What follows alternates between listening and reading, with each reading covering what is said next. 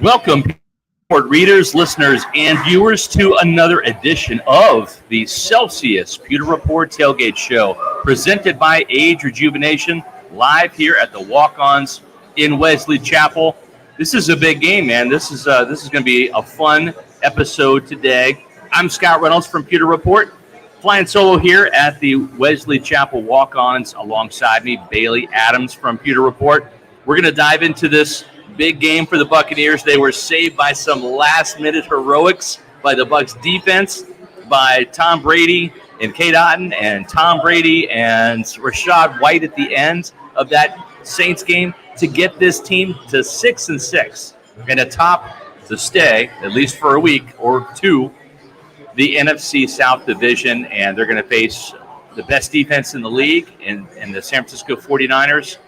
And like I said, we are live here at the Walk-Ons in Wesley Chapel. And folks, I wanted to let you know, there's still time to get to either the Midtown Tampa location or the Wesley Chapel location. We got Leighton Carter here, one of our longtime Pewter Report readers and listeners of the podcast. And some other Buccaneer fans are filing in for this game. A lot of fans here for the early games watching the Bengals and the Browns, which are on right now. The Bengals leading 13-3. That's the Bucs opponent next week. Watching Vikings and the Lions, watching the Giants and the Eagles. Some great games today. So make sure you get to Walk-Ons. They've got some fantastic drink specials as always, along with great food and TVs galore. We're talking about Miller Lite pints for $3.99, 22-ounce pours for $5.49. And if you like Blue Moon, they got Blue Moon pints, $5. And 22-ounce pints for $7. They also have Pirate Republic in cans, Long John Pilsner. So, Bailey, welcome to the show. How are you today? Doing all right. Looking forward to another big game. Feels like 6 short days ago. I guess it was 6 short days ago that big comeback by the Bucs, and quick turnaround. It was a big turnaround, and this is going to be a big game, not just for the Buccaneers, but also for Tom Brady. This is a game where it's personal, man. He talked about it earlier in his press conference on Thursday that this game really means something to him. He's only played out west in San Francisco one other time. He was supposed to during the year with the Patriots where he tore his knee, ACL, in the first quarter of the first game of the season against Kansas City. And Brady's going to go out there, have a host of family and friends. He grew up in the San Francisco Bay Area, San Mateo, California. Grew up as a 49ers fan, but then Bailey, that allegiance turned quickly after he was bypassed for Hofstra quarterback Giovanni Carmazzi, who was drafted in the 3rd round. The 49ers passed on him for 6 rounds before he went to the Patriots. And then, lo and behold, there was some interest in Brady going to the 49ers before signing with the Buccaneers in 2020. And they had just come off of a Super Bowl loss to the Chiefs. Jimmy Garoppolo was their quarterback. And they actually said no. And he came to Tampa and won a Super Bowl with the Buccaneers instead. So this is a game that's going to be really personal for Tom Brady and the Bucs today. He says those allegiances are gone, but I saw there's some of it still there. He was walking into the stadium today, and I saw him stop. They posted a video somewhere. He stopped to take a picture of some of the old 49ers quarterbacks. So there's still some of that allegiance in there. Yeah, he grew up as a Joe Montana and Steve Young fan. And it's going to be an interesting game. The Buccaneers were favored to beat the Saints, and they did. It was a game that was very much in doubt through almost 4 quarters. This team had only scored 3 points, and they got 14 points in miraculous fashion, really in the last 3 minutes of the game. But this is a game where the Buccaneers are not favored. They're down 3.5 in the point spread, and the 49ers. Again, this number 1 ranked defense, they've got probably the best player on defense in the entire NFL in Nick Bosa. And let's dive into the injury report, because really, that could be a significant, injury for the 49ers. He's got a hamstring injury. He's been out all week, Bailey, listed as questionable, but he is going to play in this game. Yeah, he is going to play. He hasn't practiced all week, as you said. So you kind of wonder if there is going to be some kind of limitation there. Hamstrings are tough, and those things flare up at any time, and it's tough to get over those injuries, especially. I mean, if it was bad enough to keep him out of practice all week, you kind of wonder if that's something to keep an eye on today. He's got a favorable matchup against Josh Wells over there, Bucs right tackle, stepping in for Tristan Wirfs. Of course, Tristan Wirfs still out, and on the Bucs side of things, Mike Edwards and Antoine Winfield Jr. both listed as doubtful, unlikely to play. So definitely some things to look at on both sides. Both teams missing some key guys, but it looks like with Nick Bosa back, at least to start with, that's a big boost for the 49ers. It really is. You mentioned the safety position, right, with Winfield and Edwards, not going today. At least that's the indication so far that we've seen. But Keanu Neal really played a big factor in that game, dislodging the ball out of Taysom Hill's hands. That was a 3rd and 17 situation that was set up prior to that by a Carl Nassib sack to put the Saints in 3rd and 17. But then Taysom Hill would have had a 25-yard catch if not for that big-time hit by Keanu Neal that jarred the ball loose, and that forced a punt. It also stopped the clock, and it gave Tom Brady and the Buccaneers offense a chance to get back there. So Keanu Neal will start alongside Logan Ryan, who came back into the fold last week. They also made a roster move. Nolan Turner from the practice squad is being elevated today, and hope to see some time at the safety position as well, won't he? Yeah, I think so. And the thing with Keanu Neal, that play was a huge play in that game. Scott, I thought Taysom Hill had that. I thought they really gave up a 3rd and 17 to lose the game there, but Keanu Neal comes flying in and makes a great play on the ball. But yeah, I mean, the Bucs, it would be nice to see all of those guys in the secondary on the field at the same time together. It hasn't been in the cards this year, but Nolan Turner's going to have to step up if his number's called.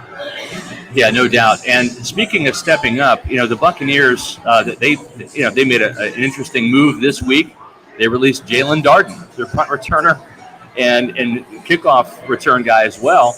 And the interesting thing there is it was kind of mid-season, and Darden was actually doing a pretty fair job returning kicks for this Buccaneer team when Rachaad White was given a larger role on the offense.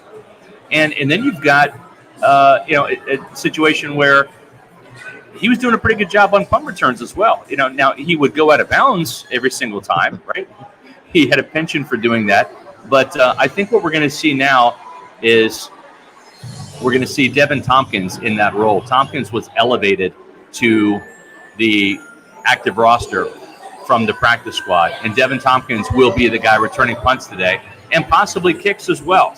So the Buccaneers like what they've seen from him behind the scenes, not just as a return guy, but as a wide receiver. And I think that's where Jalen Darden just was let go because he didn't develop, right, as a wide receiver, didn't see much time on offense.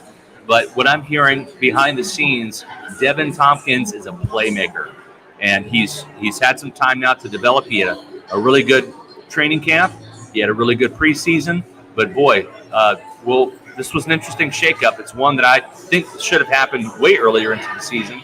But Devin Tompkins will get the shot today. Your reaction to that, Bailey? Yeah, he earned a lot of fans in training camp and throughout the preseason. A lot of people wanted to see him make that final roster cut, and he didn't. But he got his spot on the practice squad, and it'll be interesting. It'll be interesting to see him back there returning punts, see if he factors in on offense at all. I know he'll probably be down the depth chart 5 or 6 as the receiver, but I'm also curious to see if he'll return kicks because they do have Rachaad White back there a lot, but Leonard Fournette's been a little banged up, and when Leonard Fournette's been banged up, Rachaad White's been the number 1 running back, so you don't necessarily want to put him back there on kicks. So Leonard Fournette will play. Leonard Fournette was showing up on the injury report this week with a foot injury, but he's good to go and everything. But still, kind of see if they'll be careful with him, and if that will bump Rachaad White out of the kickoff spot so that they preserve him for offense.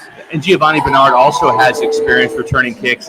The Bucs could turn to him in that kick return role as well. If you hear all the noise behind me, it's because we're here at Walk-Ons in Wesley Chapel, And this is the place to come for sports, man. I tell you, this place is I would say packed, but there's a couple of tables left, so Buccaneer fans get here, and there's plenty of room for you to watch today's game, Bucs and 49ers. We're actually going to be next week at the Midtown Tampa location for walk-ons for the Bucs and Bengals game. It's going to be a 1 o'clock kickoff and an 11 a.m. start for us. So we're going to have the Celsius Pewter Report tailgate show live at the Midtown Tampa location of walk-ons presented by Age Rejuvenation. And then we're going to switch that over to Matt Matera at 1 o'clock. He's going to take over and give you all of the game insights you're going to need and kind of call the game for Pewter GameDay. That's 1 o'clock next week at the Midtown Tampa locations of walk-ons. All right, Bailey. So let's let everybody know about the title sponsor, right? And if you've watched any of our Pewter Report podcasts, if you've watched any of these Celsius Pewter Report tailgate shows, you know Celsius is the official energy drink of Pewter Report. And let me tell you, folks, I already had my Celsius this morning. I had the Tropical Vibe, and it was absolutely awesome. I start every day with Celsius. I don't even drink coffee anymore. Why? Because I feel like I'm getting a healthier alternative because there are 7 essential vitamins in Celsius. It also accelerates your metabolism, too. It helps burn body fat. It gives you that energy without the sugar crash later on. You know why? Because there's no sugar, and there's no preservatives, and there's tons of flavors. Tropical Vibe, Arctic Vibe, Peach Vibe, and there's all sorts of other ones. Orange is one of my favorites. They've got wild berry. They even have some peach mango green tea. So if you don't like the sparkling flavors, they have some that aren't sparkling. That's one of them. Kiwi guava, strawberry guava is another one. Watermelon, one of my wife Ashley's favorites. Wild berry. There's a ton of Celsius flavors to choose from. And where can you get them? Well, you can type in your address when you go to Celsius.com, click on the store locator, punch your address in, and you'll find all of the health and fitness stores, grocery stores, convenience stores, bodegas, as Matt Matera would say, all around you. And go grab a couple of cans, try some flavors. Once you find the ones you like, go to Celsius. Actually, go to Amazon.com and type in Celsius and buy them in bulk there. Sign up for the subscribe and save option.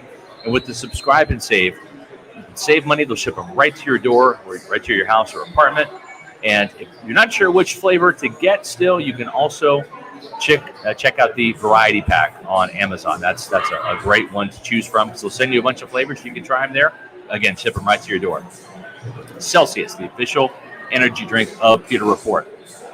All right, well, no John Gilmore here today, so we're going to dive right into our preview when the Buccaneers have the ball on offense, right? So let's start there. And when you look at this Buccaneer offense, it's led by Tom Brady, captain of the comebacks, talking 44 comeback victories in the fourth quarter. Bailey, that's an astonishing statistic. We've already seen a couple this year. Comeback number 43 against the Rams, and then comeback number 44 on Monday night. Your thoughts on what you saw live at the stadium Monday night with Captain Comeback here? It was one of those things where, like, it's Tom Brady, so how can you ever doubt him? But the Bucs offense had looked so stagnant for the entire night. They go on that touchdown drive and it ends with the pass to Cade Otton, and I'm like, all right, they pulled it within 16-10. It's a little more respectable. And then they get the ball back with 2:29, and I'm like, I think they might do this. And sure enough, I mean, even him throwing what looked to be the tying touchdown to Chris Godwin that got called back due to the holding penalty. Even after that, they get right back up inside the 10-yard line again with another pass to Godwin, and he finds Rachaad White on a perfect route. I mean, it's one of those things where it surprised me in the fact that for 57 minutes, the offense looked pretty bad. Yeah. But then again, it's Tom Brady, and when it comes down to those crunch time moments, he's going to do that. He is going to do that. Now, the offensive line didn't play bad, but it didn't play great, and that's to be expected because this New Orleans Saints defensive line, right? They've got Cameron Jordan, Marcus Davenport, David Onyemata, Shai Tuttle inside, who got a sack on Brady, going up against Shaq Mason, who did not have a good game. But this 49ers defensive front, starting with Nick Bosa, right? This has got to be really another game where the Buccaneers offensive line maybe just has to survive. It'd be great if they thrive, Bailey, but they just need to kind of hang in there and survive. Tom Brady will get the ball out quick. He only got sacked one time. He only got hit 3 times. Part of that was due to enough pass protection from an offensive line that has underperformed this year, especially without Tristan Wirfs. But Brady's going to have to kind of do the same thing. And the weather conditions might play a factor in today's game. It's supposed to be 53 degrees at kickoff, but an 80% chance for rain. So we might have one of those kind of San Francisco muddy games that might play to the 49ers' advantage, because the Buccaneers don't run the ball exceptionally well, and the 49ers have the best run defense. How do you see the offensive line and the defensive line shaping up here today? Yeah, I mean, the offensive line is going to have to protect, and it's going to have to be able to do like what it did last week, basically. And Tom Brady had a lot to do with that. Tom Brady was able to get the ball out quick and make the offensive line look like it had a pretty good game. You go back and you see some of what they're doing. It's just he was getting the ball out so quick, getting to his short routes and figuring that out.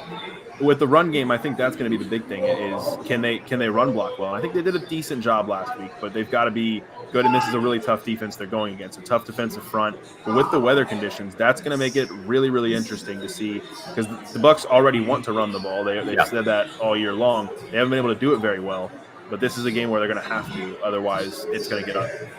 Yeah, and we've seen Rachaad White be, as Todd Bowles calls him, a slithery runner.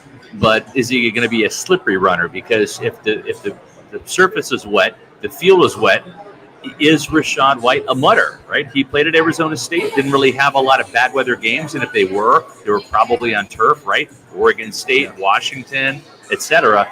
In the Pac-12.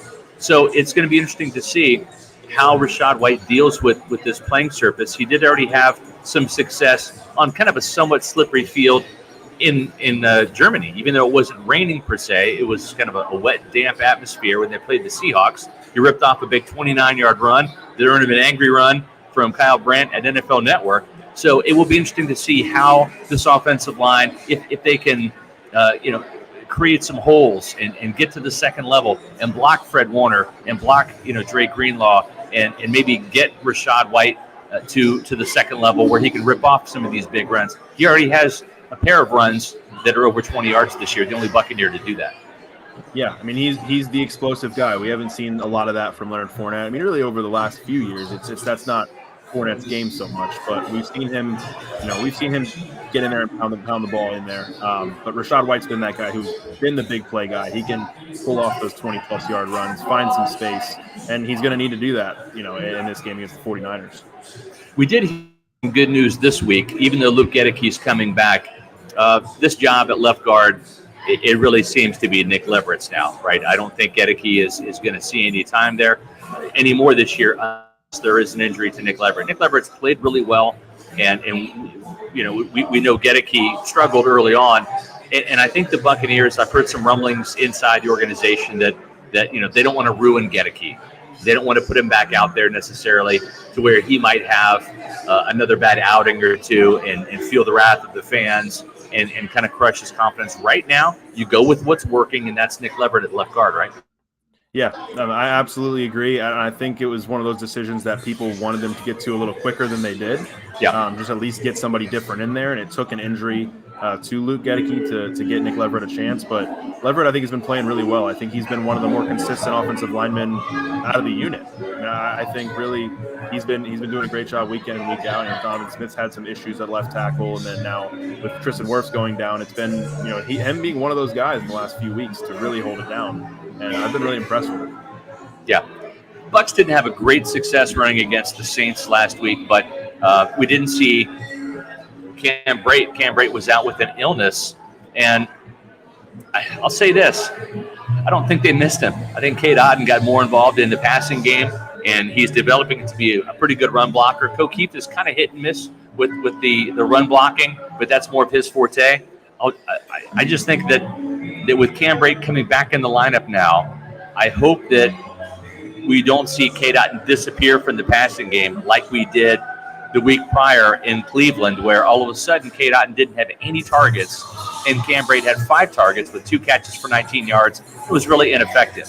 We've seen Cade Otton now, and I'm not going to call it a game-winning touchdown because that was Rachaad White's, but the Bucs don't win that game without Cade Otton's second touchdown of the year, and we all know what he did with the first touchdown of the year, of his career, really. That was the game winner against the Rams.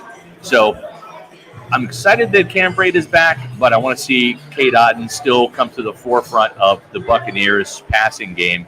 And what this will do is, with Cam in the lineup, probably relegate Hal Rudolph back to the inactive list. And then you've got Keith. So the tight ends, they're going to have to really do a number on Nick Bosa as well, right, Bailey?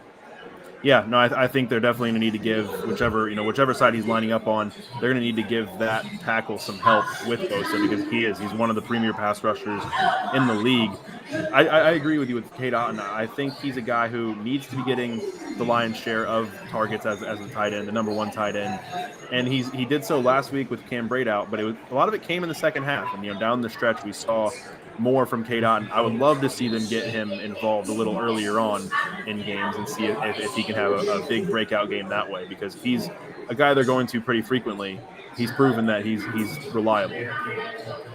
Bailey, does this game almost seem like it should be a max protect game where the Buccaneers, if they want to pass the ball and try some intermediate and deep shots, which Tom Brady didn't really have a lot of success with, right? Missed Julio Jones on a downfield throw. Didn't see Mike Evans, who was also open. He and Mike Evans have had problems connecting down the field. But is this a game where you think the Bucs might be better keeping those tight ends in, maybe putting one, maybe Keith on the side with Nick Bosa and Cade Otton on the other side, just to help out, because we've seen Donovan Smith really struggle this year. Donovan talked about it on Friday. He's going through a lot of personal issues off the field, and he's really struggling, not just on the field, but off the field. What he's dealing with off the field is affecting his on-field play, and that's unfortunate. Hopefully he can lock in for 3 hours today, because he did not have a good game. Matter of fact, cost the Buccaneers a touchdown when Brady connected with Chris Godwin. Thankfully, that was all for naught, as Rachaad White scored the touchdown a play later. Thankfully for Donovan Smith, he didn't cost the team a win.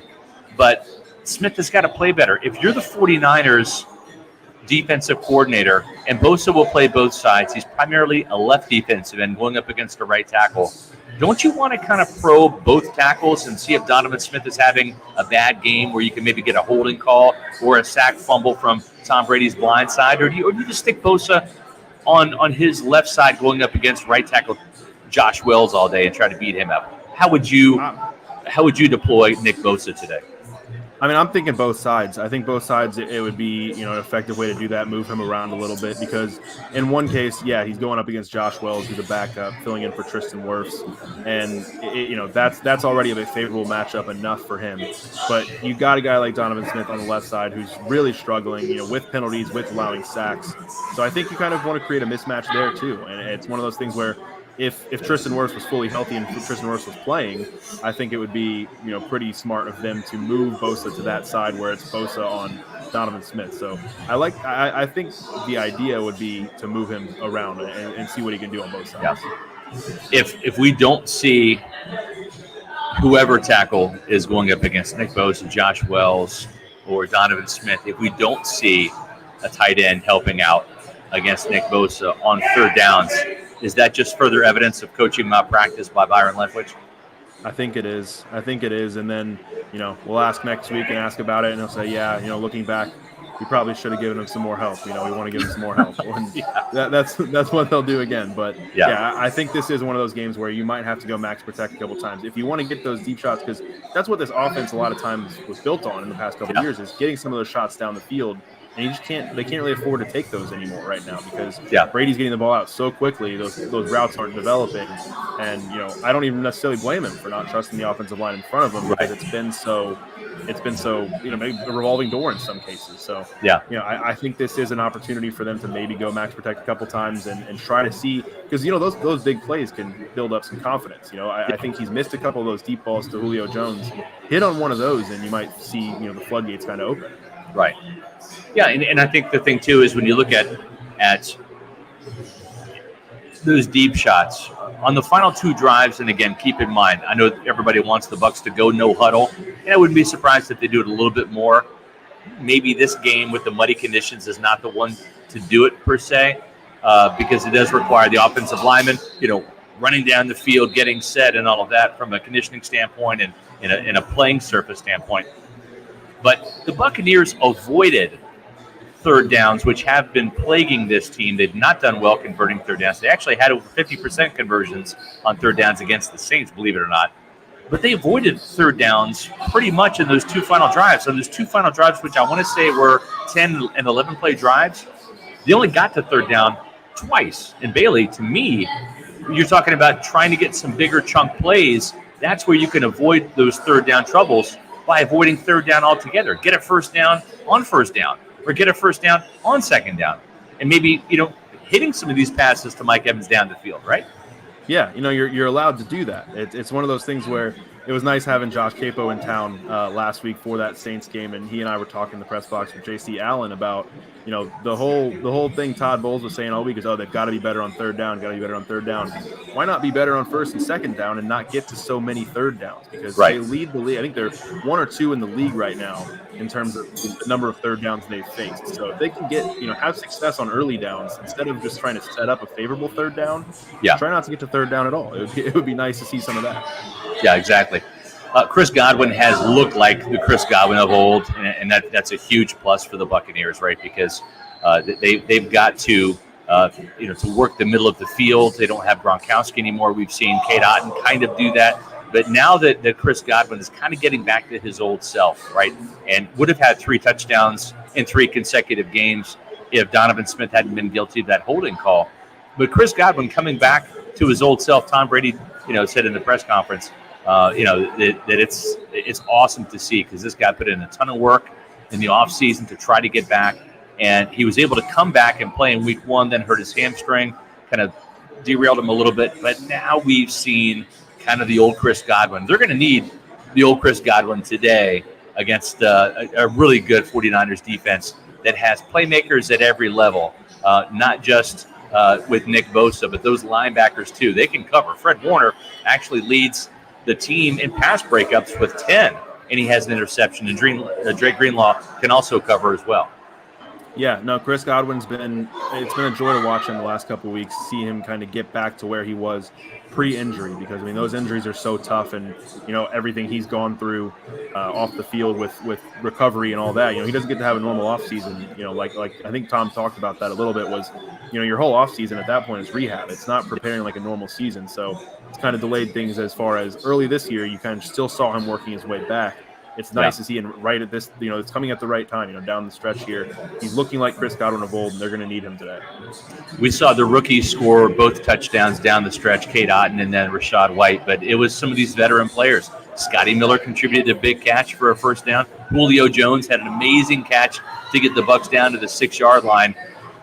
We saw a lot of contributions from all over the place. Evans, Godwin, Miller, Julio, and I think they're going to need that type of collaborative effort again today against this 49ers defense that has got some playmakers in the secondary. If you look, it's they've got a bigger guy in Charvarius Ward that can match up well with Mike Evans. He's a longer, rangier corner.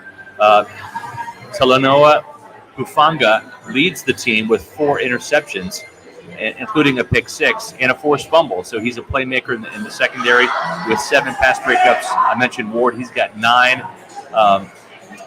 Warner leads this team with 10, and again, Drake Greenlaw is no slouch. You got Jimmy Ward in the slot. So this is a 49ers team that has 12 interceptions on the year. Not a huge number, but certainly more than what the Buccaneers have faced the last couple of years or weeks. The Browns only had 3.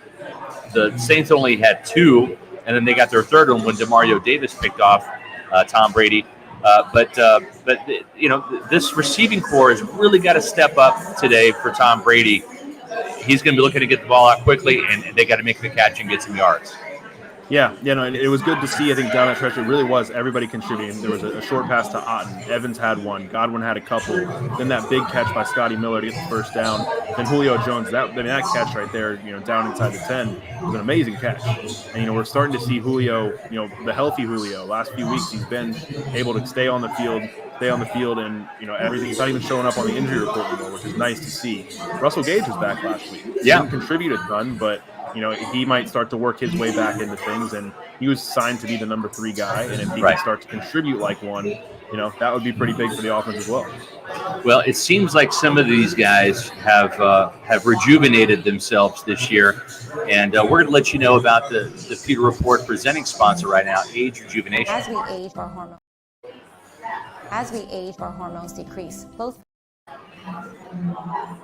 As we age, our hormones decrease, both for men and women. I was tired all the time, had no sex drive. I was groggy. I felt like I was 80 years old because everything hurt. I came to Age Rejuvenation because I was tired all the time. Bioidentical hormones has really made such an impact in people's lives. I actually enjoy shopping now. Got all my energy back. Mind is sharp. I feel like I'm 18 again. It was perfect for me.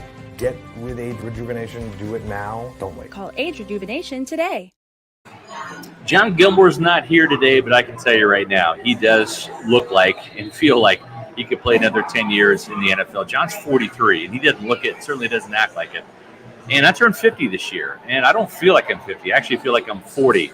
And the reason why is because I went to Age Rejuvenation, and I got their testosterone therapy. I went there, John's insistence, he's like, hey, man, how you feeling? And I said, I don't know. I turned 50, kind of feel like I'm 50, kind of going downhill, right? When you play these games with yourself, right? When you turn 40, you kind of double that, and you're like, okay, I'm halfway to 80, right? I hope I'm going to be around until I'm 80, right? But then when you reach 45, and you play that little game, like, I'm halfway to 90. I don't know if I'm going to make it to 90. Boy, when you reach 50, you play that little head game. I'm halfway to 100. I don't want to live till I'm 100. I don't want to be around. So I know I'm on the downward slope, right, of my life. But the thing is, I don't want to feel like it. So I did what John said. I went to Age Rejuvenation, and I feel so much better. I've lost some weight. I'm down about 5 pounds, not just on the scale, but also 5 pounds of body fat. And I feel great. My workouts are better in the gym. I'm not getting tired in the middle of the day where, like, I would literally have to have 2 Celsius a day just to be able to function. And I would be falling asleep watching TV at 8:30 or 9 o'clock at night feeling like an old man.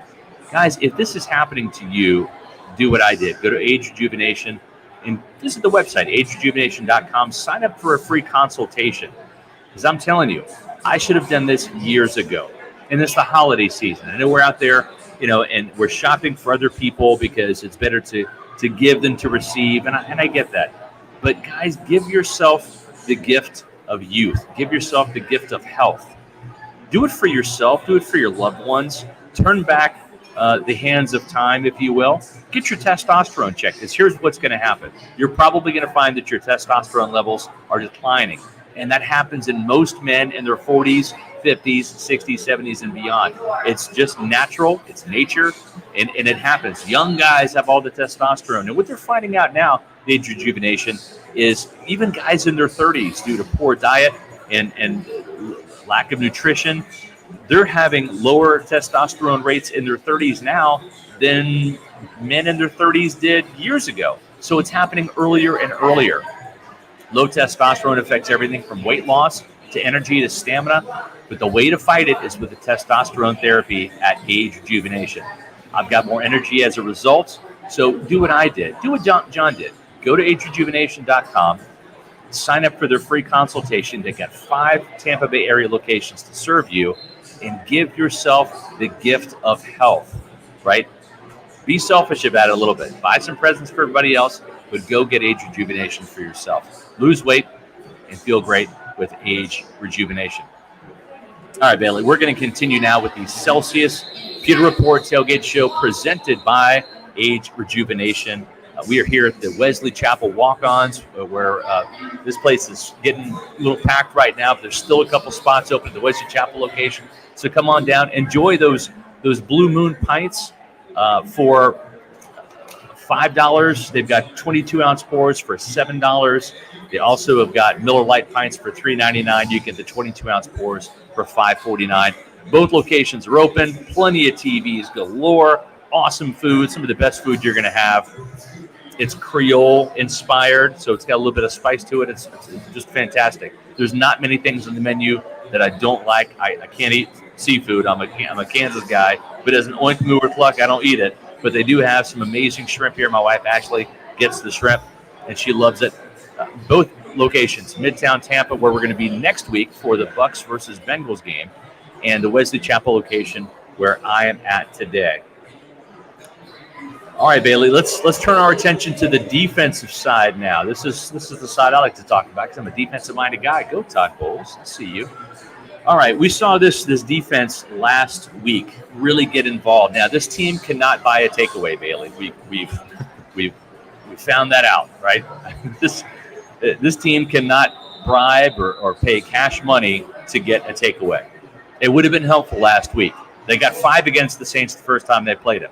And they couldn't do it last week. But what they were able to do, and what this team has been able to do, is get to the quarterback. We saw a couple sacks. Lavonte David got to Andy Dalton early in the game, and I thought Lavonte had a tremendous game, right? 12 tackles, kind of turned back the clock. I mean, he was looking like the Lavonte of old. And then we saw Keanu Neal's massive hit right after that Carl Nassib sack that set him up to 3rd and 17. A big-time hit that really essentially gave the Buccaneers defense a takeaway, right? It was a turnover on downs when they decided to punt the ball. And I think the Buccaneers also benefited, too, because we saw the Saints kind of pull a Todd Bowles and punt on 4th and 1. So the Buccaneers defense was able to rise up a little bit in the second half, get the ball back for the offense on 2 key occasions where Tampa Bay's offense was able to get down the field. We've talked about how the 49ers defense, they've got the number 1 ranked scoring defense, the number 1 ranked rushing defense, and they've the number 1 total yards defense in terms of that. The Buccaneers, I think, have got to be a little envious of the 49ers rushing defense. They're used to being in the top 3. Right now, Tampa Bay's run defense ranks 18th in the league. That's not Todd Bowles and company want to be. They're giving up 118 yards per game on the ground, and they are facing a rookie quarterback today and Brock Purdy. But the 49ers, they like to run the ball, right? This is a run-oriented offense. They like to get after it. They get traded for Christian McCaffrey. They're now 5-1, winning 5 straight since McCaffrey has been on board.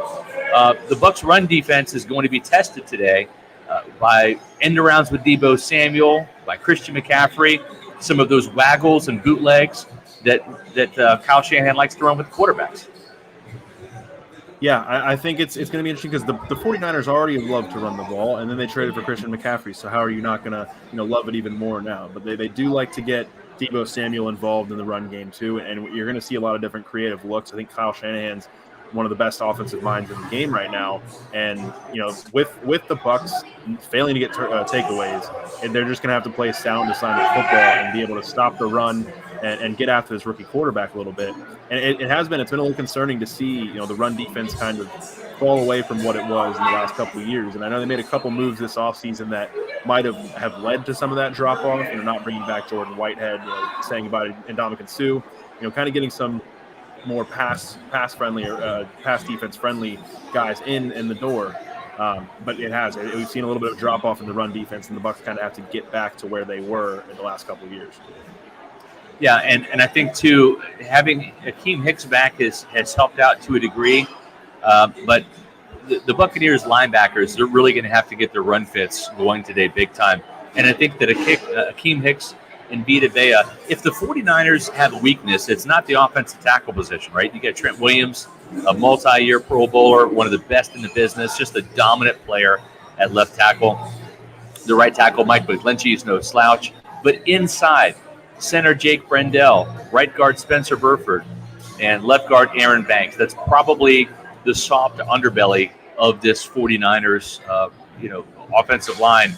And Tampa Bay, they're going to see a lot of stretch zone, right? They're going to see a lot of lateral movement by this offensive line that is pretty athletic. But I think that maybe Hicks and Vea and those inside linebackers probing the A gap with Devin White, who is second on this team with 5.5 sacks, and Lavonte David, who had a sack last week. We may see that interior be an advantage for the Buccaneers. Do you agree?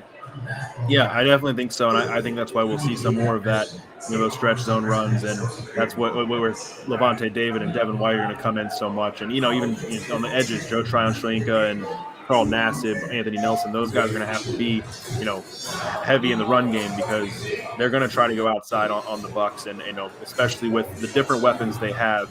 We mentioned Christian McCaffrey, mentioned Deebo Samuel, and then of course running outside, they're going to also have George Kittle, who's in there, and he loves to put his nose in there and block. So it's going to be tough. It's going to be tough for the Bucs to stop the run. Yeah, it is. And the thing, too, that was interesting was we saw the outside zone plays, whether it was like the New York Jets at the end of the year or even a little bit of the Carolina Panthers in that finale NFC South matchup against them. The Buccaneers were tested laterally, right, horizontally, running down the line of scrimmage, trying to maintain those gaps, that gap integrity as those holes move laterally with those outside stretch zone runs. And so what Todd Bowles did was he scheduled two teams that run a lot of outside zone, and that's the Miami Dolphins, which lo and behold, their head coach Mike McDaniels was the offensive coordinator in San Francisco, so he brought those same concepts to Miami, and then of course the Tennessee Titans. And so Tampa Bay did a really good job in those joint practices in flowing laterally, maintaining gap integrity, and shutting down that horizontal running game. And the Rams have really struggled running the ball this year. But again, a horizontal-based running attack that Tampa Bay was able to shut down successfully back in Week 9. So it'd be interesting to see if there's some carryover from early season success that the Bucs have had against this style of running attack. But Devin White's going to have to be very much involved, get off blocks, not overrun his gap. And Lavonte David, if Devin White does, Lavonte David might have to erase some of those mistakes that Devin White makes. Yeah, and that's going to be the key because the 49ers are with a third-string quarterback who is a rookie, a late-round pick. They're going to try to make things as easy as possible for him, and a lot of it is just their scheme is going to be friendly to him and the weapons they have. But if the Bucs can play assignment sound and they're going to be able to stop the run, stop those stretch runs, then you're going to make Brock Purdy beat you. And I think if you're the Bucs, you feel a little bit better about that situation than you will. Obviously, if you're getting gashed, that's going to make it an easy day for the 49ers offense. Yeah. Now, let's shift a little bit to when the 49ers pass the ball. This Buccaneer defense does a pretty good job of getting after the quarterback. I was a little shocked at how much time Andy Dalton had to throw. He did get hit a couple times, but that was late within his progressions. He was still able to find receivers, take a hit, but also complete passes. And we saw only 2 sacks by the Buccaneers, an early one by Lavonte David, and then, of course, that big one by Carl Nassib when it counted to set the Saints up in 3rd and 17. But we're going to see a lot of waggles, a lot of bootlegs. That's a staple of a Kyle Shanahan offense. And Joe Tryon-Shoyinka has not been very disciplined at all when it comes to bootlegs. He is like a cat chasing like a little flashlight, right? Or like a dog in a ball, see ball fetch, right? I mean, he doesn't have that discipline to understand that when he sees the play action fake, he still has to charge up the field and set the edge and prevent anything coming back his way. And if he were to maintain that gap discipline and charge up the field, he's going to do 2 things. He's going to prevent cutback runs, right? If it is a zone read where the running back can maybe cut the ball back towards him, or better yet, if it is a bootleg or a waggle where that quarterback's going to come around, he's going to perhaps meet him right there for a sack. So JTS, when he's on the field, he's got to be disciplined, and he's a young player who's very eager and very aggressive, and I could see the 49ers really trying to take advantage of his over-aggressiveness. Yeah, and I think we saw a lot of that in his rookie year last year where he was getting to the quarterback a lot and he was getting into the backfield a lot. He kind of overrun the play. He kind of get right there but then not make the play, and you wanted to see that get better this season. And I think in some areas, in some ways, you have seen it get better, but you've also seen those same problems. So it's one of those things, yeah, San Francisco is going to look to expose that because that's one of the weak points that the Bucs defense has shown. Yeah, great point here by Mark Fisher, former Buccaneer great linebacker. Hugh Green was the best at staying out on reverses, and he wants JTS to watch him out. That's another thing, too, is end arounds and reverses. If you If you just maintain your gap integrity, come up the field, those guys are going to run right into you, and you can do your job.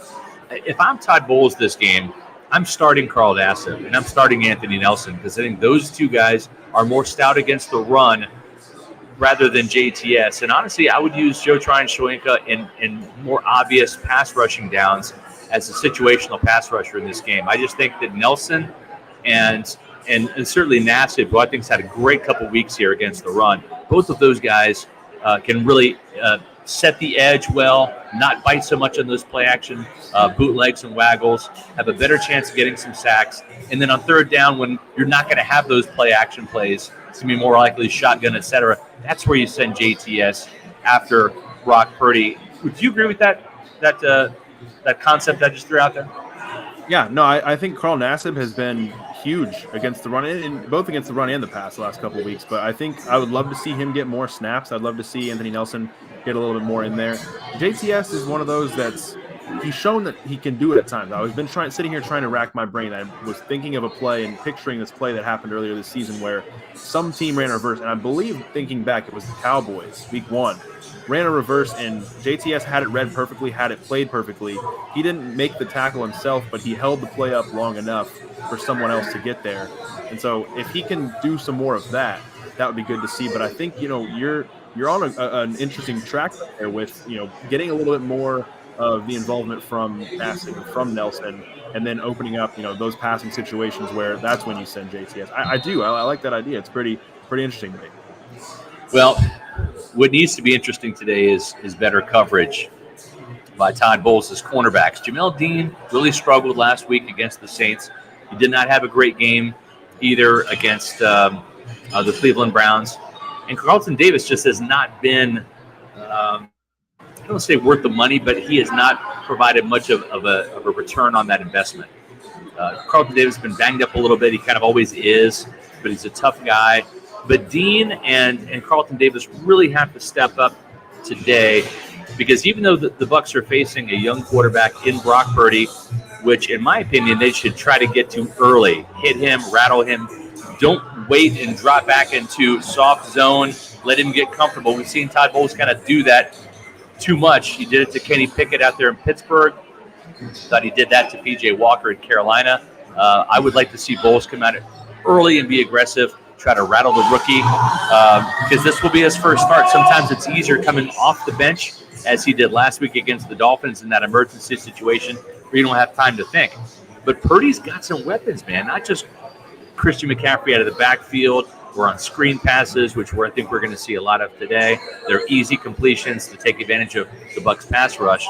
But George Kittle's a nice safety blanket for the rookie quarterback. But, man, Deebo Samuel, Brandon Ayuk, both of these guys are big-time playmakers, and Dean and Davis really have to step up today, don't they? Yeah, they do, and I've been a little disappointed with Carlton Davis throughout most of the year. I know he had that hip injury, and I wonder how much that's kind of lingered, but able to play through it, and he needs to be better. Jamel Dean was a guy we were singing his praises for probably weeks 1 through 10, saying he's been the Bucs' best cornerback, one of the best defensive players on the roster right now. And we've seen him kind of in the last couple of weeks struggle a little bit.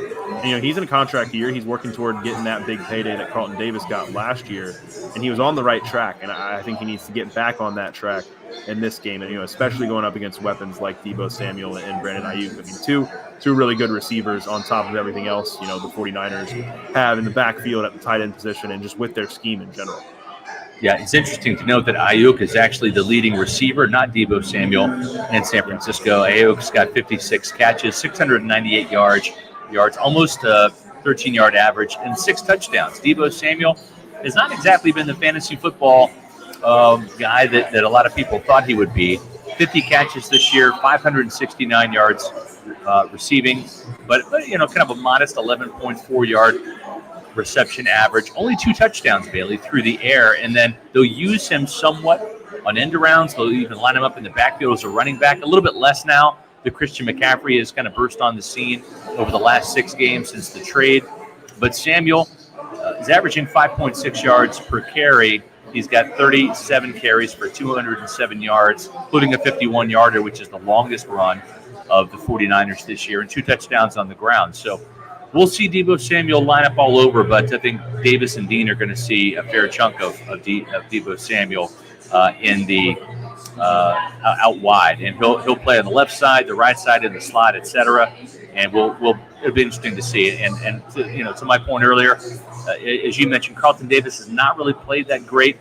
It hasn't been a great investment for the Buccaneers this year. But if you have some investments, if you have some retirement money, right, that you want to maybe have another company take a look at, or if you wanted to switch and find a new home for your financial investments, there's no better place than our friends at Immuni Financial. At Immuni Financial, we help you live in the now. Congratulations. We're so happy for you. Thank you. And even though the now may feel very different, you still need to plan for the future. How's retirement treating you? Oh, just fantastic. I know I say it all the time, but you really got to come up to Colorado. Let's do it. All right. Yeah. We can help you develop that plan to keep you on track, so you can still prepare for tomorrow, today. Immuni Financial. Plan ahead, stay ahead. That's right, folks. You can plan ahead and stay ahead with some of the best in the business when it comes to financial planners. Folks, they've got over 40 years of experience in the Tampa Bay area. They can help you all across the state of Florida. They can help you all across the country. That's right. The folks at Immuni Financial can help you even if you're out of state. Managing your family's wealth means more to Immuni Financial than simply allocating your assets. It means legacy planning, brokerage and advisory services, retirement accounts, college savings accounts, and insurance services. With 40 years of experience, do what I did. Let Immuni Financial help you plan ahead and stay ahead. Folks, give them a call. Scott Reynolds from Pewter Report sent you. 1-800-868-6864, or visit them on the web at immuni.com. All right, Bailey, this is my favorite part of the show here when it comes to looking at some of these individual matchups, right? Because football, what it really is it's 11 one-on-ones, right? It's mano-a-mano. It's in the trenches. It's out wide with receivers and cornerbacks. It's linebackers covering running backs. It's linebackers trying to blitz and get to the quarterback. So let's take a look at some of the Buccaneers' key matchups when they have the ball on offense versus the 49ers defense. Well, we've talked about it earlier. Josh Wells, who survived a matchup against Cam Jordan, is he going to do the same? Is he this lucky that Cam Jordan and Joey Bosa back-to-back? Well, maybe he's not lucky. But maybe the Buccaneers will find a little bit of luck in Josh Wells today. Cam Jordan did not have a sack last week, only had one pressure on Tom Brady. Now, Brady did a lot of the heavy lifting by getting rid of the ball out quickly. We shall expect the same thing today. But still, on paper, this is not a good matchup for Josh Wells. Joey Bosa with 14.5 sacks, even with the bum hamstring. This is probably the leading candidate, right, Bailey, for the NFL Defensive Player of the Year. Yeah, absolutely. And it's one of those things where Tom Brady is going to have to do the heavy lifting again today. And, the Bucs are going to have to probably give Josh Wells some help, from a tight end, from a running back on some of those chip blocks, because they got to do what they can to slow down Joey Bosa. And, maybe his hamstring will slow him down enough, but I don't really, I don't think they can bank on that because he's that good of a player. He's that tough of a guy.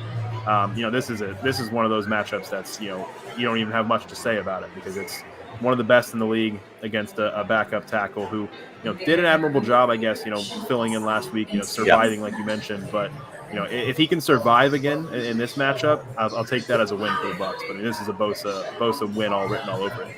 It certainly does on paper. And, Josh Wells didn't get killed last week like I thought he would. I thought he would give up a couple sacks to Cam Hayward. If he can play that way again, and not give up any sacks to Joey Bosa, to Nick Bosa, it would be a miracle. But I like Nick Bosa in this matchup all day long. The next matchup, let's take a look at that. We're looking at Rachaad White versus Fred Warner. Warner is one of the best linebackers in the NFL. He will blitz, he will tackle, he will cover. He can do it all. This guy is just an amazing player.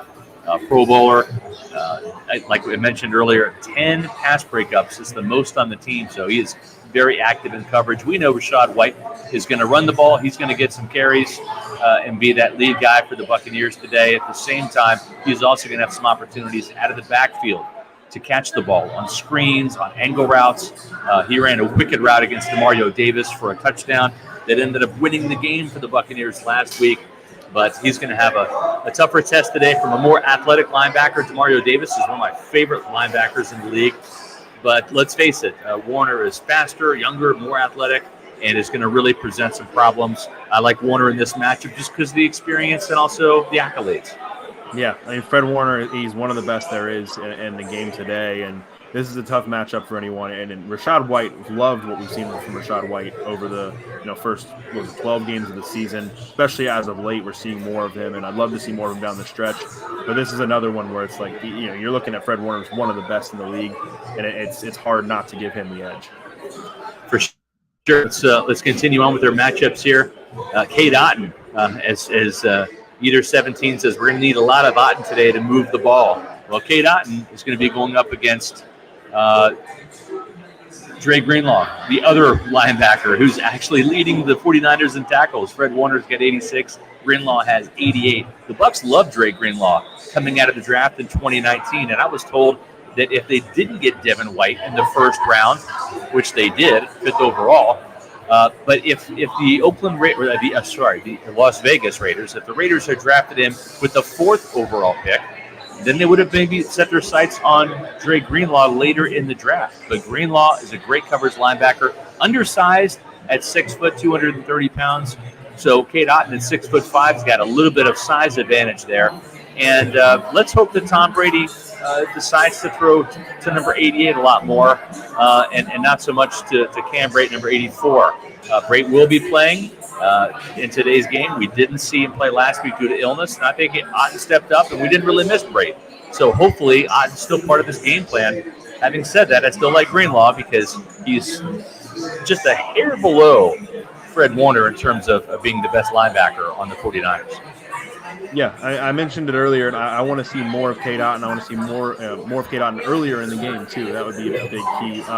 This is an interesting matchup, and I think Greenlaw does offer a lot, and it's a really tough matchup for a rookie tight end. I want to give this one a push though.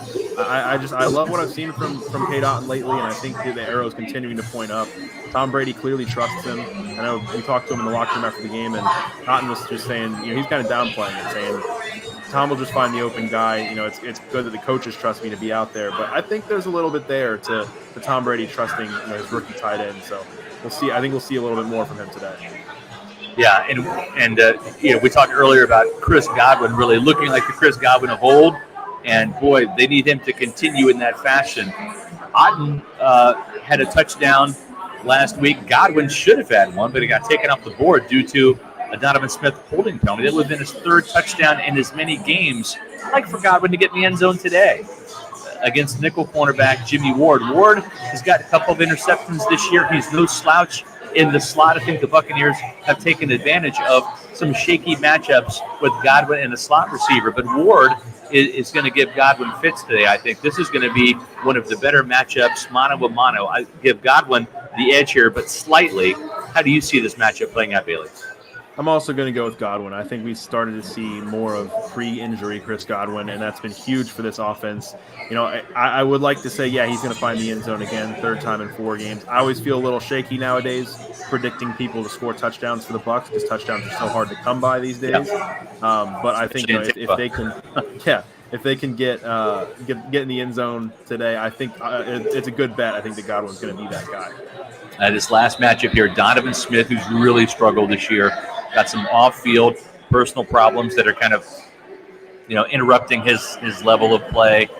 Coming off of his best year last year, it's disappointing to see Donovan get back into some bad habits, kind of coasting a little bit. Those lapses of concentration with this, taking a play off, holding, grabbing, not using good technique. It's been on display this year too often. He's given up 6 sacks. He's got 9 penalties, the most in the league so far, going up against Samson Ebukam, who is a very fast, quick twitch guy. Those are the guys that give Donovan Smith some problems. But they've got a couple of other players in San Francisco that Donovan's going to be going up against because, like Marcus Davenport and Carl Granderson last week, the Saints rotating both of those players, you're going to see Ebukam also rotate with Charles Omenihu. He's a player that's got 4 sacks this year. Ibukam's got 3.5. And then Drake Jackson, the rookie, also has 3 sacks as well. So there's a couple players that could give Donovan Smith some problems. But when it's Ibukum or anybody really for the 49ers, I like them over Donovan Smith. Donovan's got to play better, but I haven't seen it yet from Donovan. I'm going to give the advantage to Ibukum or any 49ers defensive end. How do you see this one playing out? Yeah, I mean, based on what we've seen, over the last several weeks, it's hard to pick anyone, or it's hard to pick Donovan Smith over anyone right now. I feel for him. With stuff going on off the field, it's tough to see it bleed over into what he's been doing so far this season, because he had a really good season last year. I thought 2020 down the stretch he played really well. It was the best stretch of football he'd played in his career, and so to kind of revert back to these penalties and these the holdings, all of that's happening. He's given up some sacks. It's been tough. It's been tough for him, and would like to see him step up with a big game today. But until I see it, I'm going to go with pretty much any 49er rushing up against him. Yeah, I agree. If I had to put some money on it, I would pick any of those 49ers defensive ends, including Nick Bosa, to go up against Donovan Smith. And speaking of putting money on it and betting on it, folks, if you want to put in your bet for today's game, the Buccaneers right now are, they are plus 3.5, and that means that they're the underdogs today when it comes to this matchup. And if you want to do some betting, you're going to want to do it at MyBookie. That's right, MyBookie. Double your first deposit. Use the promo code Pewter. Whether it's the afternoon games, whether it's the Sunday night game, the Monday night game, college bowl season coming up. You've got the NBA and NHL hockey in full swing right now. There's plenty of stuff to bet on. It's never too late. Don't think that just because football season's already underway that it's too late to jump in and sign up for MyBookie. You can do it at any time. And we're going to have Major League Baseball coming up in the spring. You're going to have March Madness coming up.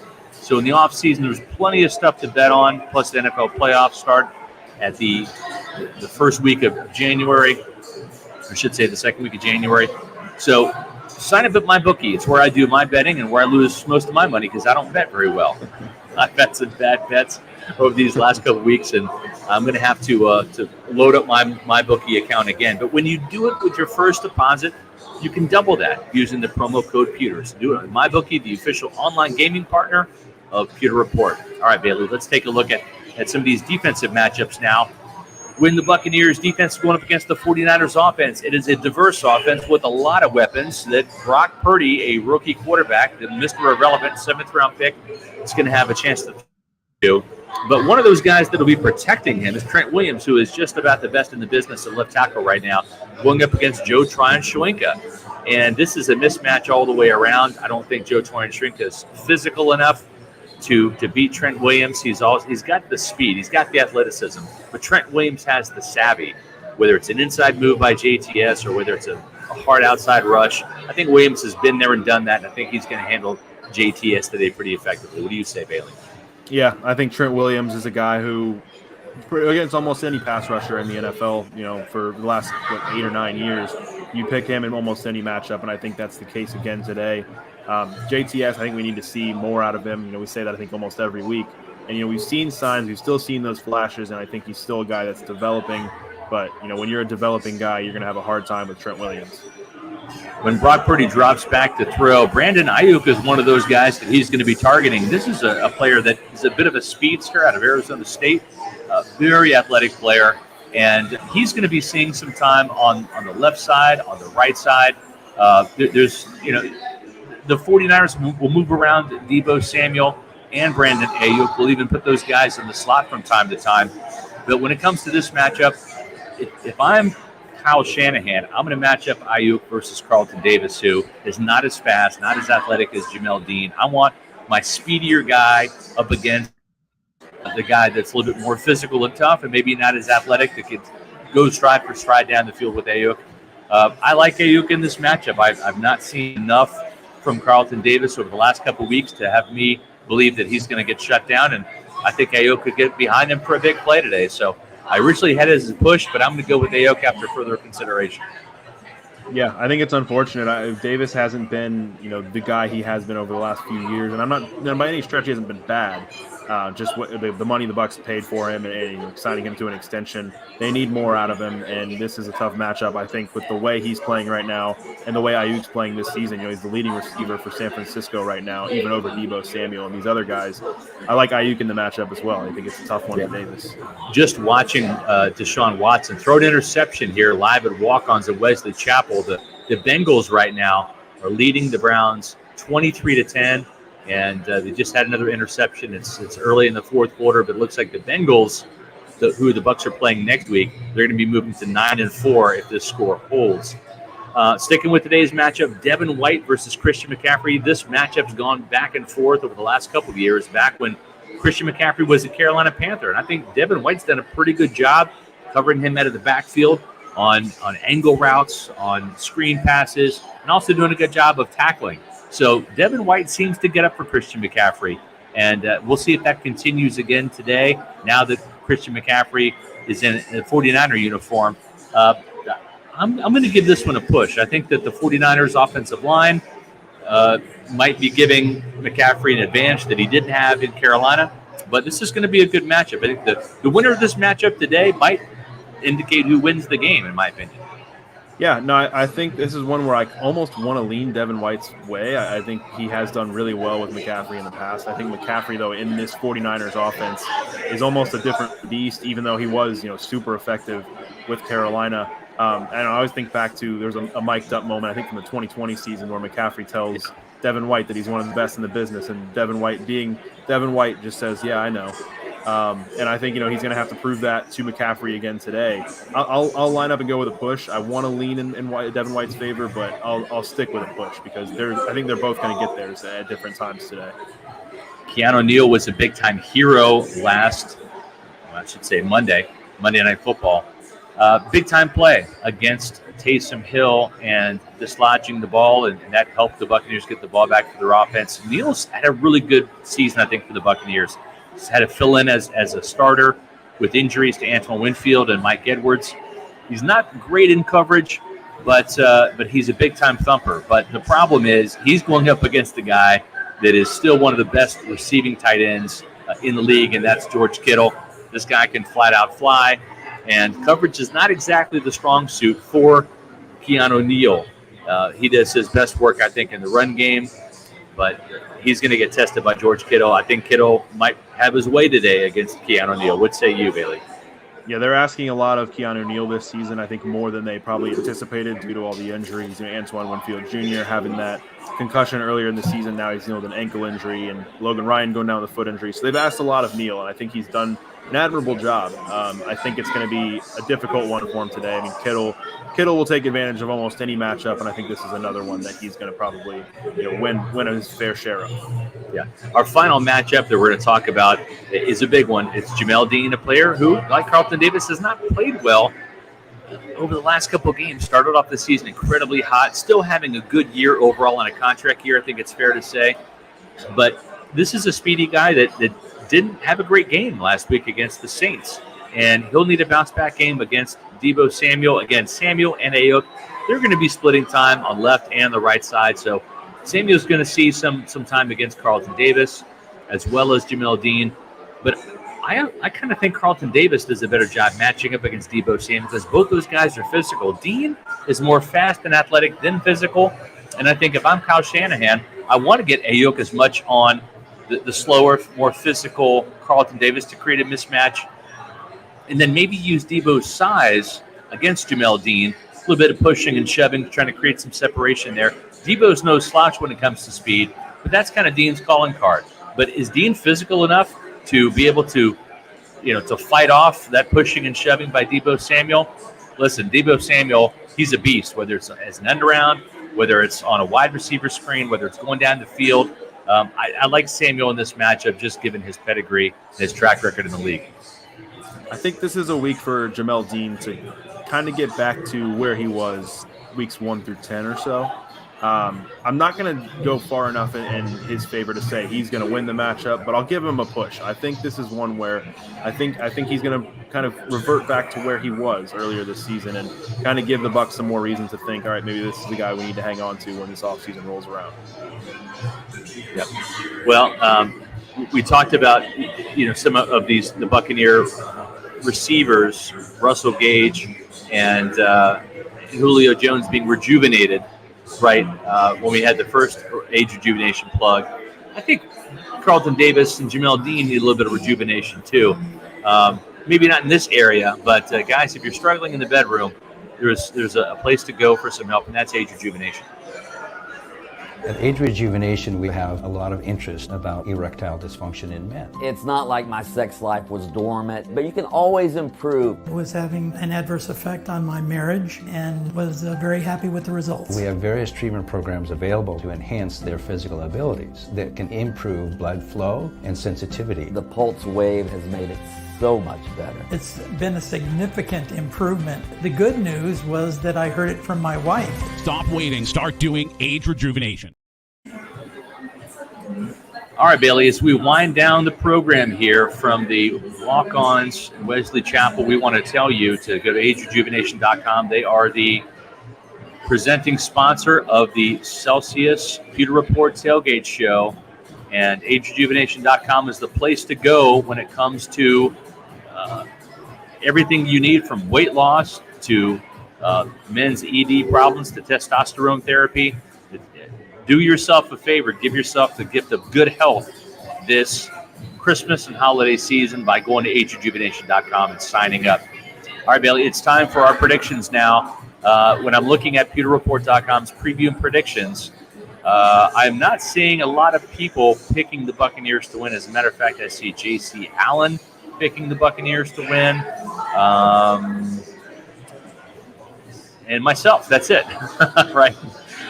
So here's my prediction for today. I think the Buccaneers win this game, and I've done a terrible job picking the Bucs wins and losses this year. I really have. So don't even listen to me, except if you're a Buccaneer fan, you want to hear what I have to say. Because I have your team, you Pewter people, I have your team winning 20-19. Why? Tom friggin' Brady. He's going home.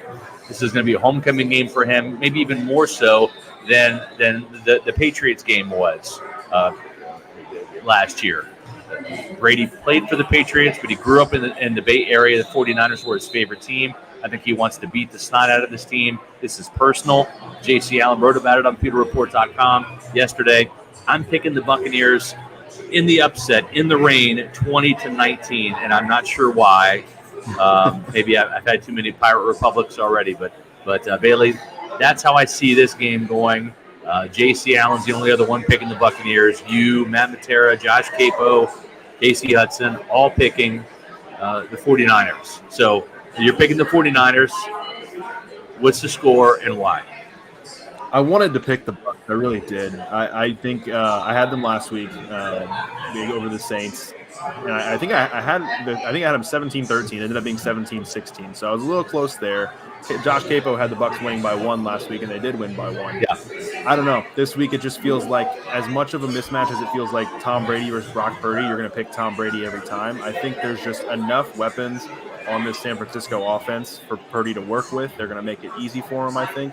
It's on the Bucs to make it difficult for him. And I think maybe they will a little bit, but there's just too much firepower on that offense. And then I think with the struggles of this Bucs offense versus this really, really good San Francisco defense, it just doesn't feel like one that I feel comfortable picking the Bucs to win. I wouldn't be shocked if they did. Wouldn't be shocked if they came away with the win, got to 7-6. I just can't pick it to happen. I've got the 49ers. I think on Pewter Report I had it 24-13. For some reason today happened, and I'm going to give the Bucs another field goal. I think it's 24-16, 49ers. All right, Ryan Suckup likes that extra field goal. He probably would like another one or two to give the Buccaneers a win. Right now, the Bengals are beating the Browns 23-10. They will move to 9-4 if they hang on for the next 8 minutes and 30 seconds. They're playing at home. And, folks, next week, the Bucs will host the Bengals. And that's going to be 1 o'clock kickoff at Raymond James Stadium. We're going to have a live pregame show at the Midtown Tampa location. That's just down the street from the stadium. So come on by, say hello, get some drink specials, some food specials on game day. Make walk-ons the place to go, whether it's the Wesley Chapel location here or the Midtown location where we're going to be next week at 11 o'clock a.m. for our Celsius Pewter Report tailgate show presented by Age Rejuvenation at the Midtown Tampa location, followed by Matt Matera at 1 o'clock with Pewter GameDay. And speaking of Pewter GameDay, we are literally within an hour away from kickoff. Kickoff's at 4:25. That's where Pewter GameDay is going to take place. And our live pregame show is going to continue now with Josh Capo and Matt Matera for Bailey Adams. I'm Scott Reynolds, so we're going to turn things over now to Matt and Josh. Welcome, Pewter Report readers, viewers, and listeners to a continuation of the Celsius Pewter Report Tailgate show presented by Age Rejuvenation. It was live from the walk-ons in Midtown, Wesley Chapel, where Scott Reynolds was going live and talking with Bailey Adams remotely from his own home. But now it's myself and my fellow colleague from PewterReport.com, Joshua Amadeus Rodrigo Christopher Capo. Josh, thank you so much for joining me today. How are you doing, sir? I am doing well, Matthew Bartholomew Nicholas Frederick Matera. We had quite the exchange this morning when I was asking you, because I always forget, what day is it?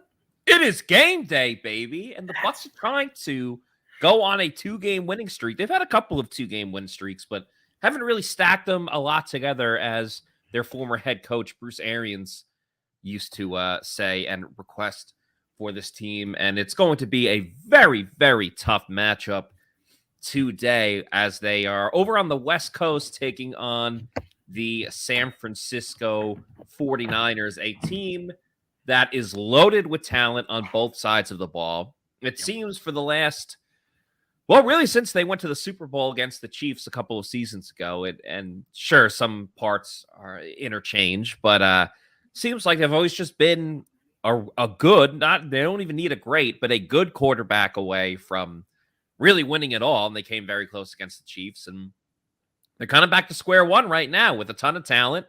And they have Brock Purdy as their starting quarterback. So we'll see what gives. Is it Shanahan's scheme? Is it quarterback proof? Can any quarterback play in this system? Or does Todd Bowles feast on a rookie quarterback? What's the big thing that you are looking at in terms of this game? Turnovers. I really think it's going to come down to turnovers. You have a Bucs defense that's been pretty stellar throughout the entire season, but as you and I both know, Scott Reynolds loves to talk about turnovers being the big key when you talk about an elite defense, and he goes back to that 0-2 Buccaneers Super Bowl defense and the amount of turnovers that they've created. This Bucs defense really hasn't done a lot of takeaways this year, right? Not a lot of forced fumbles, not a lot of picks. I think the last one they had was, correct me if I'm wrong, I think it was against Cleveland. It was Mike Edwards picking off it was a Hail Mary at halftime, though. Right, so at halftime. It is, statistically, it is an interception. But it wasn't a meaningful one. It was a halftime Hail Mary. I don't know if that it counts, but it doesn't count. If you get what I'm saying. Exactly. So you kind of have that going. Can they finally start picking off Purdy, which will be interesting, because you would think a 7th-round rookie making his first start of the year against a very good defense where pressure is a big part of how they win, that could lead to some turnovers. And if that happens, you put the Bucs offense in good field position, it can lead to some unexpected points in their favor. On the other side of the ball, you have one of the best defenses in the NFL in San Francisco. They're going to be able to get home with 4 with that amazing defensive line. At the second level, they have some of the best linebackers in football, especially when it comes to pass coverage. What they are able to ask of Fred Warner is absolutely incredible. There was a play, I think it was like the opening play against Miami last week, where he's able to play the run, and then he just dropped into coverage and tipped a pass from Tua that he had no business being anywhere close to. And they can create some turnovers. They have playmakers at safety. They have playmakers at linebacker, playmakers at the line of scrimmage. So they can definitely create some turnovers themselves, even though Tom Brady has been extremely good at not turning over the ball this year. So I really think that is going to be the key. I'm not one who usually goes that route. I feel like it's kind of an easy cop out, but I truly believe this week, whatever team has the most turnovers created or wins the turnover differential is going to be the one that ultimately wins the game. I'm in full agreement with you because I think really the name of the game for this one on both sides is the field position battle. And obviously turnovers play a huge battle in that. I can't believe I'm going to be the first one to say this, but it's going to need to be a huge game for your boy, Jake Camarda. He's going to absolutely change the game with his field position because, I mean, you laid it out perfectly. I don't really know how much more I can comment on just the skill set of the 49ers. And as it's been mentioned weekly and daily, just how great their defense is with leading the league in yards allowed per game and rushing. So the Bucs are not going to have the type of game where, they're going to have consistent 75, 85 yard drives all the way down the field against the 49ers. It's just not going to happen. They haven't done that against bad defenses and bad teams. Now, all of a sudden, they're going to do it against the 49ers? No, I don't think so. Especially on the road, too. Like the offense came alive late in the game, and they started out with a good first drive. The Bucs offense, really the team in general, but it's because of the offense, it's the same blueprint every time where they win. It's like, okay, an early score where they look good and you think, hey, they might actually turn things around.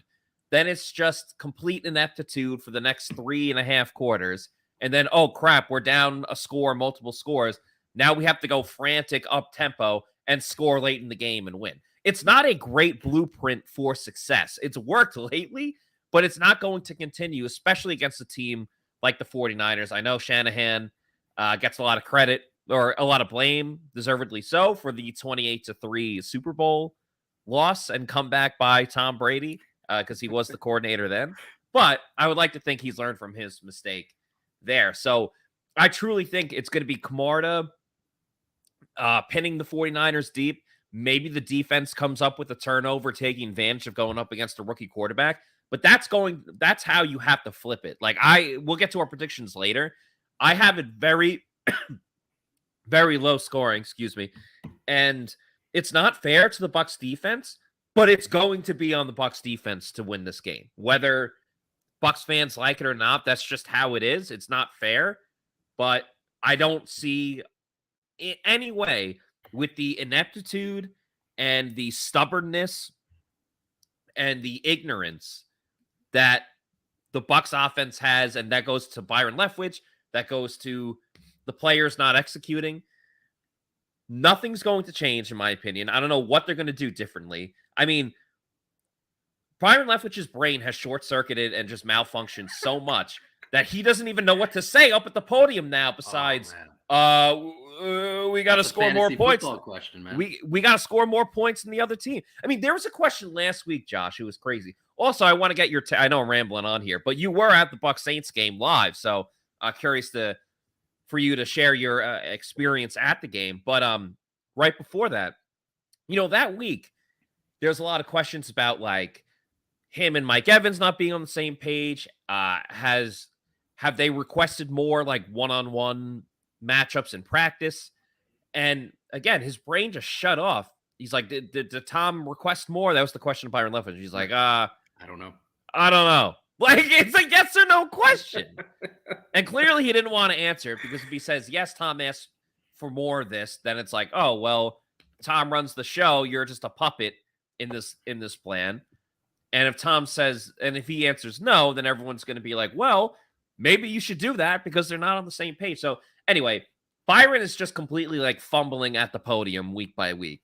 But with that said, you were in the stadium. You were in the press box for that Bucs Saints game. I don't want to backtrack too much, but it was this week. It was on Monday.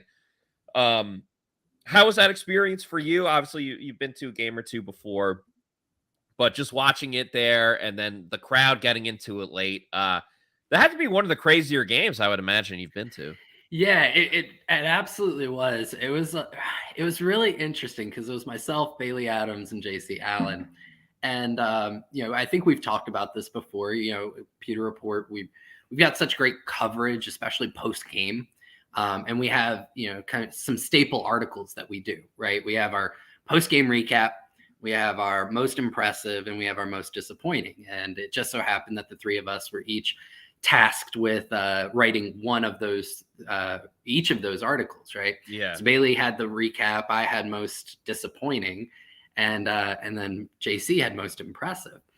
And for those Pewter Report fans, so those articles aren't written from the very first word right after the game, because you want to make sure that you're understanding kind of how the game flows, and you don't want to necessarily miss a big moment from earlier just as an oversight. So we start writing those probably around the second quarter. Bailey was actually writing from the first quarter since he has the game recap, right? So he wants to get that fully. And we got to, I think it was 5:23, 5:21 left in the fourth quarter when the Bucs got the ball for the first of their two first of their two touchdown drives to win the game.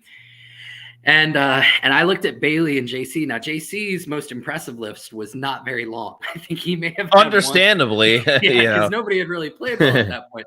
Meanwhile, I had done an entire dissertation on most disappointing. Yeah. And Bailey, as usual, had his amazing recap, basically up to the moment. And I looked at Bailey and I looked at JC and I just went, I have a feeling we're all going to have to rewrite everything. And lo and behold, that's exactly what happened. I think you ended up editing my most disappointing, and you probably had to cut half of what I had on. Yeah, well, I had to take Rachaad White out, and I understand why you would have him on, but then he scores the game-winning touchdown. It's like, I don't know if this guy can go on most disappointing. Yeah, and I think I had Brady on there. I'm not sure if you ended up taking him out, but he probably shouldn't have been in there, especially after I watched the tape afterwards. And JC all of a sudden had to add a bunch of people to most impressive. So it was crazy because it really was a tale of like two games. It's just one of the games happened in the last, 321 seconds of the game. Yeah. So it was absolutely incredible. Everybody in the press box, it was an electric feeling because we all felt like it may happen, but everything that had happened up until that point told you there's no way. They weren't playing up to that snuff. So it was an absolutely incredible feeling, and the crowd absolutely just went wild at the end. And then kudos to the Bucs, I guess PA department or what have you, because they started playing Country Roads at the end, which was a call out to the Germany game, which was fantastic. Yeah, it was definitely a wild game, especially the fact that it was on prime time. So, like if it's a 1 o'clock game, it kind of gets lost in the shuffle a little bit in terms of national appeal. But the fact that it was Monday Night Football, Joe Buck, Troy Aikman on the call, and Brady gets this big comeback, and everyone's talking about it. And I felt myself perplexed because on the one hand, I was happy the team won. I'm happy for Bucs fans. It was a thrilling ending just from, a neutral observer of like what's going on. But then my next feeling was, all right, great win, awesome comeback. Kind of saw it before, like when they did it against the Rams. But then I'm like, this is again going to hide so many of the issues that this offense has in general. And I already, we talked about Byron Leftwich and him just melting down. But I have a bad feeling that some people are like picking the Bucs to win this game because of the way that they came back last game. And again, that's not sustainable. And I just don't see what exactly is going to change for this game. They're still not going to be able to run the ball. They're still probably not going to get Cade Otton involved until the second half. I don't know why. They only throw it to him essentially in the second half. The problems with Mike Evans, I don't think are fully solved. Chris Godwin has turned it up, but I fear they're going to throw him way too many screens, and they're going to keep throwing too many screens because they'll be like, well, the 49ers are aggressive. Let's do this. So what has to change that we know probably won't change, but what, if anything, can be done? Oh, my God. Michael Gallup just got drilled. Sorry, I'm watching the Cowboys-Texans game. There's 46 seconds left, and Michael Gallup just got drilled. Oh, what looked like a catch in the end zone. That was wild. I don't know if he had full possession. Let's see. Oh, yeah, maybe. To answer your question, a couple things. One that we've belabored, but I'll just quickly throw it out there as the umbrella. It'd be really great if you didn't put all the pressure on Brady in must-have-it situations. So, of course, we think about the 2 drives at the end of the game, because when you're down 16-3, okay, we're going to have to throw the ball around the yard. But allowing him to throw on first down more, right? Because when you're running on first and you're throwing a screen on second, you're now giving Brady the opportunity on third down, and it's usually third and mid to long. So now he has to be perfect, right? Because if he doesn't connect on that one, there's no more opportunities. You punt, especially with this head coach, because he is loath to go for it on fourth down. Okay. But if you let him throw on first and he doesn't connect, now he's got at least one more opportunity. And you would think out of 2 attempts, he's going to probably convert at least one of them, right? So if he throws on first, potentially throws on second or third, you're giving him more opportunities to move the chains. And the passing game is more effective at moving the chains than the running game. It also gives you an opportunity where you don't have to necessarily get 8 to 10 yards because you're in third and 8 to 10. You get 6, and then you can run the ball on second down, and a 2 to 3 yard run isn't necessarily a terrible thing in that situation. Not as terrible as on first down. So for the 1,000th week in a row, I will say, let's pass more on first down. All right. Yeah.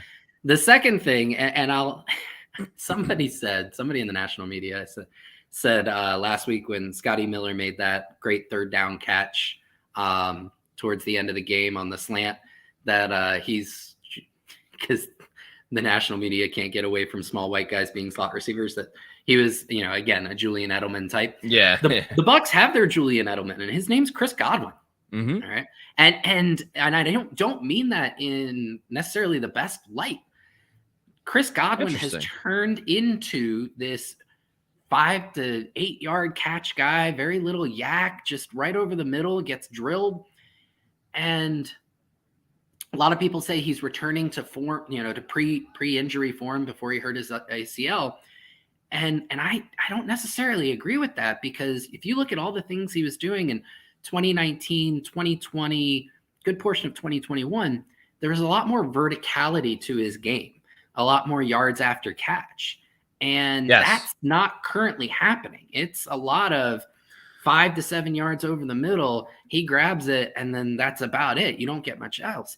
So I'd love to see more verticality to his game. You've seen it, a glimpse here, a glimpse there. I think there was a really nice throw to the boundary to him a couple weeks ago, I want to say, against Cleveland. But hopefully you see a little bit more of that and a little less of him looking like Julian Edelman in terms of just very, very short stuff over the middle. So I'd like to see a little bit of that. And I think that the Bucs are going to have to take advantage of the fact that while San Francisco's defense is very good, they are vulnerable to giving up a big play here or there. And that's the one thing that's kind of been missing from the Bucs game very recently. Yeah. We've detailed it a little bit, but Brady has not connected on his deep balls nearly as much this year as he did last year or the year prior. And if they're going to win in San Francisco, they're going to have to hit some of those big shots, especially when San Francisco gives it to them in the form of a blown coverage, which they will do a couple times a game. That was like, last week they played the Dolphins. I think the Dolphins had a 75-yard touchdown, like right out of the gate. Yep. Which was obviously crazy. I want to give a quick shout out to Brad, who's at the game and watching this. So thank you, Brad, for watching this. Brad Perkins. He's sitting in section 225 for anyone that's at the game and wants to see him. And he said that he sees quite a few Bucs jerseys, which is awesome. But to continue on your point about Chris Godwin, I think Godwin is still good with the yak, and that's obviously one of the big things he was known for. But to your point, when Godwin was getting the yak, he was already 15 yards, 20 yards down the field making that reception and then breaking a couple tackles of the defender or a linebacker in coverage there. Now, when they do these screen passes and these swing passes, one, you have so many more defenders around him that it's just physically impossible to, break all of them. And it kind of just feels like they know they have something with Godwin and his yards after the catch. So they just go, here, Chris, do something, and they just give him the ball 3 or 4 yards down the field. And then you expect them to, go hog wild. And that's just not a realistic, expectation to have of Chris Godwin. I do think he is getting better and better each week. We have the touchdown in Germany, he had the touchdown in Cleveland. And, last week was statistically wise, a step back, you can say. But he's still obviously he's heading in the right direction, which I think is really important. And I just think it's the offense as a whole that really you're not seeing the chunk plays. You saw a little bit of Brady to Evans when he finally started throwing to him. And let me ask you, how much is that the offensive line? Because there's a common thought of that Brady doesn't trust the offensive line. That's why he's getting rid of the ball really quickly. Is that what you're seeing? Obviously, Josh Wells is a downgrade from Tristan Wirfs. That's nothing on Josh Wells. But where's your head at with the offensive line? I think it's some of it. Just to kind of finish up that Chris Godwin point, since the Bruce Arians offense has gotten to Tampa Bay, you look at Godwin's average depth of target according to Pro Football Focus. 2019, it was 10.3. 2020, it was 10.1. Last year, you started to see it go down as his usage changed a bit to 7.6. And then this year, it's at a career low 6.1. All right. Wow. And you contrast that against like Mike Evans, his average depth of target is still very, very high. Now they play different roles, but you can see Brady still trying to get the ball to Evans deep, even with the Bucs offensive line, struggling comparatively to the last 3 years. And so I think that there are opportunities to do that with Godwin. They just have to choose to do it. They have to put him in some of those positions, get him on the outside a little bit more, and put him in opportunities to get vertical. The offensive line is going to have a huge test today, and it is going to be a big reason why the Bucs either succeed or fail. And you highlighted the big matchup. Backup right tackle Josh Wells will be starting in place of Tristan Wirfs, and he's going to be facing a top 5 edge rusher in the NFL. Yeah. And that is Nick Bosa. And Wells struggled last week against Cam Jordan. Cam Jordan's still a solid edge rusher in the NFL, although he's definitely on the back 9 of his career. And Jordan whipped up on Wells. And a lot of people didn't necessarily notice it because Tom Brady, right? Yep. And he got the ball out quick. He knew that he was going to be rushed from that side of the line. He made a lot of great decisions and turned a ton of would-be negatives into positives. And I detailed a bit of that on an article just a couple games ago. I'm assuming something happened with the Jets. Yeah, they lost. They got the ball back with like 40 seconds, down 8, but they couldn't even get a first down. They threw it 4 times. The last one got tipped at the line of scrimmage. So both of us are feeling that one, buddy, because I know the Jets are your team. And their quarterback comes from my school. Yeah, he's a USF Bull. Mike White, shout out South Florida.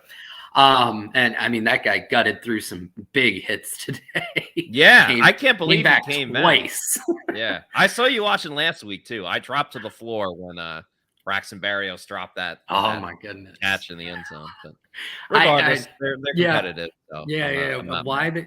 With all the weapons they had, to draw it up for Berrios in that situation was a little perplexing to me. Yeah, you can argue that. You could also say that the 2 plays called before that were like even worse than that one. Like, why are you waiting for 4th down? But we're here to talk about the Bucs, so let's get back on track. But we digress. Exactly. I know Bucs fans don't want to hear me complain about the Jets. Yeah. So the Bucs offensive line, they're going to have a tall task. I feel decent at center and at right guard with Robert Hainsey and Shaq Mason. Little concerned at left guard, where Nick Leverett has been a huge upgrade over early in the season starter Luke Gedeke. Donovan Smith has struggled mightily throughout the game, and San Francisco, they can rotate out a ton of guys. I mean, they get home with 4, and they're deep at almost every position.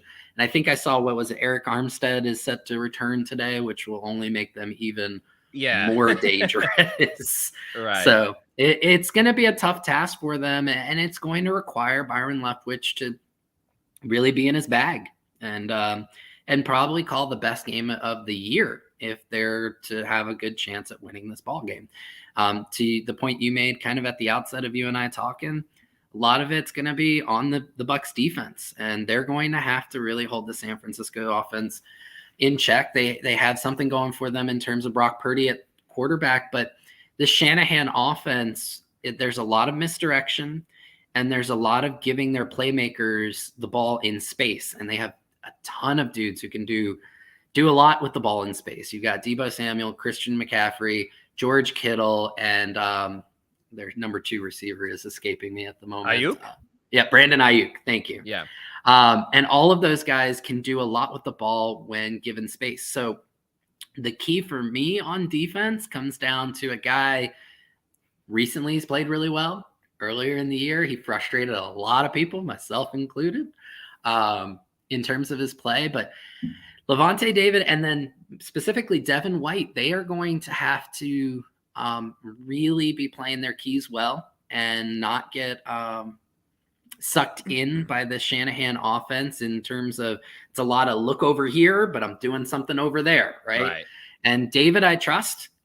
Devin White, there are some games where he's just on it.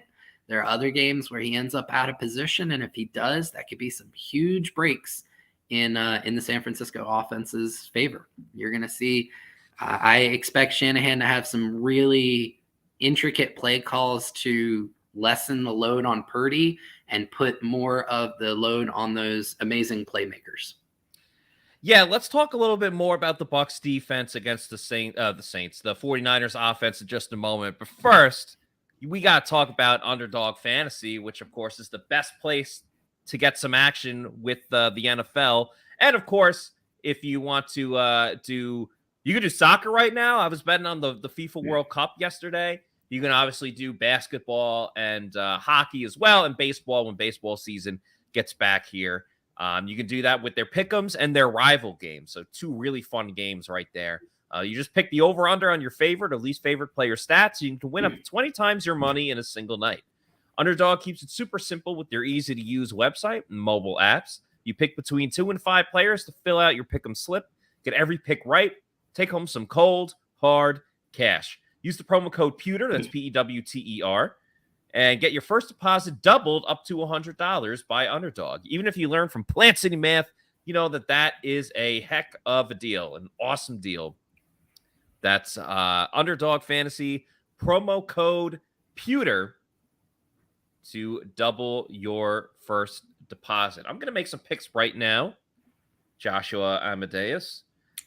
And I don't really love anything with the Bucs. I'm going to keep this a shorter pick than I typically do because I've gone a couple 3 or 4 picks and I'll hit like half of them. So I think I'm just going to go 2 picks today, 1 for the Bucs, 1 for the 49ers. Get back on the winning track, you know. There you go. I'm kind of leaning towards like Cade Otton, just 2 receptions.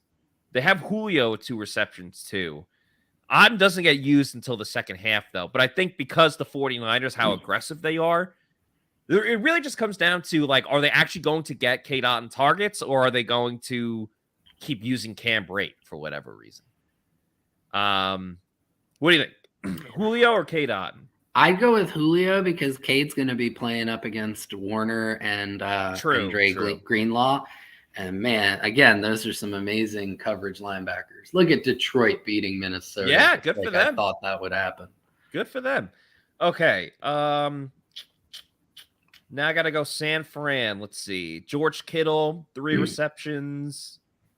Deebo Samuel, 4 receptions. 43.5 yards. There's one on Deebo that I went with, but nothing to do with his receiving. What is it? Fantasy points? Rushing and receiving? Rushing. 13.5. Uh-huh. All right. That was one of my 3. Yep. Okay. I'm going to go receptions for Deebo. I'm going to go 4 receptions for Deebo. So I'm doing 2 for Julio and 4 for Deebo Samuel. Those are going to be my picks for today. Okay. What'd you go with? I took 3. So I did like Godwin for higher than 6 receptions. The amount of targets he's getting over the last few weeks has been astronomical. I'm trying to pull it up right now. Not trying to drag this out too much. Oh, yeah. So over his last 4 games, he's had 10 targets against the Rams, 8 against the Seahawks, 13 against Cleveland, and 13 against New Orleans. So I feel pretty good that if he gets targeted around 10 times again, he's going to have 6 receptions. I'm banking on Mike Evans to be the beneficiary of one of those coverage busts that I was talking about with San Francisco. Yeah. So I'm taking the higher on 47.5 receiving yards for him. And then, as I just mentioned to you a few minutes ago, given the quarterback situation in San Francisco and the creativity of their offensive genius in Kyle Shanahan, I do believe Deebo Samuel is going to go higher than 13.5 rushing yards. So that's my play for this week, buddy. I like it. I respect it. Hey, just want to remind everyone, once the Tailgate show is done, we are not finished. It'll be myself and our intern, Adam Slyvon, for the Pewter GameDay show. That'll start right at 4:25, so just under 10 minutes. We'll give our live reactions and analysis to everything that's going on with this Bucs 49ers game. And you never know what's going to happen. Sometimes you got a great game. Sometimes you got a crappy game. Sometimes you got a crappy game that becomes great late in the game, like it did against the Rams, like the Bucs did against the Saints on Monday night. So you never know when it is going to be an awesome moment. So that's why you got to stick around until the end. I wanted to ask you, Josh, I think when it goes with the Bucs against the 49ers offense, and we obviously have to factor in that Brock Purdy's playing. He's a rookie making his first career start. Yep. Doesn't have a lot of playing time. With that said, it's Shanahan's offense and a ton of great weapons that we've already talked about. So I think there's kind of 2 schools of thought that I've been discussing with Scott, just talking and reading other people, what they have to say. I look at this in 2 ways. You can attack this defense kind of similar to how the Bucs went up against the Chiefs in the Super Bowl, where you just hope that your 4-man pass rush can get there. You drop a lot of guys back, and you do double coverage and things of that nature. But with that said, that was 2 years ago. I know it's similar defenses, but JPP and Shaq, the guys that were harassing Patrick Mahomes, are not playing in this game, and JPP's not even on this team. The other school of thought is, and Todd Bowles loves to blitz in general, you keep that constant pressure, send Devin White, Lavonte David up the middle, which they had a lot of success last week. Lavonte David on that first drive, getting to Andy Dalton. You send that blitzer constantly. You put that pressure in Purdy's face. Doesn't let him get comfortable. He's in his first start. That's where, you could see some overthrows, some mistakes. That's where the Bucs get the turnovers that they desperately need. You could also look at it, though, as if they continue to keep blitzing and they don't get there. We saw it against the Saints where Dalton had an extra second. He dumped it off to the tight end, Troutman. He went 15 to 25 yards, 30 yards up the field. With the weapons that the 49ers have, Shanahan can dial up, a quick thing to Deebo, a quick thing to Kittle, and, neutralize the blitz that way. How do you see it for the Bucs defense? I am notoriously a fence sitter, so I'm going to do that again. So it's somewhere in between. I think on first and second down, you do try and get home with 4, but you do it in a very Todd Bowlesy way, which is simulated pressure, right? So that's Joe Tryon-Shoyinka dropping into coverage while Devin White comes from an odd angle, right? So you're still dropping 7. You're still rushing only 4, but you're doing it in a way that you hope that this rookie quarterback gets flustered or doesn't expect or doesn't predict, and it throws him off and potentially leads to poor decisions. Then when you get to third down, that's when you bring the house and you do really fun things. One of the coolest things that the Bucs did against the Saints last week was you saw Vita Vea off-ball linebacker, right? So they did it 3 times. First time right on the first drive on third down, it was third defensive play of the game. They put Vea at middle linebacker and then had Devin White and Lavonte David both edged up on the defensive line. They brought 6 New Orleans left guard Keaton Vea allowed David to come in completely untouched, and David was coming in on the opposite side from the running back Alvin Kamara, and he had an easy sack and it ended the drive. So I think that's where you do that on third down, but on first and second, the key has to be trying to get home with 4. And you're probably going to do it in a very Bucs kind of way, because right now the Bucs traditional pass rush hasn't been good enough. Joe Tryon-Shoyinka is a solid pass rusher. I think I've put in our group chat quite a bit. I think he is a high-end number 2, which when paired with a great number 1 like Shaq Barrett, you're going to like him as a Bucs fan. But when he's asked to be the number 1 edge rusher, you're going to be very disappointed because he's just not there. He's not a 15% pressure guy. And Vita Vea has been inconsistent, although getting better recently. And then everyone else has been less consistent than you would want them to be. Carl Nassib had a great game last week, but you haven't seen that all season from him. Anthony Nelson is a backup. And then the interior guys, Logan Hall, Akeem Hicks, just haven't been getting the pressure. So Bowles is going to have to be very creative in designing that pressure. He can do it with 4. It's just going to be in unconventional ways where it may look like a blitz at the outset, but it's still only 4 guys rushing with unconventional droppers. Yeah, I have no doubts that obviously Todd Bowles is going to scheme up some crazy looks, and the looks in general will confuse the quarterback. I mean, can't wait to say Vita Vea blitzing from the nickel corner. Yeah, exactly. He might be the new slot. Yeah, Vita Vea may be the new slot corner with Sean Murphy-Bunting not playing today. The injury report did come out. None of the defensive backs are playing. No Antoine Winfield Jr., no Mike Edwards as well. And I agree. I don't trust the Bucs pass rush from the front 4 at all. Joe Tryon-Shoyinka, I'm not going to say he's a bust, but he hasn't lived up to the hype. I had a lot of expectations. He was probably one of the guys I was most excited to watch this year, and it just hasn't been the case. You got to remember, he didn't play his last year in Washington. Right. He's actually, the development is, in my opinion, is right where it needs to be for Joe Tryon-Shoyinka. I really believe that. And he's developing more. Like, and you go and you watch how he's winning these days. He's winning in different ways than he was last year. He's adding more power to his game. Last week, he won with bend. He won with power. He won with a really cool little spin move at one time. I think that the expectations for him may have been too high for what realistically could have been his first 2 years. And honestly, like, I am a big JTS guy. I think that he's doing exactly what he needs to be. He's just been put in a really poor position with Shaq Barrett's injury, and it's not the Bucs' fault. It's not his fault. But they're asking him to be the dude now, and he's not ready for that. Maybe year 4. I see him kind of on a Rashawn Gary path with less of a ceiling. He's just not ready for that. Yeah, it's a good point. Maybe the expectations have been a little too high for him. And, you know, when you raise the bar that high, not everyone's going to get to it right away. I will say typically most weeks I feel pretty good about the Bucs corners, but not as much with Jamel Dean coming off a bad game and Carlton Davis struggling the last 2 weeks and just refuses to get an interception.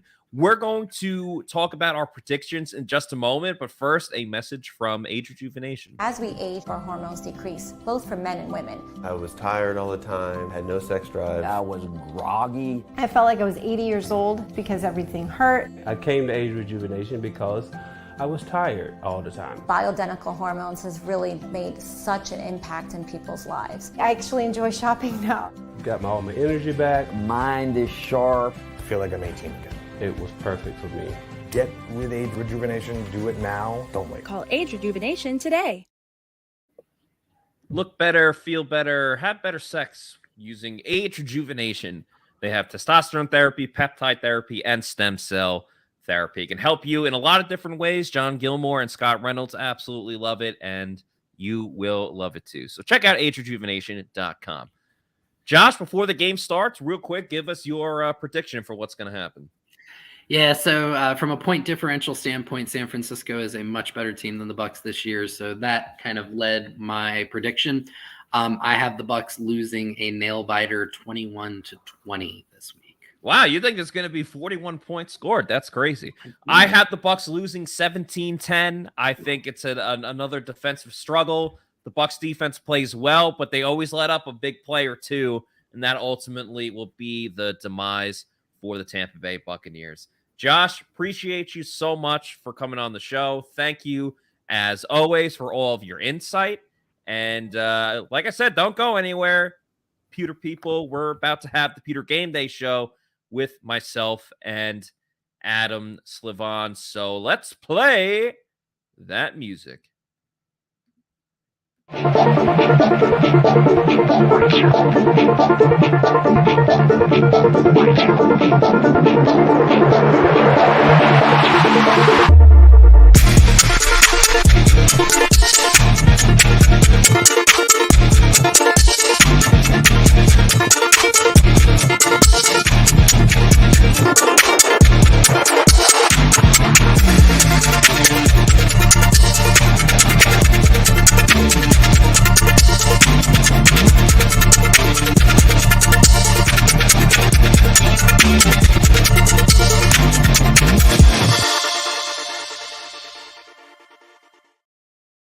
Welcome, Pewter Report readers, viewers, and listeners to a brand new edition of the Pewter Game Day show, where we will be giving our live reactions and analysis to everything happening for Bucs versus 49ers. Of course, this is presented by Celsius Energy Drinks. I'm your host, Matt Matera. Joining with me is my co-host, also from PewterReport.com, Adam Slavon. Adam, how you doing, my man?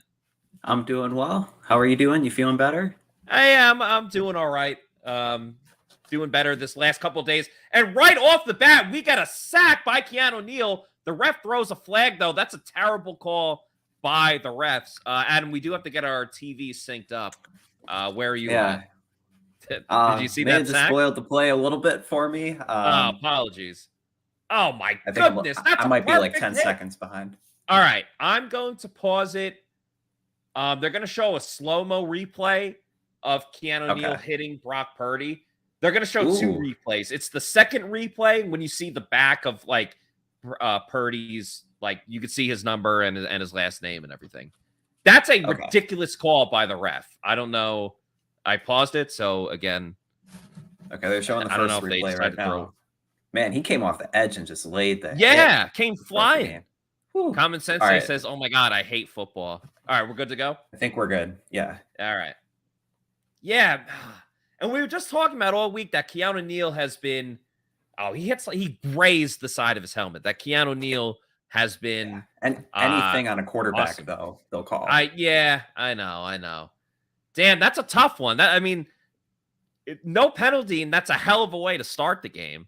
But obviously a tough one. 15-yard penalty on Keanu Neal for kind of a BS call, but that's kind of like how the NFL is today. What was your prediction for the game? What do you think? We're only 2 plays in, so. Yeah, I was very similar to Josh, actually. I have it 49ers 23, Bucs 20. Okay. Yeah. Yeah, close one. We see early on, again, they blitzed Logan Ryan on that play.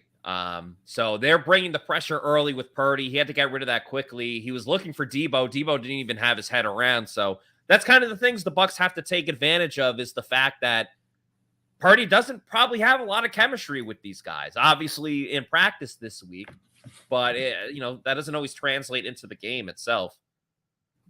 You got Kyle Juszczyk. That was one of the things. Yeah. Yeah. Play action here, a quarterback draw. Purdy connects with George Kittle, but quickly tackled by D. Delaney. Nice job there. No yard after the catch, and that's obviously something that Kittle thrives in. So it looks like D. Delaney's getting the early look at the nickel corner position. Obviously, that was Zion McCollum, but he struggled a lot.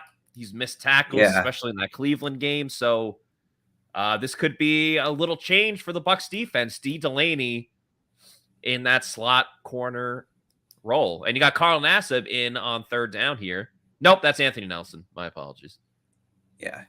Bucs blitz Devin White. Kittle's wide open down the middle. That was one of the points of emphasis I had before, was like how Todd Bowles will scheme up the different blitz packages on a rookie quarterback, Mr. Irrelevant. Yeah. Right there, he makes a nice throw under pressure. He right does, yeah. Just found the right spot in the zone. Past the linebackers, and they blitzed Devin White, obviously, so Devin wasn't there. But yeah, not the ideal for a start for the Bucs. Though? Yeah, yeah, absolutely. You can't ask for better weapons. No, you can't. Use check in motion. They're going to run it with McCaffrey right up the middle to the 20, all the way to the 15. Just a huge hole. Easily gets up there. And tough sledding already for the Bucs. Yeah. Yeah, it looks like Kittle moved as well. Yeah, so you had Juszczyk and Kittle as your lead blockers. And Also, he ran nice right by job. Trent Williams. Yeah, Trent Williams did a great job on Will Golston there. Yeah, no thanks. That's that's not easy for anyone. Now Kittle's in the backfield with Deebo Samuel as well. Getting a little tricky here. They dish it to the outside to Samuel, who's got an edge, taking it to the 5. Did he get in? He might be in, takes out the cameraman. And it was so funny because they give it a touchdown, Deebo Samuel. I was just talking with Josh Capo, who said he's going to take Deebo over 13.5 rushing yards. I think that one was about a 15-yard gain. So he already hit that on his underdog fantasy pick.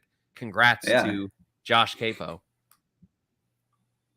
Yeah, that was at the 14. So that's a 14-yard touchdown right there.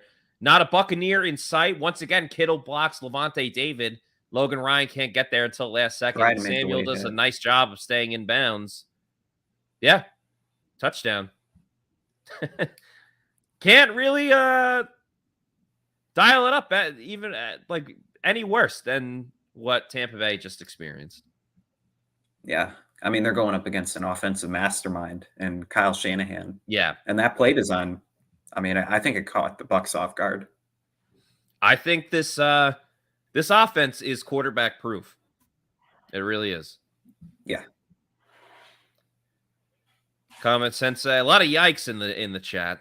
Comment Sensei says yikes. Tom, yikes in all caps. RIP Tampa. Brian says LMFAO, this game already tainted by that BS roughing call. Spunky Boy, yeah. I mentioned this a couple of weeks ago not a couple of weeks ago, a couple episodes ago on the podcast that, yeah, there was a couple of seasons ago. I think it was CJ Beathard.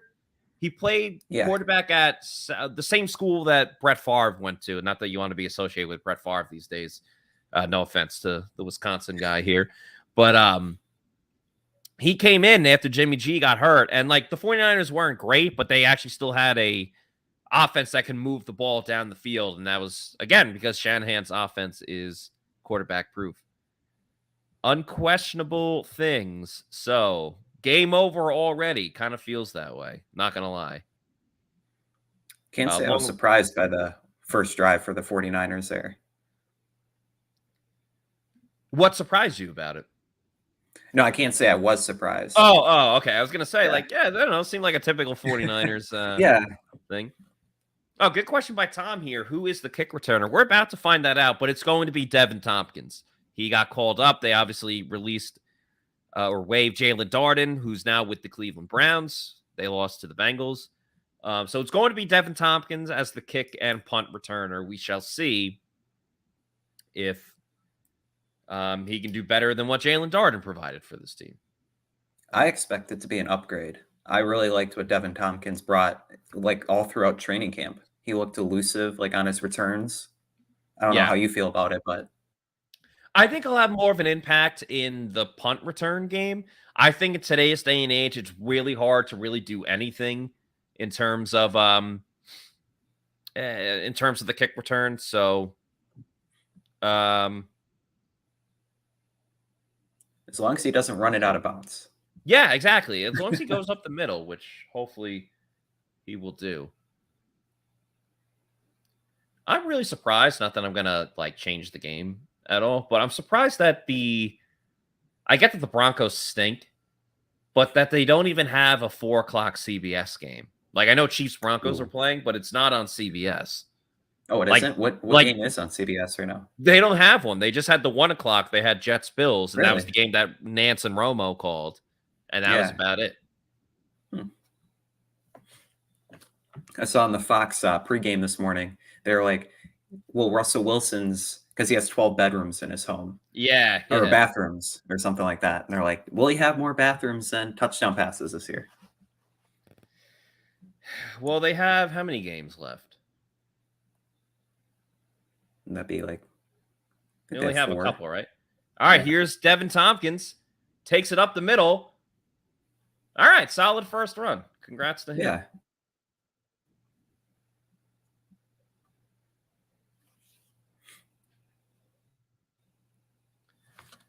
Bucs will get their first crack on offense today. Will there be any changes? Will they throw it more on first down? Will they run it efficiently? Yeah. Only Byron Leftwich and Tom Brady know.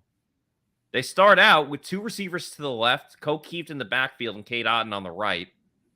They run it with Rachaad White, who actually gets a good gain, gets about 9 solid. yards. So look at that. A nice run on first down by the Buccaneers. And now they're going to go a little pony package because Leonard Fournette trots on, but Rachaad White stays on.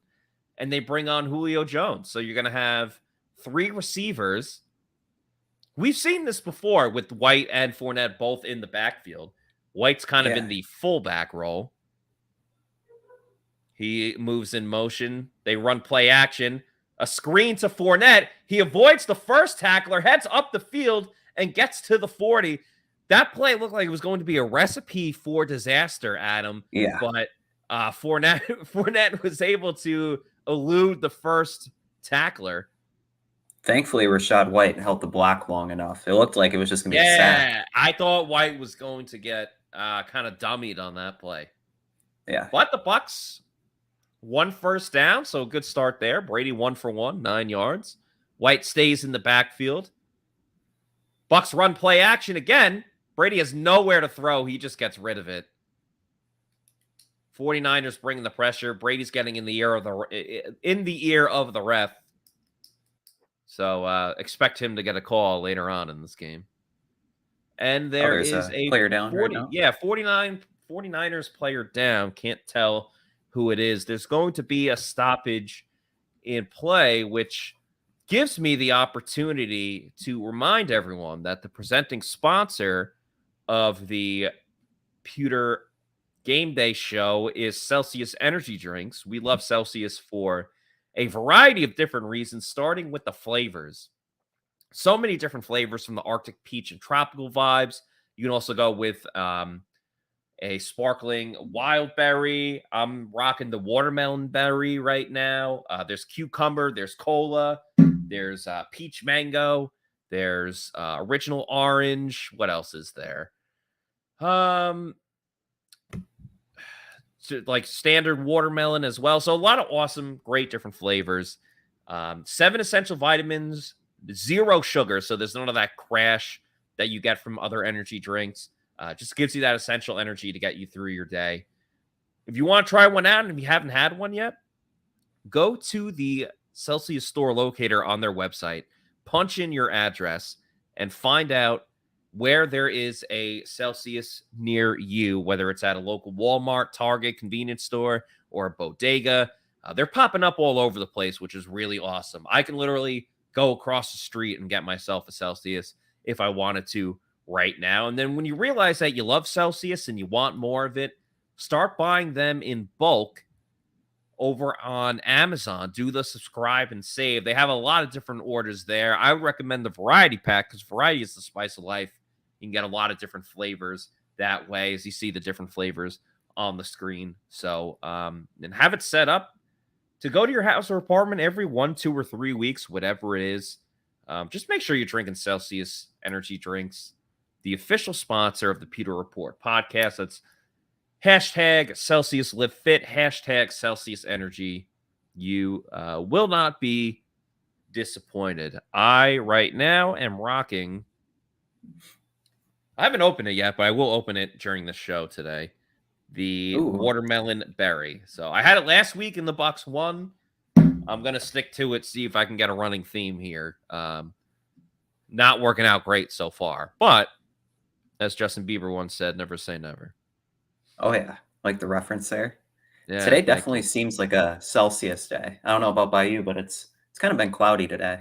Yeah, I kind of keep expecting it to rain, but it hasn't. Yeah. All right, 2nd and 10. They're going to run it with Rachaad White. He heads up the middle for about 4 or 5 yards. I will say 2 runs for the Bucs, and they're getting a much better push than I think any of us really imagined. They're kind of having some different looks in the backfield, too. The last play had Russell Gage in there alongside Rachaad White. That's true. I'm curious how they are going to balance out the snaps for all of these receivers. Like Julio's been getting like 60% now as he's on the field with Russell Gage, Chris Godwin. Evans is alone on the left side. Brady looks, fires to Gage, makes the catch. Did he get the first down? It doesn't look like the ref's pointing forward like first down, but yep, that's the first. The way they down. lined it up, it looked like it. Yeah. There you go. Definitely a great effort there. Good catch by Russell Gage. Had to get up after it. Guess he's feeling healthier from the hamstring injury. But we've seen this from the Bucs before, Adam. They usually have a good first drive, and it's everything else in between that tends to fall apart. Yeah. So I'm not jumping for joy just yet.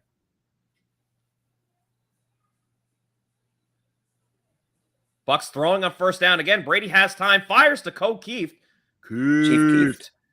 Keeft, who gets the Bucs a first down. So they are moving on this drive and throwing more on first down. It's almost like Byron Leftwich knows, hey, if you want to keep up with this team, you can't just keep going run of the mill like they have the last couple of weeks.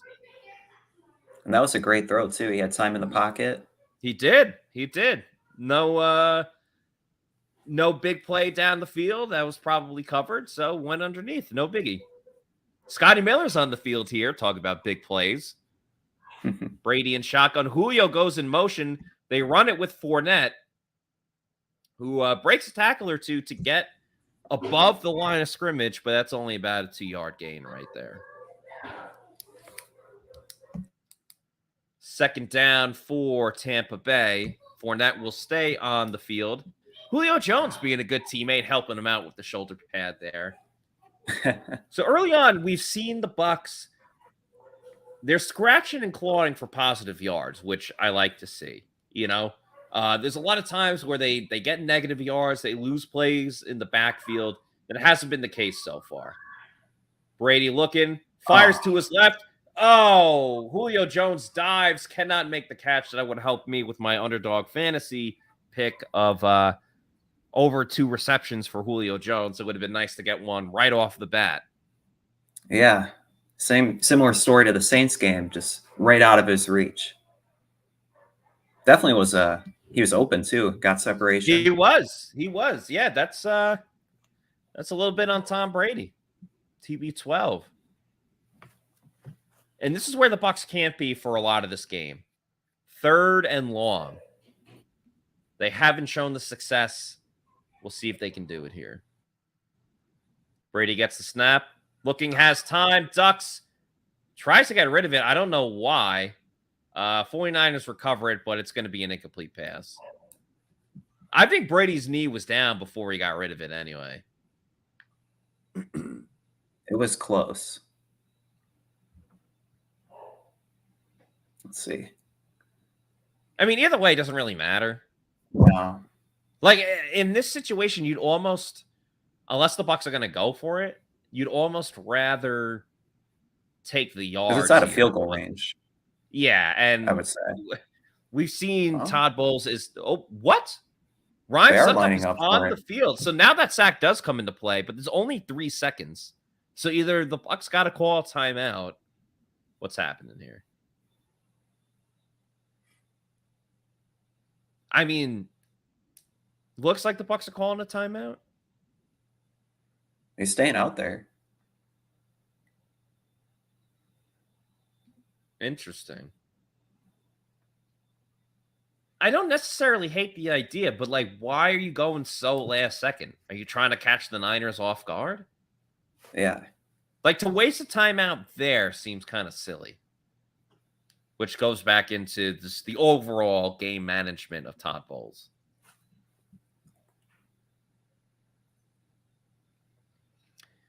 Ryan Suckup, arguably the team MVP.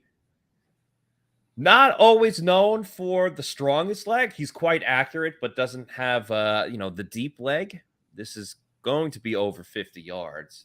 55. Yes, 55. So this is right about his limit. That'd be his career long, I think. Really? I thought it was 54. Snap is good. The kick is up. It's not even close. That barely reached the end zone. What happened there? It must have been a miship. That's like, I've had golf swings like that. Yeah. It's complete shank. Looked like me kicking in Madden. Right, yeah.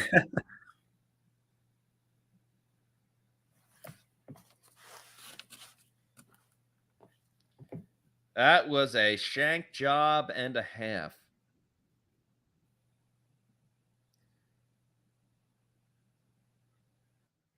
That's kind of a hard spot, though. Well, I mean, like field position wise. I hear you, but in today's day and age, like 55 yards is like a lot of kickers can hit that. Yeah. I would have rather them, honestly, I would have rather them gone for it than kick it from there, you know? Yeah. I don't know. That's just my opinion. While we're at commercial break, let's hear a message from our pals over at Age Rejuvenation. As we age, our hormones decrease, both for men and women. I was tired all the time, had no sex drive. I was groggy. I felt like I was 80 years old because everything hurt. I came to Age Rejuvenation because I was tired all the time. Bioidentical hormones has really made such an impact in people's lives. I actually enjoy shopping now. Got all my energy back. Mind is sharp. I feel like I'm 18 again. It was perfect for me. Get with Age Rejuvenation. Do it now. Don't wait. Call Age Rejuvenation today. Look better, feel better, have better sex using Age Rejuvenation. A couple different therapies, testosterone peptide therapy and stem cell as well. So check it out today. Scott and John both speak very highly of it. Adam, another thing that's very aggravating is the fact that the Bucs wasted a timeout on that. Yeah, just for that.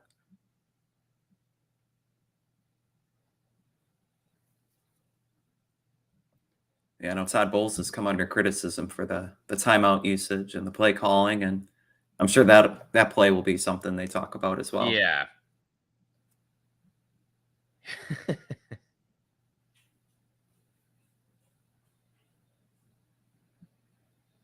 And pretty good field position for the 49ers. We'll see how the Bucs defense can respond.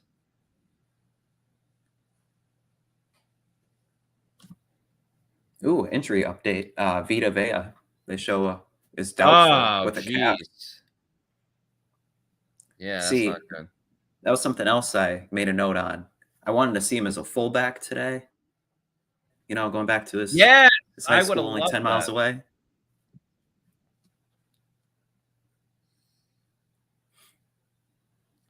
'49ers go play action. A screen to Kittle. A little overthrown by Purdy there. Bucs catch a break. Yeah. Man, if Vita Vea is out, then that sucks too, because everyone's talking about that. You know, this is a homecoming game for Brady. It's a homecoming game for Vita Vea as well. He played high school football in this area. His high school, I saw Greg Allman tweeting it, so this isn't my report or anything. But Greg was saying that Vita Vea's high school is 9 miles away from Levi Stadium. So obviously a close environment for Vita as the Niners running on second down. Nicely done by Nacho, Carlton Davis, Lavonte David in there as well. Actually, no Carlton Davis, just Lavonte. But good job there. Yeah, that was a great stuff.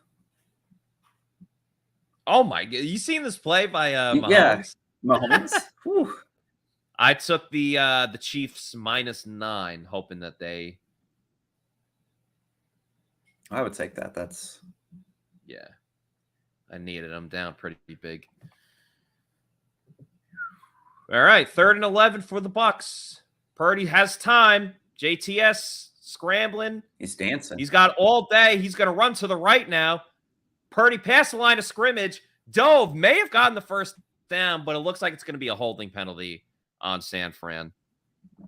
Yeah.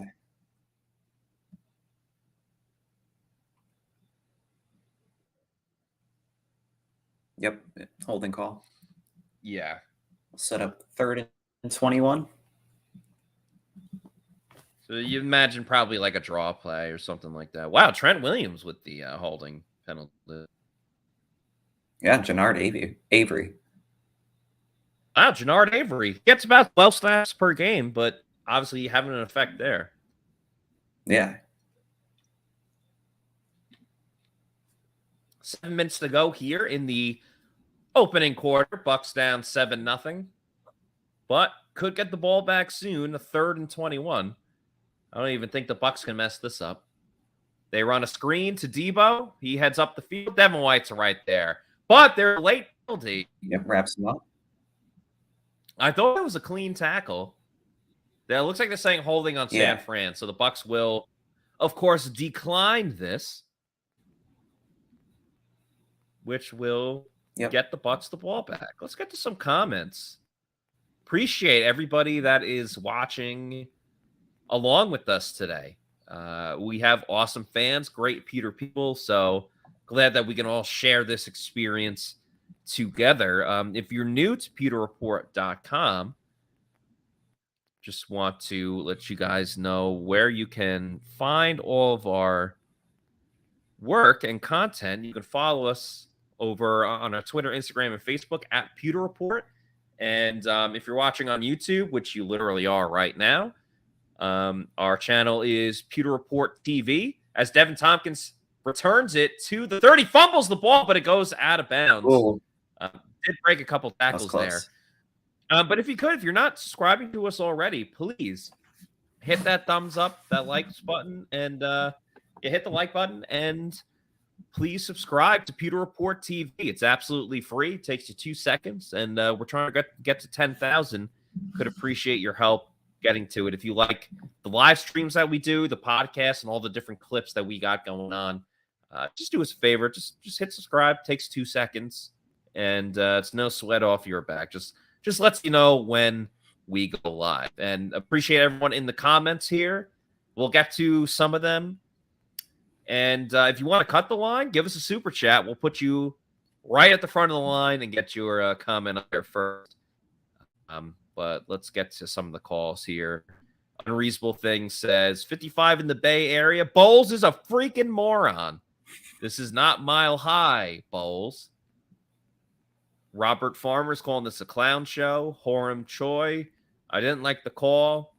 AI, though, no wins. Although. Yeah, it's just separated. Yeah. I don't know how to read. Eater, always in the chat. Appreciate you, Eater. Hard to win with the worst coaching staff in the NFL. We lost, can't wait to see. That's from Cam. MJRVI, WTF are we doing? What the F are we doing? Go Taser, not a big fan of Todd Bowles there. John Wolf, suddenly Bowles taking risks. Bad one. That's true. Unreasonable thinks it's going to be 31-0 in this game. Shut up. At least the under would hit. Let's see. WJ76 thinks it was a good call by Bowles. We should be able to make 55-yard field goals. Eric says 4 yards longer than his career best. Sure, why not?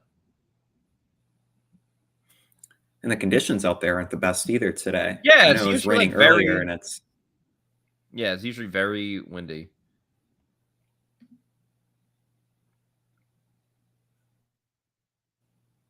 See what else we got. It was bad coaching by wasting a timeout.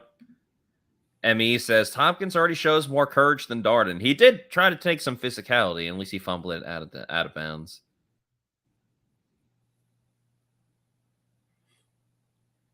Spunky Boy says, "Why think Brady threw it away to try and get points?" Talking about the field goal again. As they run it with Leonard Fournette on first down, gets 3 yards. Eater says, I think Vaughn will give us more than Lenny at this point. Interesting. And Spunky Boy is very confident. He says the Bucs going to win this one. So there you go. Like the optimism. Yeah. As they show a picture of Tom Brady. A young Tom Brady. A baby Brady. 2nd and 8. Brady's in shotgun. He's got Scotty and Julio to his left. A couple of receivers to his right, including Russell Gage, Mike Evans in the slot, and Chris Godwin as well. Brady's looking, has time, goes deep down the field. Wide open is Mike Evans. Evans to the 20, the 10, 5. Touchdown, Tampa Bay. Evans hits, completes the deep ball, makes the catch, but there's a flag on the play. No. And Brady is shaking his head. It's a penalty on the Bucs. It's coming back. Who's the holding on? Oh, that is a gut punch. They're showing Smith. Oh, no. It's on Donovan Smith? Yeah. Oh, jeez. Oh, come on. That's a tough one. Yeah. Man, I think it was the pull. I think it was the twist more than anything else. That sucks. Yeah, that was Brady Evans deep down the field. That's exactly what they needed. Ugh. I'm disgusted. Not a Donovan Smith, just disgusted that play didn't work. I kind of messed up the call too, but now Fournette drops an easy one. Oh, that is backbreaking. What's up? Reminds me of the first quarter against the Panthers with Mike Evans. And then after that, it just like killed the momentum.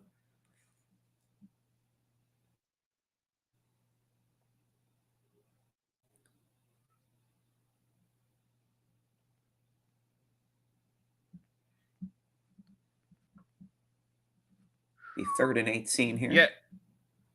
Once again, shout out Josh Capo because he said Deebo's going to get more than 13 and a half rushing yards. He also said that the 49ers are susceptible to like the big play. They'll allow a couple of the big plays, and that was the big play right there. And obviously it's called back. Yeah. So yeah, Bucs go 3 and out. That's a tough one. I feel for Donovan Smith. He's going through some personal issues. That would have tied the game up. It was a perfect throw from Brady to Evans. I mean, he was wide open, so. And that wasn't even like their starting like defensive end, right? I don't even think second string. No, just a guy like rotational. Jake Kamara is going to end up being the MVP of this game. Well, not with punts like that. Coke Heath makes a tackle. Kind of just like ran into Ray McLeod. Wasn't even like purposefully. But solid field position for the 49ers. That, man, I'm bummed out now. I really am. Yeah. As Will says, WTF. Geist 85. D. Smith got to go somewhere else. D. Smith has absolutely gone in the tank this year. Liability on a whole unit full of liabilities. Oh, man. That just hurts. Just absolutely hurts. Mark Fisher says, Donovan, Alvin. Of course. Damn. Tom says, are you serious? So many people were like, Mike, LFG, LFG. All for naught. Yeah, all for nothing. Well, we had one fleeting moment. He doesn't even have the hard matchup. I know. It's all on Josh Wells against Bosa. Exactly.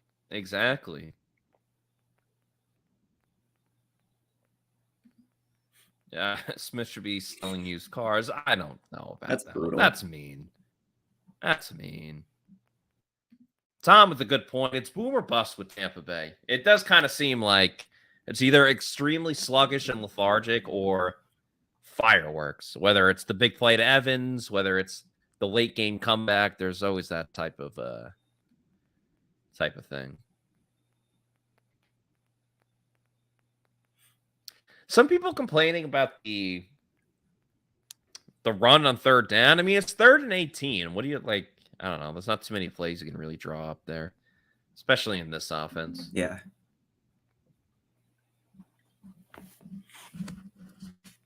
Oh, man.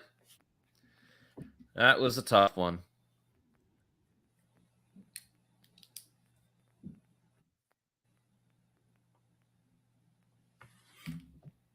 Buck Squad says, at least try. I don't know. I think there's a time and a place for that. But 3rd and 18, you're deep in Especially your own... backed up. Yeah, exactly. Tampa's almost in rebuild mode again, and it's scary. Time for a 2-15 season. Are you talking about next year? Because they already have 6 wins this year. 4:43 to go in the first. 49ers will start at their own 40 as Christian McCaffrey goes in motion. Deebo in the backfield again. Purdy has a little time, dishes it across to Kittle. He gets up the field and brings Logan Ryan along for the ride for a couple more yards. They are now over midfield. It does feel like if the 49ers get another touchdown, this game might be over. I know it's early. Kind of I feels know that it's way. early. Yeah. But the way the Bucs offense is, they're just not good. It's not going to be a shootout kind of game. Right. And the Bucs just can't hang in that situation. Yeah. They run it with Samuel again. D. Delaney just gets him by the ankles, but it's about 4 yards up the field. I will say I do like the insertion of D. Delaney at the nickel corner. Makes a lot more sense. Trusting somebody like Zion McCollum. Right. I just think McCollum's missed a ton of tackles. Teams have picked on him.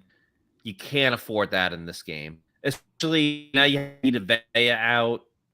So it's going to be a lot of Akeem Hicks, a lot on Nacho, Will Golston. That sucks for Vita. As they run it with McCaffrey right up the middle, all the way to the 30.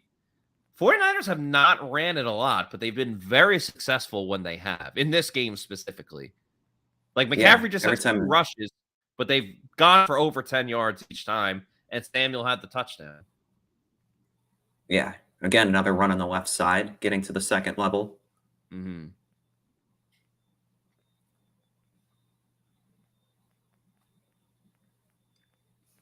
Yeah, 3 for 33 yards from McCaffrey. The Niners already in field goal range as they pitch it to the outside to McCaffrey. Breaks a tackle, heads up field. That's another 10-yard rush for Christian McCaffrey. If I'm the 49ers, you obviously got this rookie quarterback. One way that he's not going to turn the ball over, just keep running it. Yeah, it's working.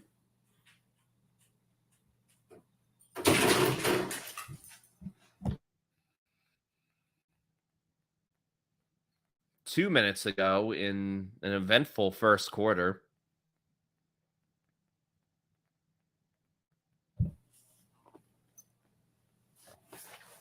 Purdy and shotgun. Use check lines up. They throw a screen to Samuel. Carlton Davis is immediately blocked. Neal makes the tackle, but goes for about 8 or 9 yards. You got a dog on the screen? That's awesome. But what kind of dog? German Shepherd. What's hopefully it doesn't jump on me. What's that? What's their name? Rexy. Rexy. Yeah. Well, dogs are welcome on the show. If they make a cameo, they make a cameo. Casey's dog has been on the show before. I think that's about it. Maybe one other. 2nd and 1 for San Fran as they keep the drive going. It's another pitch to McCaffrey. He gets stopped at the line of scrimmage. Nicely done by Anthony Nelson, a Nelly, as some like to say. Now, I'm curious. The Bucs obviously would have to get the stop here. But if they do, would the Niners go for it on 4th down? I don't know if they would. I feel like just making it a 2-possession game, you'll probably stop the Bucs offense and then get the ball again. Right. But that's the other side of it. It's like, all right, well, if we don't get it, we trust the defense to stop them. I think we're going to see play action. You can motion, play action. Purdy's going to scramble. Goes to the end zone. It's incomplete, but a flag is thrown. Pass interference. Tough day in the office for Keanu O'Neal. Obviously had the roughing the passer penalty. And now pass interference here. Late flag, too.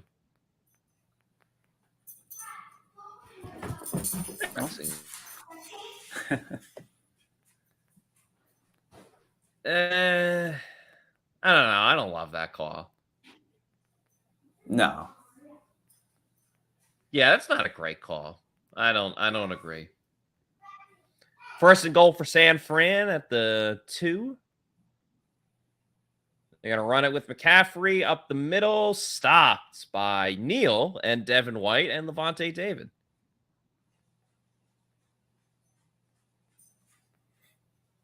May that be the last play of the first quarter? Yeah, I was about to say that might be the last play of the first quarter.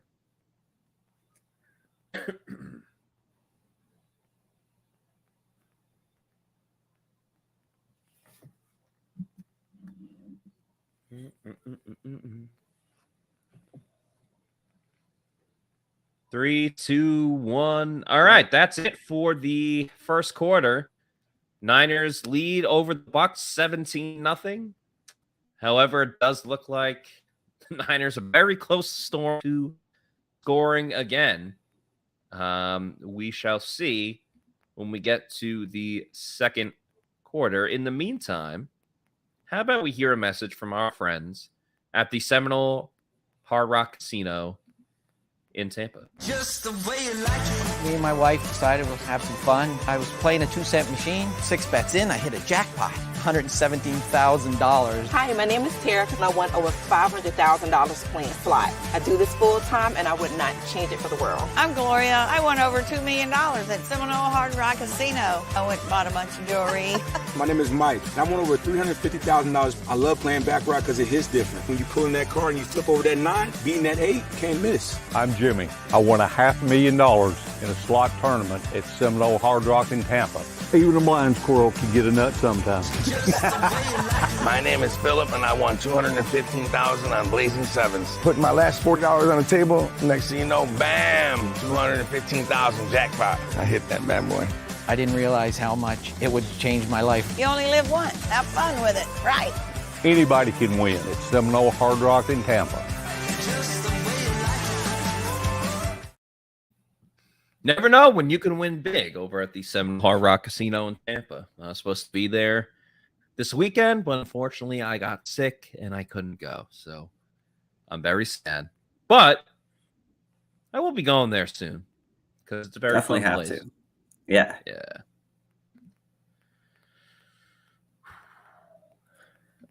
Rock 813. I'm pissed. Damn, Donovan Smith. Damn it.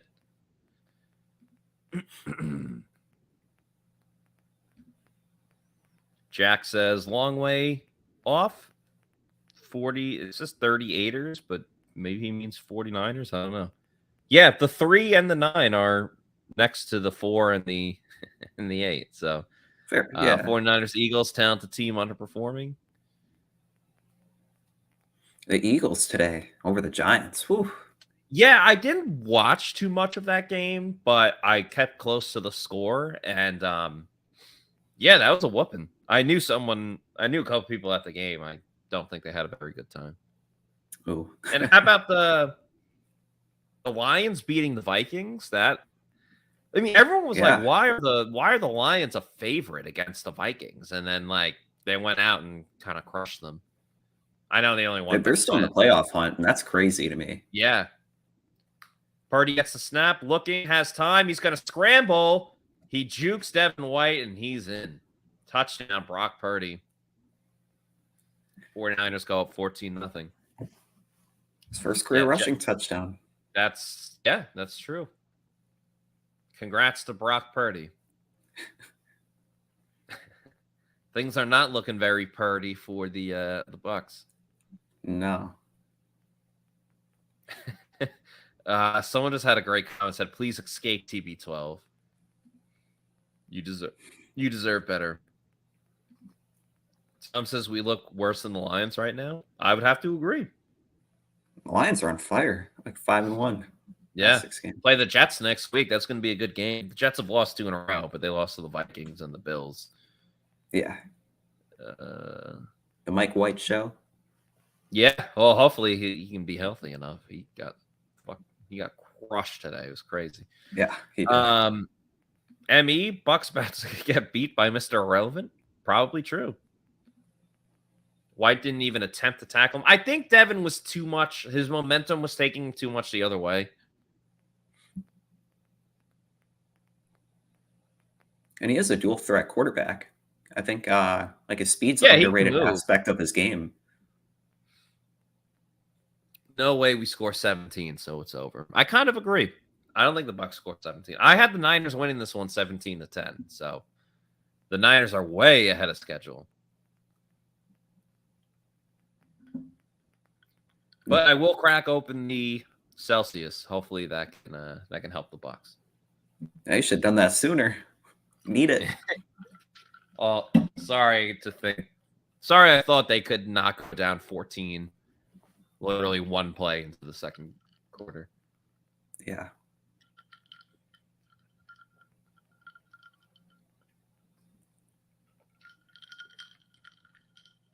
Well, at least the Bucs will still be in first place.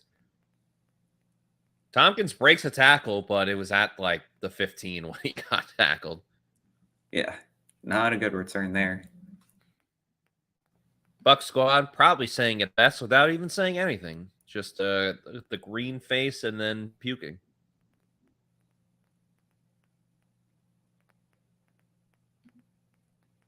Maybe we score 17, but obviously not 19. Nice special teams. GB 101 predicting this next drive. Run up the middle, screen left, screen right, punt. Any takers? I'll say 2 out of the 3. Bucs guy with 2 C's. Bucs is 1 C. Says embarrassing.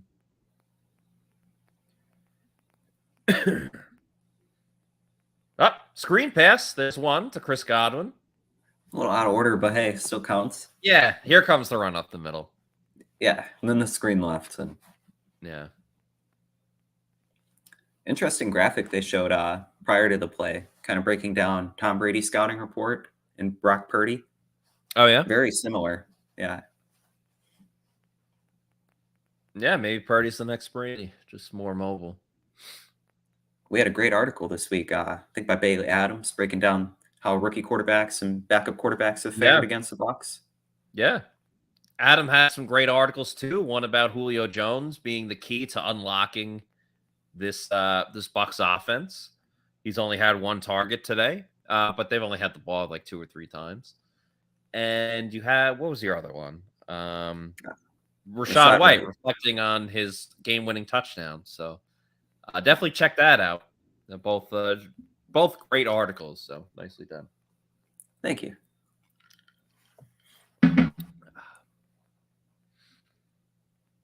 Third and 3 for the Bucs. Again, you'd rather the Bucs get a first down before they get the third down, but if they're going to get in these third down situations, rather it be 3rd and short. Brady spikes it into the ground. Looks like he got hit by somebody as he was like throwing it. He immediately goes to the ref. Damn. It was going to be a tough homecoming for Tom. Yeah. Yeah, Eric Armstead. I don't know. He did get hit in the head. That's technically a penalty. Yeah, he grabbed his arm and just put it on his helmet. Yeah, smacked him in the head. Smacked him in the head. Golden Leg Jake Camarda trying to win team MVP. Definitely a finalist. Yeah. Good punt here. All the way back to the 20. And would you guess it? Zion McCollum missed the tackle. But Rachaad White is there to clean it up. Nicely done by Rachaad White. You know what's common for like offensive players to be on special teams?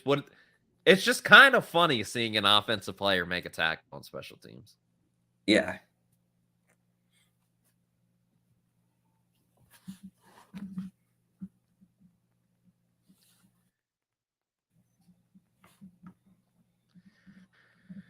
Ooh, this is getting into the hard to watch category. Yeah, similar theme to previous weeks. Hopefully they go no huddle next drive or try something different. They might have to. I mean, they might be down 21-0 after this drive. Yeah.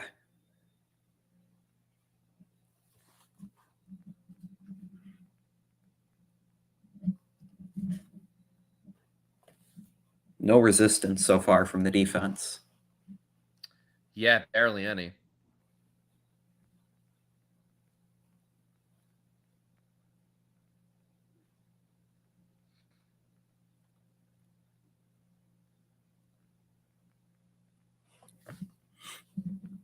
Oh, another interesting note I had. So I was doing some research. John Lynch, known as Buccaneers legend, since he has taken over as GM for the 49ers in 2017, even 1-1 record against the Bucs. Thought that was a cool point. When did he take over? 2017. It's already been 5 years already. When? Okay. So one of them, the game that the Niners won was in 2019. It was the first game of the season. Yep. When was the second one? It was actually the prior year, 2018, and they won. The Bucs won 27-9. Huh. I guess that was before I started Pewter Report, so I wasn't watching the Bucs as diligently as I probably should have. There you go. I mean, it was a Dirk Cotter days. Snack guy Adam. Wait, actually, no. I was with Pewter Report in 2018. Huh. Why don't I remember that? It was a while ago. Yeah. I met John Lynch at the NFL owners meetings last year. He was a very nice person. Brock Purdy juking out JTS, throws it across the field. It's caught by Samuel. Jesus. Quite the Brock play. Purdy juking everyone. Yeah. Rich, Brock takes the GOAT title away from Brady. That's funny. It's hard to juke JTS. That's an athletic guy. Yeah. Damn. I have a bad feeling this is going to be like 56-0 or something like that.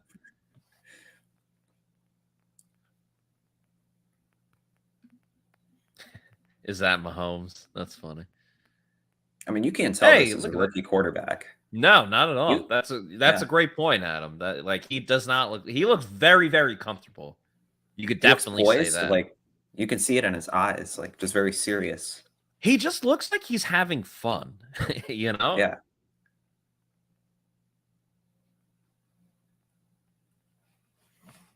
Yeah, 6 of 8 so far, 66 yards, and the rushing touchdown.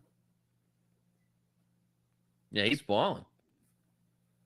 Deebo in the backfield again. McCaffrey goes out wide. Shanahan's just having fun at this point. Yeah. Carl Nassib had a chance. Samuel makes the catch and obviously beats Ryan to the sideline and gets a first down. Very close for Nassib. Almost got his body boucher on. Right, yeah. And his Moe's. That was a hilarious reference. Yeah. / comparison.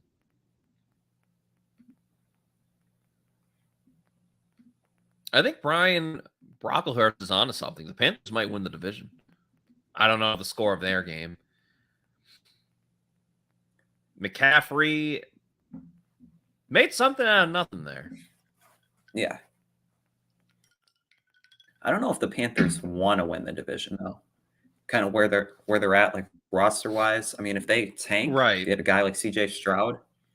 Hey, that'll be more beneficial in the long run. I'm with you. I agree with you. Their defense is no joke, though. Yeah.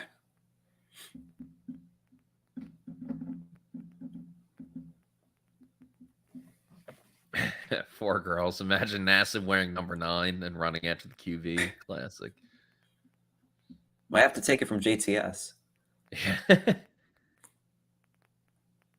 Kyle Juszczyk lives in my hometown now. Makes the catch. Oh, does he really? Yeah. So he married a girl that was in the grade below me, and they live in my town in the off season. So it was funny because Juszczyk went to Harvard, so he's actually buddies with Cam Brate. And as the 49ers run QB sneak here, almost didn't get it at first, but looks like Purdy got enough. So Cam Brate's wife, Brooke, used to work in the Bucs PR department. She now has a separate career doing real estate. But so like a lot of like Bucs media knows her because we worked with her on like a regular basis. So anyway, Kyle Juszczyk and Cam Brate went to Harvard, so they're friends. But because Kyle Juszczyk married a girl that's in the grade below me, like I have some friends that are like friends with her. So when they got married, I think a couple of years ago, and I see like on Instagram, I see like my friends from my hometown, a couple of them like at the wedding, and then I see like Cam Brate and his wife. I'm like, wait, what? Like, what is this person doing with Cam Brate? And it's like, oh, it's the Juszczyk wedding. Like that totally makes sense. But yeah, so Kyle Juszczyk lives in my town in the off season. That's really cool. Best fullback in the league. Yeah, best fullback. Right ahead of O'Keefe.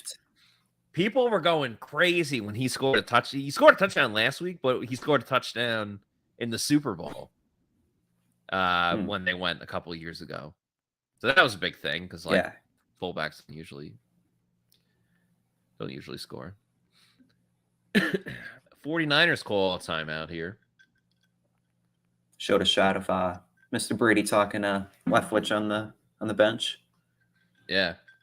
Being like, hey man, so we're both out of here next year, but we're going in different directions. Yeah. One might stay where they're at Levi's Stadium. Also true. Wasn't Brian Greasy the Monday night guy like last year? I think so. He did it in the past.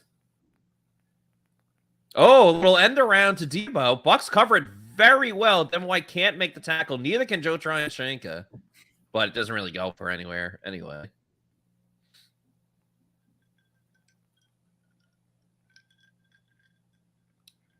Deebo doesn't look too happy about it. Yeah, I think Greasy was a part of it with Steve Levy and I forgot the other guy's name. He's bald. He like interviewed for a couple of GM.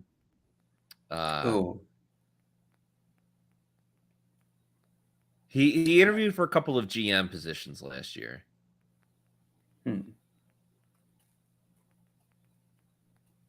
If anyone knows in the comment, feel free to. I think he's. Oh yeah, Louis Riddick. There you go. Reggie coming up big. Reggie Black. Yeah, Louis Riddick. I think it was Greasy.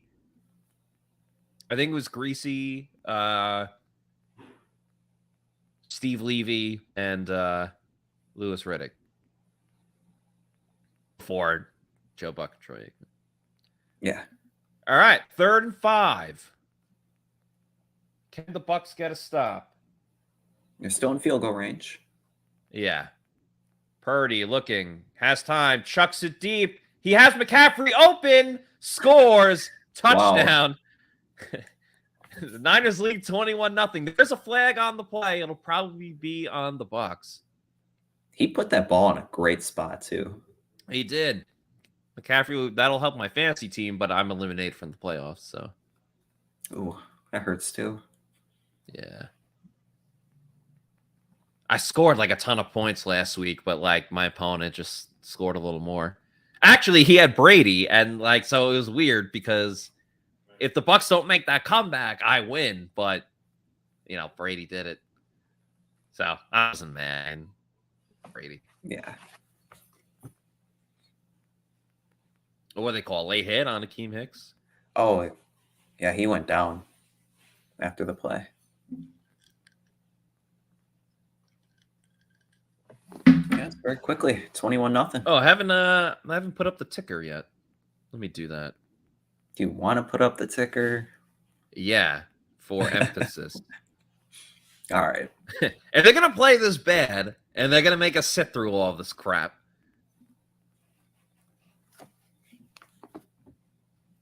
Say 49ers. See, I made a mistake last week. The Bucs went up 3-0, so I had like Bucs 3, Saints 0, and then the rest of the game it was like, oh, he might have had that. And the rest of the game is like Bucs 3, and then like the other team with the larger score. Usually you do like the higher score and then the lower score, but yeah, 49ers making it easy for me this week. Oh, Logan Ryan's so close to getting that ball out. Well, it is after out. Like readjusted and oh.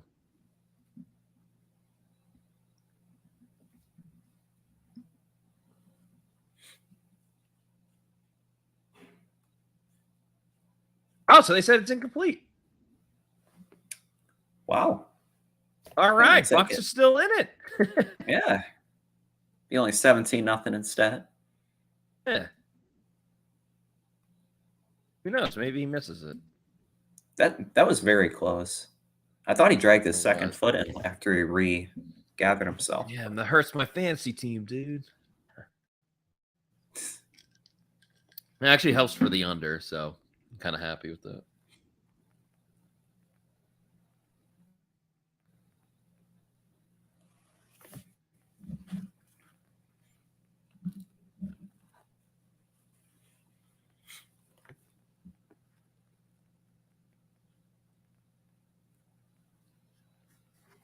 How many points you think the Bucs will put up today after seeing the team through a quarter and a half?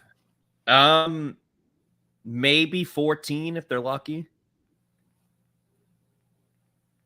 What do you think? Sounds about right. Yeah. Definitely not the 20 I was going to go with. Yeah, people were picking like such high scores. I'm like, damn. Yeah. Seeing the last two drives of the game on Monday, it looked like they could turn it around, but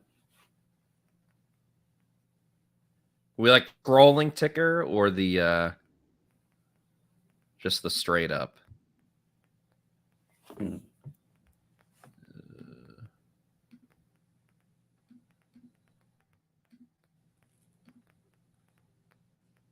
I like the scrolling. Yeah. Looks like you're watching like the highlights on the bottom, like the box scores. Kind of see it that way. Yeah.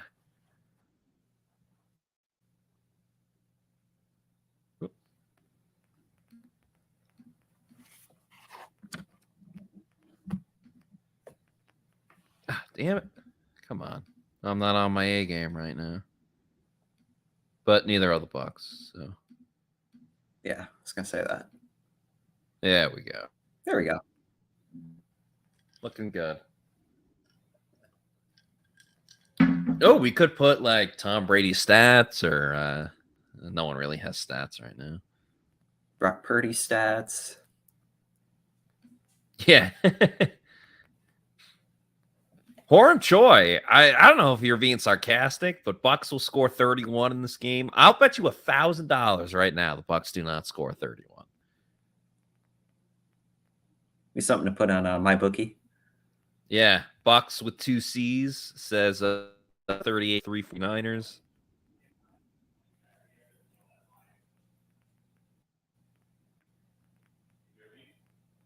At least Leftwich knows we have to score more points than the other team. Brian with the best comment of the day. Oh. That is funny. Yeah. Grizz put up the comments of everyone crying in the first. Are you talking about like last game or? All right, let's see. They're reviewing. And it's a touchdown. Bucs down 21-0. What a roller coaster of emotions. Yeah.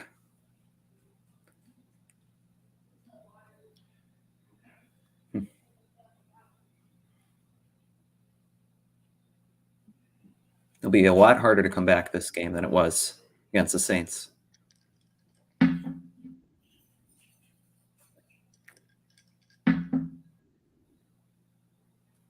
Way harder. Yeah. I mean, you're talking about a defense only giving up 15.8 points a game. Yeah.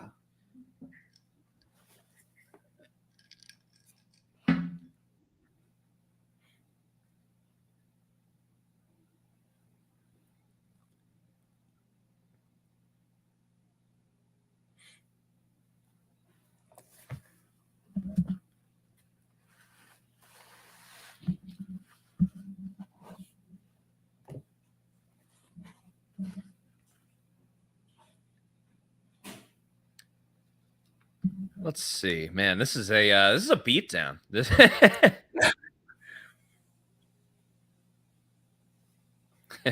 MJRVI, the ticker should have 3 and outs, first down runs, and screen counter. Hey, you know what? This game, it's really looking like a blowout. There's not a ton of like inside analysis we can kind of give with that. Let's have fun with this. You guys let us know if if you want certain stats, certain things on there, and we're happy to put them on. Frank G, what am I drinking? I am drinking a Celsius watermelon berry flavor. I will pour it as well. I'm not lying. This is what I'm drinking. As much as I want to mix in a stronger drink right now. Yeah, Pirate Republic in the second half. Yeah. Might be key. Devin Tompkins runs it out. Couple moves. Hey, at least he's like going for it, you know? Yeah. So yeah, let us know if there's any specific stats you want us to put up, and we will. Jack, good point here. We can hurry up offense now.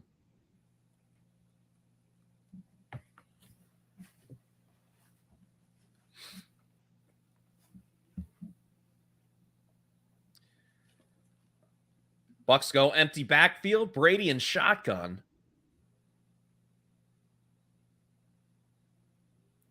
And it's a screen play. All right, one for the counter.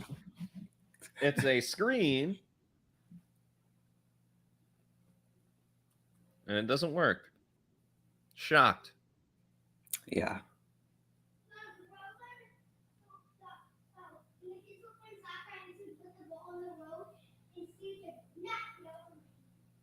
On this play, they have Cam Brayton in there. Of course. Well, haven't seen any Cade Otton, Why throw it to Cade Otton when he's been instrumental in 2 of your last 3 wins? Hey, Julio with the catch. There you go. Yeah. Why be instrumental? Why use Cade Otton when you have Cam Brayton? I think he's pacing like all rookie tight ends in pretty much every statistical category.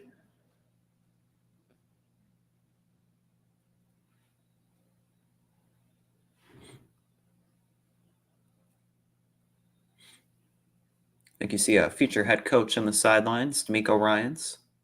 Yeah, you 49ers think so? defensive coordinator. Yeah.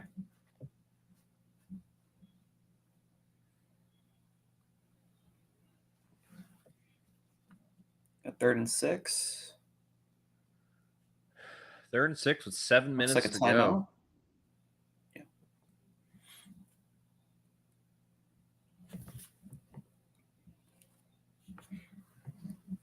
So I have to ask you here. Yeah. Not talking about the Bucs and the Niners, but some World Cup action. Yeah. I heard you talking with Josh about placing like some underdog bets. Yes. How have you enjoyed it so far? The underdog bets, I thought they were fun. I did. So the Argentina game, I did Messi over 1.5 shots or something like that. and the goalie for the other team over 3.5 saves. So Messi hit the shots easily. I mean, he scored a goal, so that's one shot right there. The goalie only had 3 saves. So I was like, damn, like I just lost on that one. The next one was England-France, and I did Mbappe, the French guy, over 1.5 chances, like chances created, and then Harry Kane, 1.5 chances created. And I don't understand exactly what the chances created means. Like, is it you set up a good pass and the guy shot it and the goalie made the save? Like, I feel like that's kind of a fluctuating, like in basketball, like the assist, you know, if you pass it to a guy and he hits a layup 2 seconds later, it counts. But if you pass it to a guy, he dribbles 10 times and then shoots it and scores, you don't get the assist there. So I feel like there's a real gray area with the chances versus a shot's a shot, you know? So I think I'm going to stick more with the shots and the saves than anything else. But have you been watching? I've really been enjoying it. Yeah, it's been great. A lot of good action that Argentina game. Yes. And then like the ending with the penalty kicks, like that was wild. And I want to see Messi like win it now because you know this is probably his last tournament, right? And I mean, assuming France is going to beat Morocco, right? I would think so. Yeah. What's the other game? Argentina, Croatia. That's a pretty good matchup. Yeah. Croatia's stingy, man. Croatia is tough.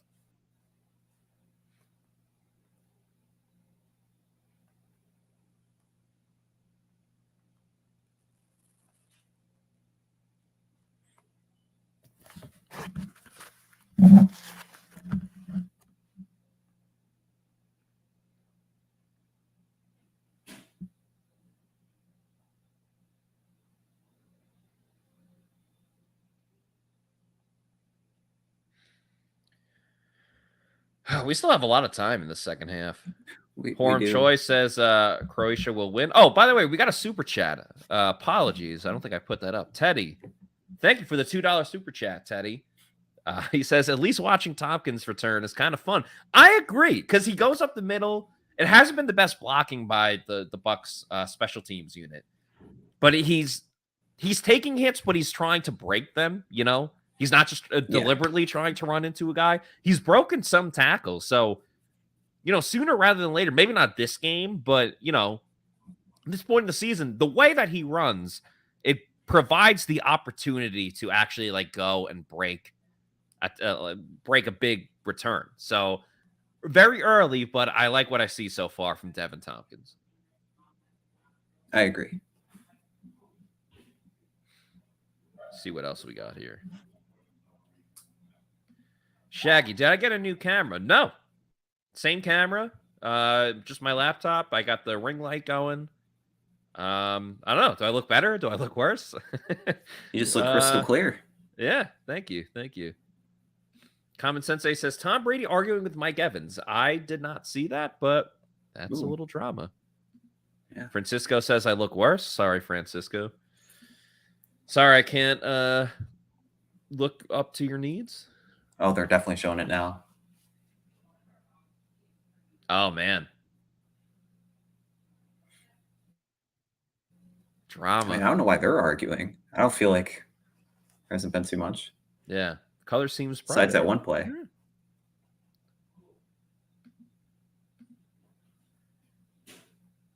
Carlton Davis, good coverage on Brandon Ayuk. Not much from Ayuk today, but not that they really needed it.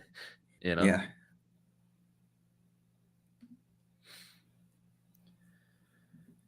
Man, this is a tough one. A lot of Brock Purdy's dad today, not too much of Tom Brady Sr. Yeah.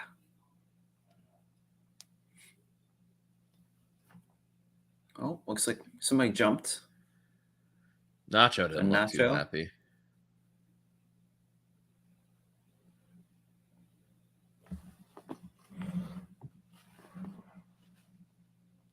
Yep. This will be a 2nd and 5 here.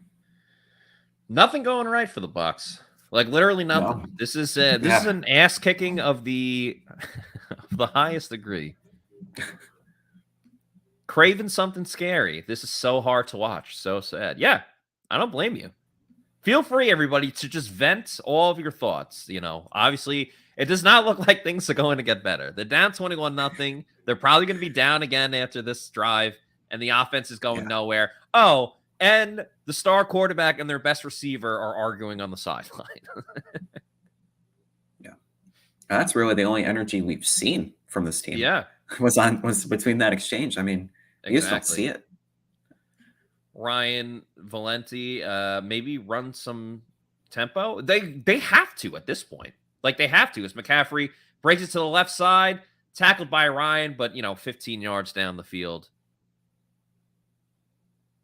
One guy I'm impressed with for the Bucs. No, this is bold take here. Logan Ryan. It seems like every play he's around the ball this game. Yeah, well, I hear you, but part of that is because McCaffrey's 10 yards down the field. Marquise Gooden here. What time does the Bucs play? Is the game on yet? Yeah, they apparently have not adjusted to the West Coast time because it's been bad. I mean, to be fair, like logistically, like going across the country after a short week, like playing Monday night. But Kevin L says Logan Ryan is chasing someone on every play. That is very, very true.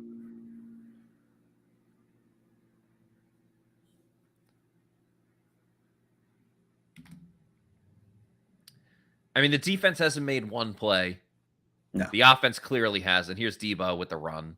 Oh, is that a ball! And just as I say that, the Bucs get the ball. Was he down? Hey, he jinxed it the right way. Is Deebo hurt? Oh, no. He's grabbing his knee. That probably explains why he fumbled it. Yeah. Oh, that sucks to see. Deebo's one of the best players in the league. Yeah, Nacho landed right. Oh! That is not pretty. Oh! Ooh. Oh, that's not good. Oh. That's hard to watch. Oh, man. I hate seeing that. Yeah. I hate seeing that. Typically, I like when the Bucs get a turnover, but not in that situation. I was hoping it'd be a better play so I could put up the Pirate Republic logo and say, fumble! And it does look like the Bucs will be getting the ball. Nonetheless, we haven't talked about Pirate Republic yet, so we're going to talk about it right now. Pirate Republic, of course, is the exclusive beer and the official beer of PewterReport.com. They are based out of Nassau, Bahamas, and now invading Florida just in time for football season. Beer brings people together to celebrate life. That means celebrating life in the spirit of the original pirate code, a sense of belonging. They have a couple different beers. The Long John Pilsner is perfect for tailgating or having fun at the beach in the Florida sun. That's my personal favorite. That's the red can that you can see in the bottom corner. The Take No Quarter IPA is the best IPA that you'll drink. 7.2% alcohol as well. So you really just need one. You're good to go. You can also drop an orange slice in the Golden Haze Piracy Belgian wit beer and enjoy that pirate life. That's in the gold can. Pirate Republic beer is available at participating retailers like Total Wine and More, Lucan's Liquors, Party Liquors, and ABC liquor stores in the greater Tampa Bay area. And they're expanding across the state of Florida. I get my Pirate Republic beer at ABC Liquor. So live life on your terms and drink like a pirate with Pirate Republic beer. Man, I feel so bad for Deebo. Yeah.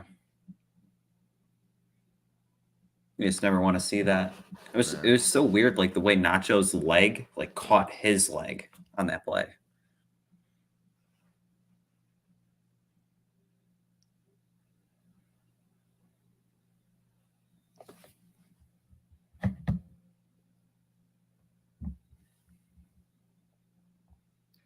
Does this open the door for the Bucs, though? That's we got to be asking that. Yeah. Like, can they do anything with it, I guess? It's not the way you want to see momentum swing, but right. Eventually. At this point, the Bucs cannot be beggars. Yeah. But it did look like they were stretching his leg out. He's on the cart. Damn. I'm being carted. Yeah. That's tough, man. He's never going to play running back again. That's also a good point. Right? Because that was a big point of contention in this offseason, during training camp, Now that they got McCaffrey, might spell the end. What's up? Now that they have McCaffrey, might spell the end for Deebo, because McCaffrey, now he can be that versatile guy while Deebo is just a receiver. Yeah, that's true. Man. Yeah, it's gut-wrenching. Such a talented player. Yeah. Hopefully it's not as bad as we all expect it to be. Like Tristan Wirfs, we thought the season was done, and it looks like it's only going to be 3 to 4 weeks, so... This is a crucial moment of the game for the Bucs. They get the ball at halftime, so conceivably, if they score on this drive, hold the 49ers and get the ball at the half, as they get extremely high snap by Robert Hainsey, but Rachaad White heads up the field for about 5 yards. Yeah.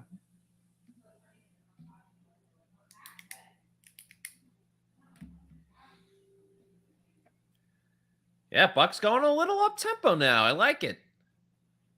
Pushing the envelope. Brady looking to his right. Dumps it off to Rachaad White. Breaks one tackle. Will end up about a yard short. It'll be 3rd and 1.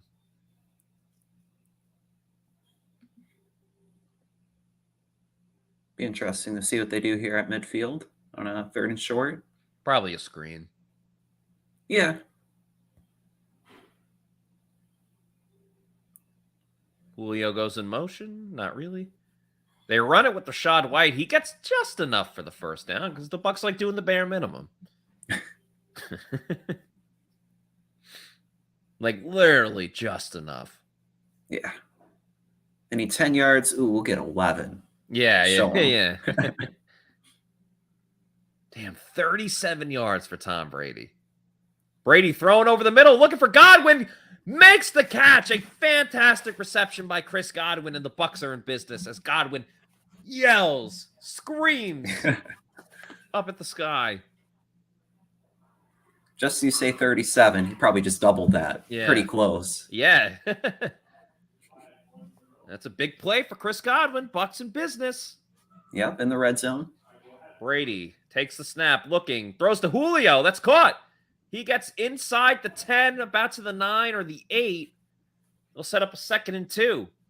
Yeah.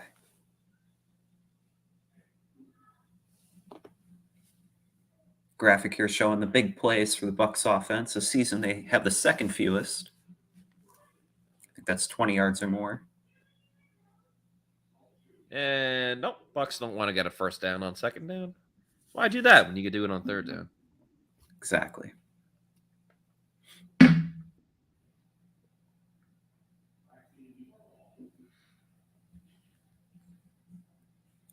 Cade Otton is in the game.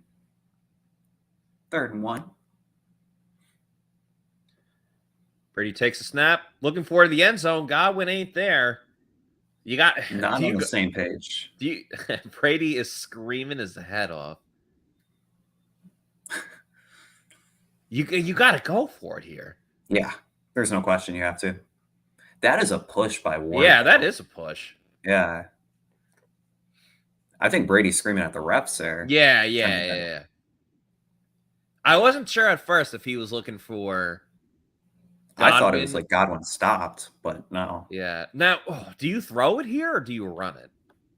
I think he puts the ball in Brady's hands. Yeah, it's a long one. Oh, he's got Evans. Oh, and he underthrew him. The pain. He had him. Yeah, he had space. He beat Just him had right full at the body line of level. scrimmage.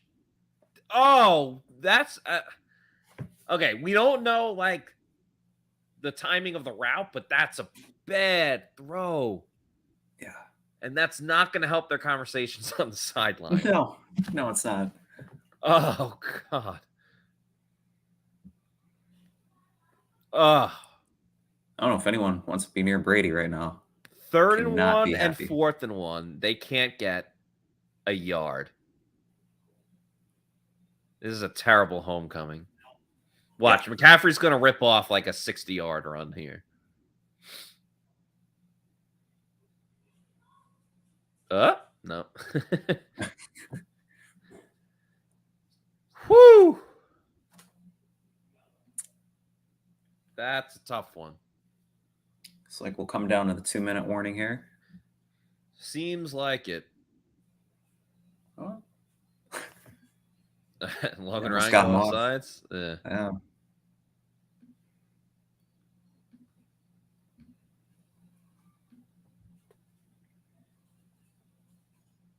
Yep. Goes to the 2-minute warning. So that gives us an opportunity to talk about pin chasers. A variety of locations, couple different spots there that you can see on the screen. They have one in East Pasco, Zephyr Hills, Midtown, and Veterans. There's one pretty close to the Avon Training Center where the Bucs have their practice facility. It's a fun night out with friends and family. Different deals every single night, from all-you-can-eat pizza to dollar beers to all-you-can-bowl. The food's great. Very underrated, from the pizza to the nachos to the chicken tendies. They serve brunch on the weekend, too. How awesome is that? Get some bowling in, get some brunch at the same time. You can book your kid's birthday party there. They obviously have the bowling lanes, but they also have a video game room, an arcade area, so the kids can bowl and play some video games, too. Like I said, it's a fun night out with friends and family. So go to pinchasers.net, see what deal they have in store for you, because they have a deal for everyone. And it's a little last second now, but if you want to book your holiday party, they host a lot of great events there. Maybe you're just having a company outing. It doesn't even have to be a holiday party. It doesn't have to even be in December. If you do a company outing, I don't know, in the spring or the summer or whenever, it's a great spot to host events. The Bucs have hosted a lot of different charity events there. Donovan Smith, Lavonte David. So make sure you check out Pin Chasers and go to pinchasers.net to see all the different deals that they got going on.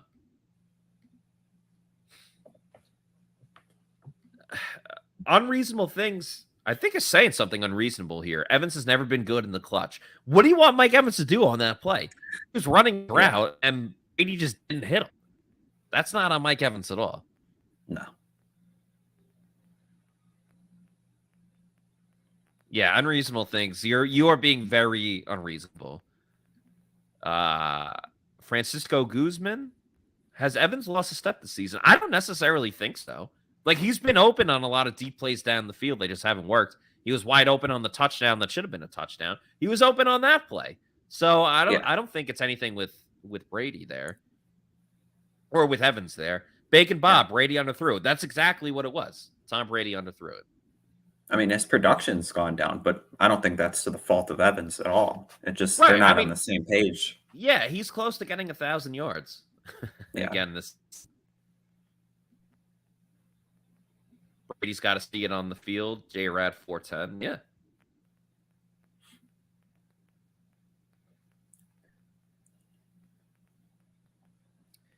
McCaffrey runs, gets a first down. So looks like the Niners just kind of going to bleed out the clock here. Maybe they have 2 timeouts, so, they could run a play. Did want to mention Bucs are down a defender. Zion McCollum, per Buccaneers communications, is being evaluated for a concussion. Damn. Yeah. So just bad news continues. It's kind of the theme here. Yeah. Obviously not having Vita hurts. Purdy, plenty of time. Looking, throws, caught by Ayuk. Jamel Dean's not there, and Ayuk gets out of bounds, so Bad to worse for the Bucs. I mean, Purdy's looking like an all-pro. Yeah, he's looking great. Yeah. 28-0 in 60 seconds. We can't get pressure. No pressure. Nope. Outside of the first play of the game, no pressure. This might be 28-0. Might hit 28-0. This is inexcusable. The Tampa Bay screeners. Like it.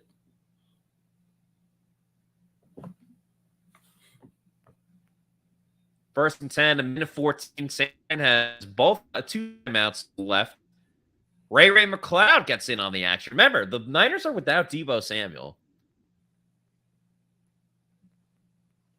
Purdy for MVP.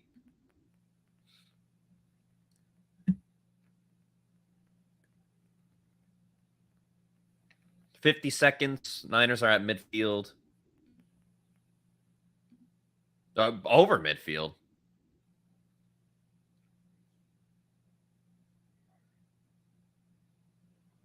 At like the 44. Looks like the Niners call their second timeout. Curious why they waited a couple seconds. Maybe they didn't like what they had. As Gronk comes up on the screen, that's exactly what every Tampa Bay fan wants to see, is how much they're missing Gronk.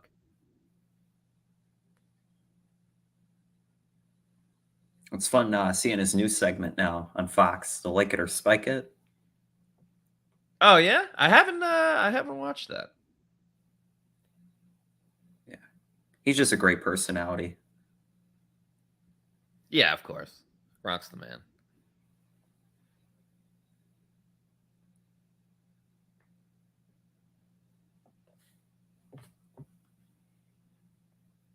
See, but the 49ers are doing what the Buccaneers haven't this season, like being aggressive. Like in this spot, up 21-0, like they're not letting their foot off the gas here.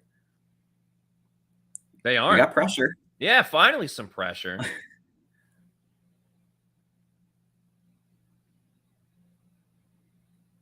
Some White there, Devin White. Get a live 45. Yeah.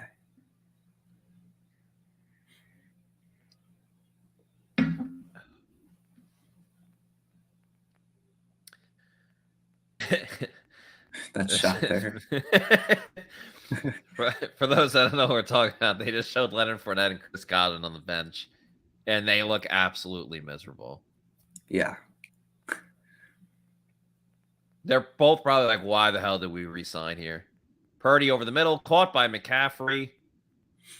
That'll set up a third down with 30 seconds to go. Remember, the Niners do have one more timeout. I guess they're going to use it now. No? Yeah. Interesting.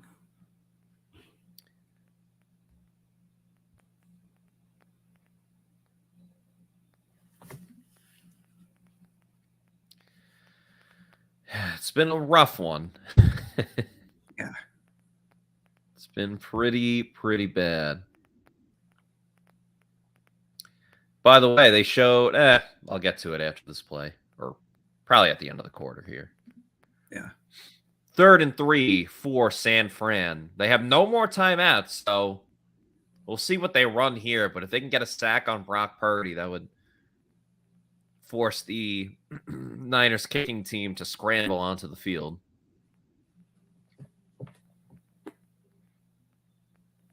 Niners going no one in the backfield. Purdy looks, fires over the middle. It's intercepted by Anthony Nelson, the outside linebacker. There's a flag on the play. Let's not get too excited yet. But Anthony Nelson drops into coverage. And who thought the meaningful interception streak would have ended with Anthony Nelson getting the interception?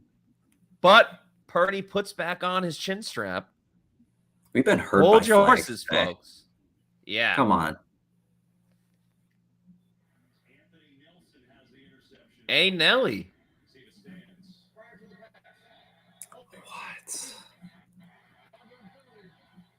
Come on. You don't even have a number?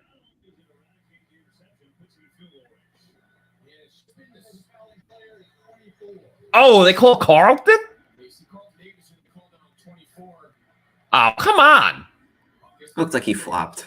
Yeah, he Give us the fell. interception. Come on. He fell there. That's a bad call. Yeah. He put his arm on him and he's just like,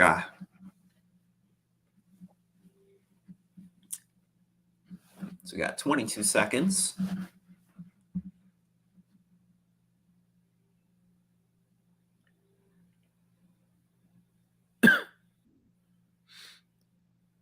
Oh, man, that one hurt. I mean, not as bad as like the Evans thing. He's wide open. He's wide open. Brandon Ayuk is wide open. Put a fork in him. I'm shocked. I'm not shocked they're down 28-0. I'm shocked that Ayuk was left wide open with no timeouts and like there's 15 4 Bucs seconds to defenders go. in the area, but they were just like behind.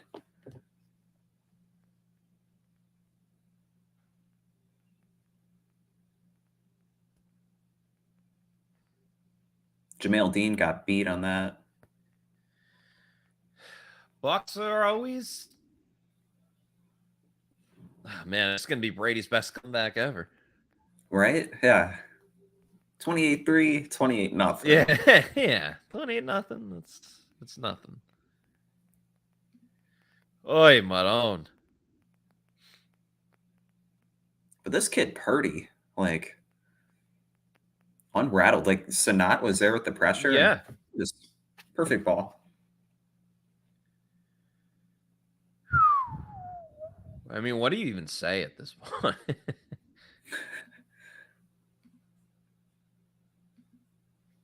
$28-0. Poor Tom. Yeah.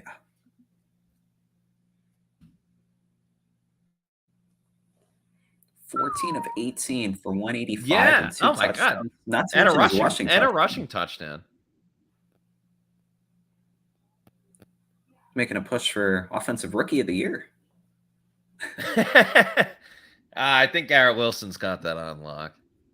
Well, for the NFC. Of course, Garrett Wilson. But, Yeah. NFC. I mean, Christian they're- Watson. Yeah. Yeah.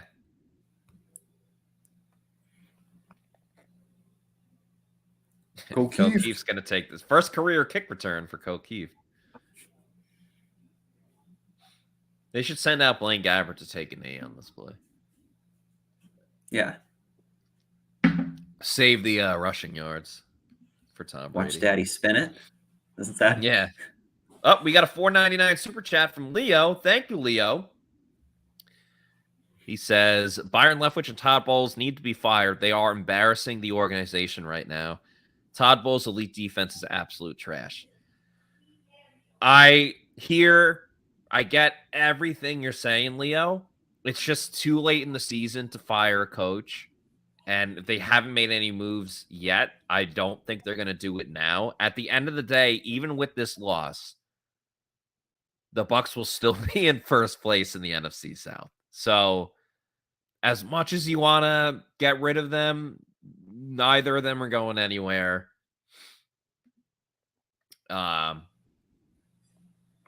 So I get what you're saying. I don't even disagree. Leftwich has definitely got to go. But like, what's going to change? Well, what's going to change? Now you're in December, you know, you're going to have 5 games after 4 games left to get everything right. So, but appreciate the comment. Yeah. It's definitely not looking promising, especially for Leftwich. Like, I can see him gone. Bowles. Yeah, he's out of here. Yeah. The Glazers typically give their coaches a second season. I mean, they gave Lovie Smith a second season. I see. Right. At Bowles, they probably give a second season. Now, if the Bucs were to lose out, which anything's possible, they got Cincinnati next week, Arizona on Christmas, and then Falcons, Panthers. I forget which order, if it's Falcons, Panthers, or Panthers, Falcons. But either way, yeah. If they lose out, I think you could see everyone go. True. I think what they need is like a young offensive mind, like in the realm of like a Rams or 49ers assistant. I mean, you've seen it in seasons past what that's done. Getting a guy like that as offensive coordinator. But I'm completely in agreement with you. All right, that's going to do it for the half. Bucs are down 28-0 in a blowout of a game. We still got a long way to go. Adam, we're going to give you a little bit of a break. All right. Josh Capo might be joining us. If not, I will just be chatting it up with the crowd, the Pewter people that are watching this today, and appreciate everyone with us. Feel free to let all your anger out. In the meantime, I am going to talk to everybody about, where's the graphic? Walk-ons. Walk-ons is an awesome place to go to. There's one in Wesley Chapel. There's also another in Midtown near me over closer to where I live. We have the Pewter Tailgate show over at the Wesley Chapel location. Next week, it'll be at Midtown for Bucs versus Bengals. We'll see if the Bucs can get back on track in that one. But a ton of great deals over at the walk-ons. The happy hour especially. The food is Cajun style or Creole, but they have a little bit of everything. You know, I've had their prime rib there. The wings are awesome. The happy hour deals, I would definitely recommend going on Tuesday because they have the happy hour deals literally all day long. Not just your typical 4 to 7, so you can get a 22-ounce beer for the price of like a regular beer. Specials on wings and other appetizers, fried pickles, if you're into that. So check out walk-ons, whether you're closer to the Wesley Chapel or the Midtown one. Great food, ton of TVs to watch, all the different sports going on. That is walk-ons. Oop, don't need that. There we go. And I'll bring up the ticker tape again. Change it over to halftime. There we go. Wonderful. All right. Tell us how you're feeling, Bucs fans. I know this is really, really bad. So can they turn it around? I think this game's done, but like you at least got to take a step in the right direction at this point. As Shib says, dang, that sandwich looked good. It is good. So, yeah, please go to walk-ons. Brian Shaw talking about the Bucs play. This is utterly disgusting. Peter Bricks, thank God I'm at work. Yeah. I don't know how many more people are really going to be watching this game, though, as bad as it's been. Frank G, I can't wait to see what SR's going to rip the Bucs. Yeah, we will have the Pewter post-game show. Scott will be on. And yeah, it ain't he ain't gonna be nice about it. Brad Perkins, I'm not watching another game this year. Brad, weren't you at the game? It's a tough one, man. Brian Jukic? Brian J, we'll just say. Brian Jukic?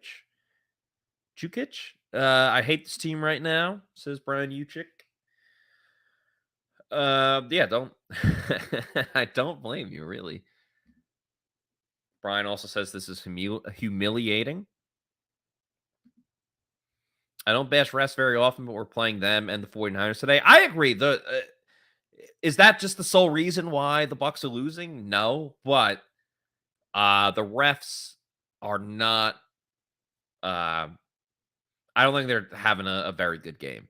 It was a bad roughing the passer penalty on Keanu Neal. The touchdown of Christian McCaffrey was very, very questionable.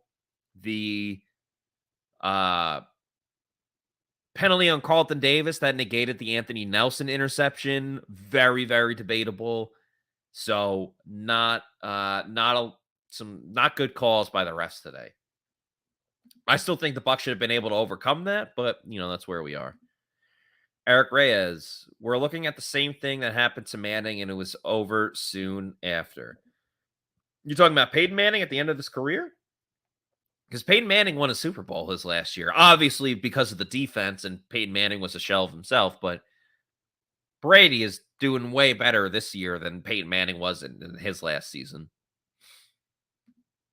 Xi Jinping, the coach is getting exposed. I would say so on both sides. Like, this is just ugly everywhere. Wifflehead, great logo again.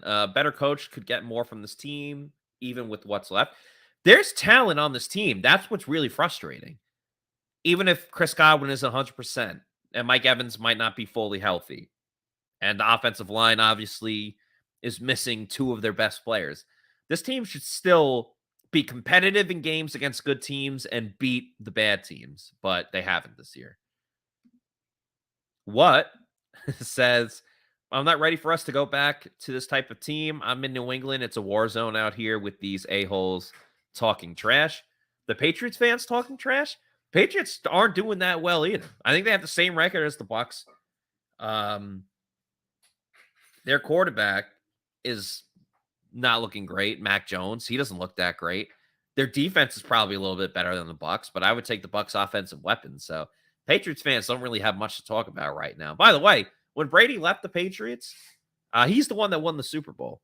The Patriots were the ones that got blown out by the Buffalo Bills last season. So, and I don't even think made the playoffs that year that the Brady and the Bucs won the Super Bowl. So, I don't know. Take it in stride. Shib, the refs are awful. Xi Jinping, no accountability. I agree. No accountability at all. Brian, not loving what the refs are doing either. Refs have been game-changingly awful as well. Game-changingly awful. Well, obviously that last touchdown, that would have changed a lot of things. The holding on Donovan Smith, kind of go either way there. No one had Tom Brady and sucked. Well, yeah, the Evans thing changes a lot because Evans scores 7-7. You got a little more pep in your step. Common Sensei saying to Brian, I expected to lose, but not by 40 points like it's college. Yeah, this is like if like a prime Stanford team with Andrew Luck was playing against USF. No offense to the USF fans. Bucs look old and slow. I think the Bucs hire half their people on race and sex and not merit. I completely disagree with that comment there. I mean, Todd Bowles is a great defensive coordinator. He's been a head coach before. They want to give him another opportunity. I don't think that has anything to do with that. Lori Locust is a great assistant defensive line coach. So I strongly disagree with your comment there. Chris Hobson says, who cares about the refs? This team stinks. Very true. Robert Farmer. I guess Robert's a Patriots fan, I guess. I miss Bill Belichick.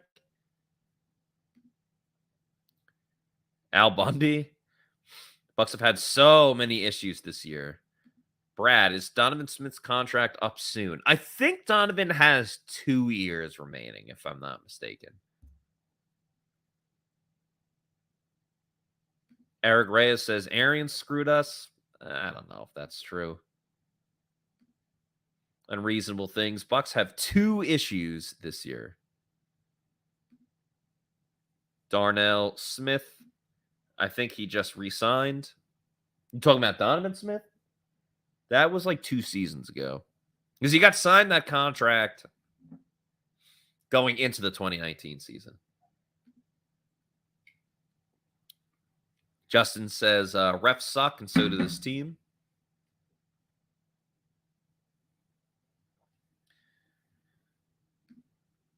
If Donovan Smith isn't gone by next year, I'm not watching. MJRV, that was what that said that. MJRVI, being in first place is hurting this team. False hope and no change for the staff players. It definitely does feel like a false sense of hope. I get what you're saying there, MJRVI. Brian Shaw, I honestly don't enjoy watching this 45-year-old Brady anymore. He is a shell of his former self. I mean, he's certainly not prime Brady. He doesn't look like the Brady of last year or the year before. I still think this team can win with this Brady. I don't think it's all on Tom. Yeah, he made a bad throw to Evans in the end zone. So, yeah. The Bucs are bad enough as it is. They've gotten screwed on a few huge calls. That's true. JRAD 410 expected this loss. I don't believe Niners are this much better. Interesting. They look great today. Brock Purdy looks exceptional. So we'll see there. Shib could be 21-7 if not for that BS holding call. Could have been 21-14 with 2 touchdowns for Mike Evans.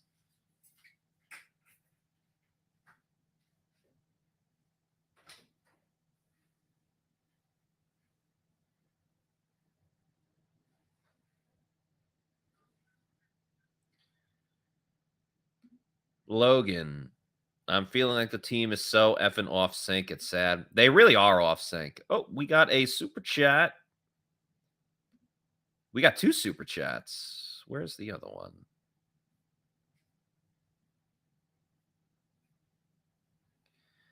Leo, thank you for the $1.99 super chat. Bowles has to be fired. Team has 0 energy. Again, he's not going to be fired this year. Let's see how this season plays out. I'm not saying they're going to turn it around, but if they lose out, probably would get fired. If they make the playoffs and win the division, staying on as coach. Grand Fisto, thank you for the $4.99 super chat. When a super talented defense is getting destroyed like this, there's definitely a problem with the coaching. Yeah, I think there's something to be said about that for sure. The only thing I would counter with is, and this is a bad game. There's no sugarcoating this game at all whatsoever. But you can't look at just one game and say this team's cooked, they're smoked, this defense is done. Because they've showed up big in a lot of games. It's really the Chiefs game and this game where they've really been taken to the woodshed.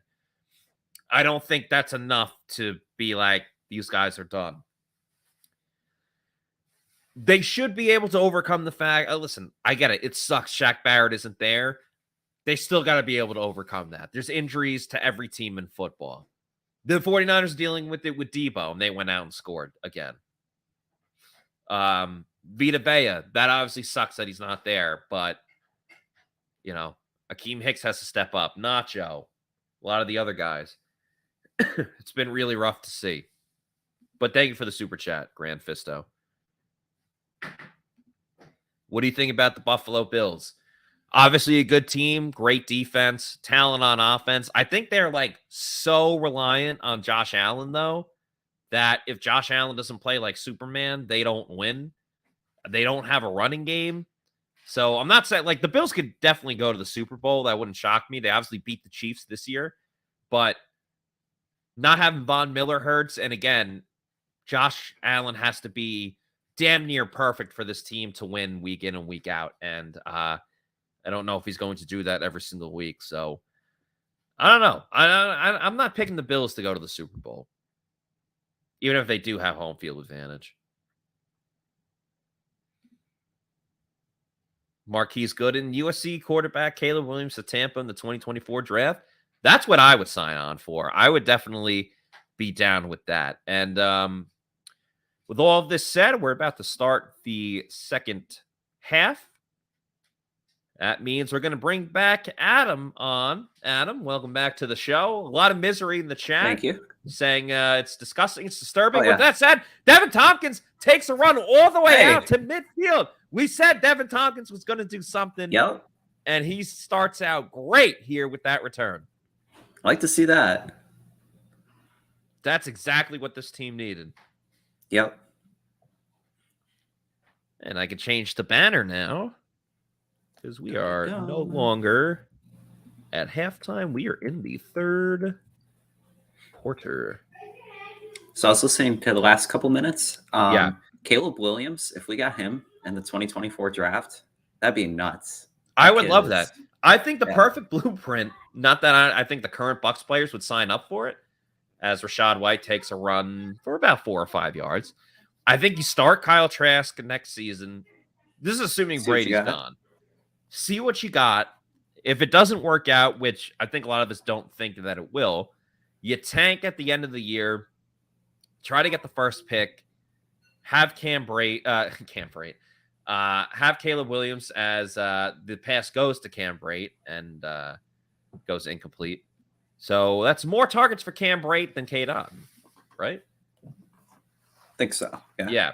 But anyway, you draft Caleb Williams, you bring in a new coach, offensive coordinator. Yeah, he was shaking that hand after. Got hit in the helmet by a 49er. 3rd and 5 for Tampa Bay. Can they take advantage of the great field position sparked by Devin Tompkins?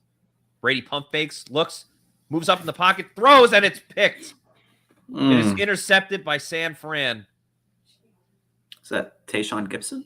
Yeah. Rachaad White at least if you're going to throw a pick, you might as well have Rachaad White, who plays special teams, in there to guide him out of bounds. So 49ers will have great field position. And this is disastrous, Adam. Absolutely disastrous. This is... Bailey was questioning watching the second half. Yeah, I saw what he said. That was funny. I mean, this is brutal. Now Brady's hand. That'll be another little subplot. What's up with that? I think Brady goes out for another drive. They score a touchdown, and then he's like, all right, I'm done. Like, my hand's hurting me. We're getting our ass kicked. Do you think he comes back out? I don't know. If they score another touchdown here? I mean, he's in his hometown. He's got to score at least one touchdown. True. Yeah, I don't know.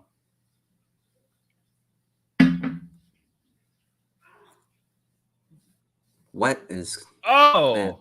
That would be cool if the O-line called. Yeah.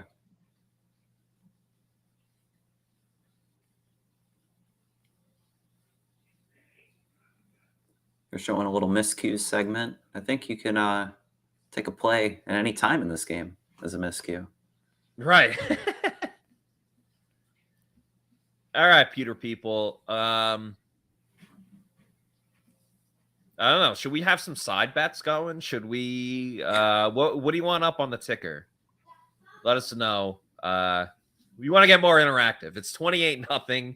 Things are not going well. Christian McCaffrey is about to score another touchdown. McCaffrey to the 10, the 5, touchdown. It's 34-0. Christian McCaffrey scores a touchdown. Disastrous game. It's 34-0 going on 35. Hey, we still got a whole second half too. Yeah, it's 35-0 with 14 minutes to go in the third quarter. Led by Mr. Irrelevant. Yeah. Now he's pretty relevant. He's playing unreasonable things. Says, I want a total shutout. This is the kind of game where you just bury the football after, you know? Yeah.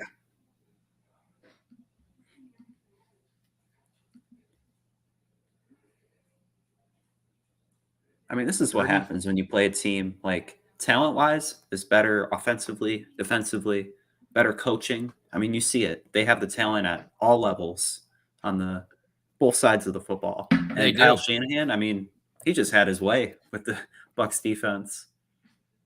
Common Sensei says it's going to be 73-0. I think that's the NFL record. Is it? The Washington back in the 40s against the Bears. Shaggy brings up a good point. Like, Fox might switch this game because it's so bad. They did it for the Vikings and the Cowboys a couple of weeks ago, but we are in a Tampa market, so I think they would still play the game because it's a Tampa market. But I'm curious, like, those That's watching anywhere that's not in San Fran or Tampa, I think the Seahawks-Panthers game is like kind of close. So, yeah.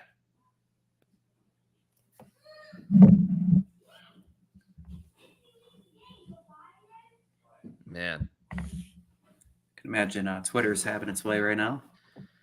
Yeah, it's getting like that for sure.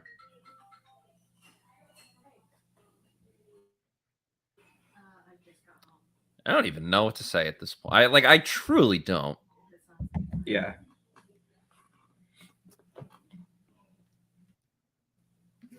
Ken says Todd Not Bowles much is a to lame really duck analyze. coach. Oh, since we have some delay in the game, let's talk about Celsius, the presenting sponsor of the Pewter GameDay show. A ton of great different flavors, 7 essential vitamins, 0 sugar and no crash. That's obviously really important. This is the healthy version of an energy drink. Ton of great flavors. Go to Celsius store locator. Find out where you can get a Celsius near you, your local convenience store or bodega. And of course, if you know you love it, get it in bulk. Get the variety pack because variety is the spice of life. You can order that over on Amazon, have it sent to your house or apartment every 1, 2, or 3 weeks, whenever you want it sent.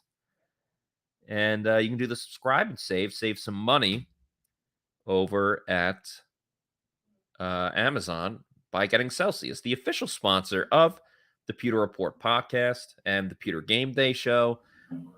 Celsius is getting me through this live stream. I'm enjoying talking to you, Adam. But this game sucks. This game absolutely sucks. It's been the hardest game all season to watch. It really has.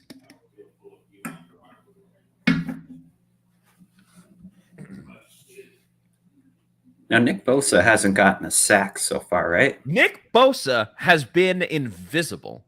Yeah. And that's the scary part, Adam. He's been invisible. He had 3 sacks last week. I was looking it up. He's had sacks in 10 of the 11 games he's played, but he hasn't done nothing. Nothing. Nothing. Yeah. All right, Brady's still in. So, honestly, I think maybe he plays the third quarter, and if the Niners score again, then it's curtains. Brady drops, pump fakes, throws it to Fournette. He gets hit. Oh, Fournette's gonna get in a fight.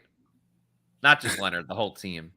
Why not? At this point, you're angry, you're pissed, you're getting hit excessively.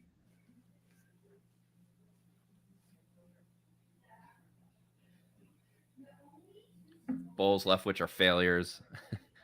Tompkinson, Camarda are the only players.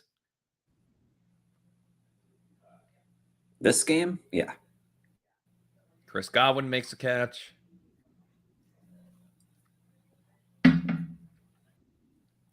This is up there. The Bucs Saints game 2 years ago when they lost 38-3, I think is probably the worst loss that I've witnessed for the Bucs. This might top that.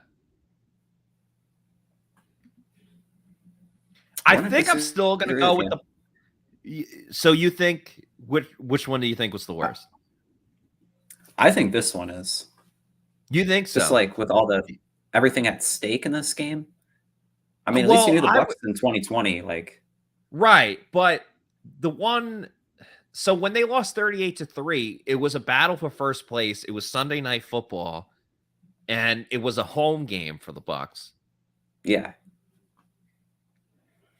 Oh man, Chris Godwin was wide open. Yeah, he was. Wide ass open. I mean, this is Brady's return to the Bay, and they're putting up this. Maybe he's like, all right, I'll do you guys a solid. And oh my God, took a shot. Chris Godwin got absolutely smoked. He popped up though. Credit to him for popping up. They're gonna call a penalty on that. Listen, I hope Chris Godwin's okay. If he didn't get hit in the head, he got hit in the chest. Come on, it's football. Oh, he hit him in the chest. Yeah. That's a clean hit. Yeah, his head bobbed a little bit, but it is a clean hit. It wasn't helmet to helmet. They said no foul. Yeah, I mean it's football. It's a clean hit. Jordan Whitehead, former Buccaneer great, got penalized for a similar play. It was a clean play, but they threw the flag because it was in Minnesota. Brady looking, hit, completes it to Cade. Cade makes a catch. Look at that. Man. Brady's only averaging like under 5 yards of throw here. Yeah, Yi Jinping, why is Otton now just getting into the game? They don't throw it to him until the second half. I don't understand why.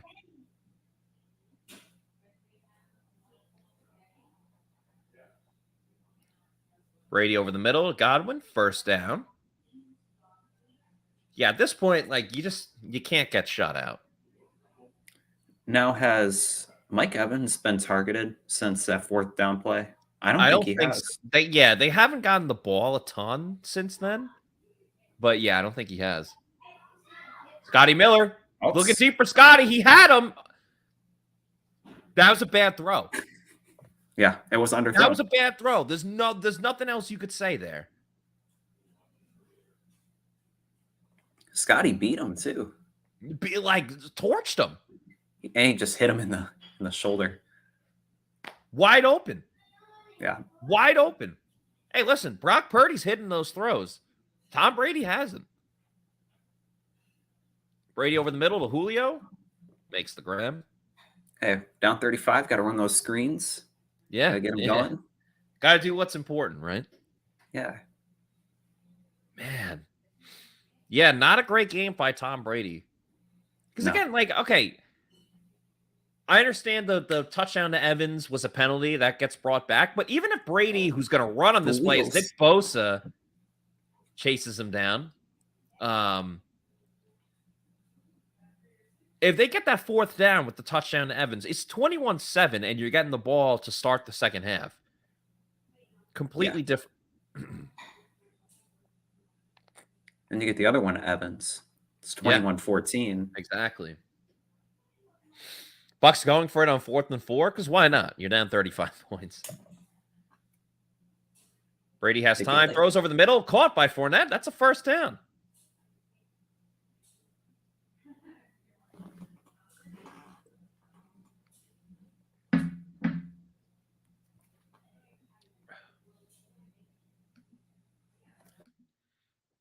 Brady and shotgun. Looking, throws. Why not? It's intercepted. Why not? Mike Evans makes the tackle. This might be the worst game. This might be the worst game of Tom Brady's career. As someone I think there was one game early. I'm sorry? I was going to say, there was one game early in his career. I think it was like 2002, 2003. Threw like 5 picks in a game. But this game is definitely up there. This is awful. What were you going to say? There was something... Oh, someone tweeted Emery Hunt. He works for CBS, for those that might know him. He said, is Brady even better than TCU? It's a good question. All right, what's his official stat line right now? We're not going to pick on Tom. It's just not as Purdy. It's not as Purdy. No, it's not. 33-0 loss to the Bills in 2003. Okay, that might have been the game. Brady, worst game ever. If these coaches are not fired tonight, then it proves the organization gives a crap about the fans. Yi Jinping is out. I don't blame you. Ironically, still number 1 in the NFC South. All-time embarrassing homecoming for Brady. Ouch. Are they firing Tom too? Oh, and add insult to injury, Jamel Dean is out for the rest of the game with a toe injury. Hey, everyone in the chat. We will have the Pewter post-game show after this. As Ramon says it best, everyone is bad. What song should I use for the post-game podcast to best describe this game? As Frank G says, Thunderstruck. But that's like a hype song. Things aren't hype right now. Singing Eminem has a song called Puke. It's off one of his earlier albums. That kind of fits. But feel free to give your song suggestions, and I was kind of thinking for those wrestling fans, Kurt Angle, the "You Suck" is a good one. So, hello, darkness, my old friend. Yeah, that's a good one too.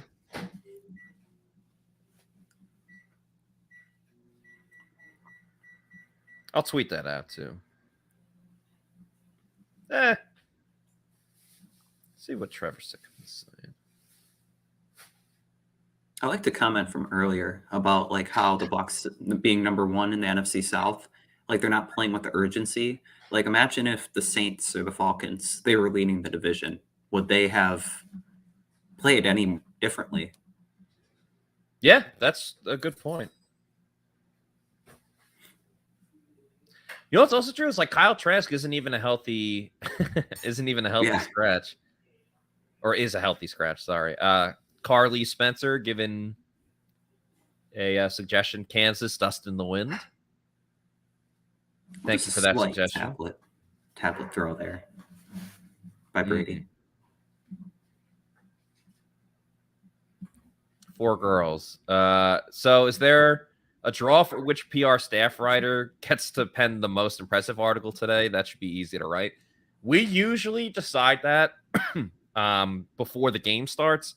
Typically, we like to flip it back and forth between who does most impressive and most disappointing, because you don't want to be the guy that does most disappointing every single week. You know, it's like, oh, hey, like maybe not this year because the Bucs have played all close games, but you know, Bucs win a blow. It's like, hey, Bucs won by 30. Here's who was terrible in the game. You know, yeah, like you don't want to be that guy each week. So we usually flip it. Chris Hobson, Wake Up Dead, Megadeth. I will take that into consideration. So what do we have? Dust in the Wind. Wake Up Dead. Feel free to keep bringing them in. Definitely will. The System is Broken, also by Megadeth. So that's 2 suggestions for Megadeth.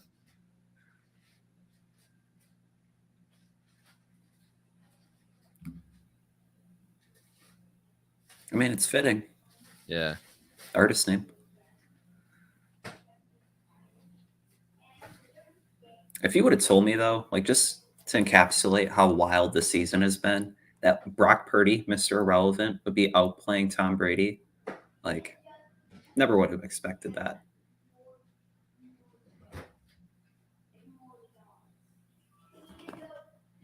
But they do get a stop here.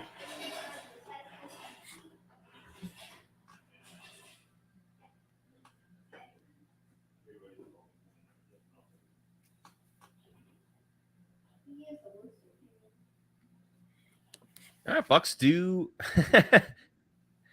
let the bodies hit the floor. Thank you, Rabble Cantu, for that suggestion. MJRVI says everything is awesome for the irony. Tompkins on the return. Isn't that from the Lego movie? Everything is awesome. Can't say I saw it. It's a good movie.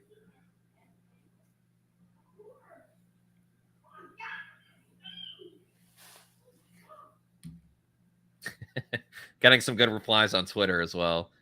Marvin's Room, self-destruction. A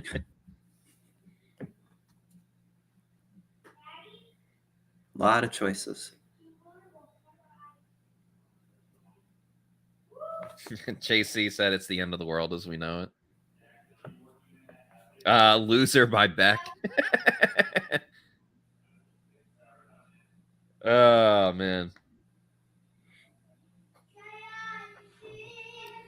Hey, while we're at commercial, and we do have to get into some ads and sponsors, the Bucs can't score any points. They can't put points up on the board. If you have trouble getting it up, check out Age At Age Rejuvenation, we have a lot of interest about erectile dysfunction in men. It's not like my sex life was dormant, but you can always improve. I was having an adverse effect on my marriage and was very happy with the results. We have various treatment programs available to enhance their physical abilities that can improve blood flow and sensitivity. The pulse wave has made it so much better. It's been a significant improvement. The good news was that I heard it from my wife. Stop waiting. Start doing Age Rejuvenation. You know, saying by now, look better, feel better, have better sex using Age Rejuvenation. John Gilmore, former Buccaneer, and typically on the Pewter Tailgate show.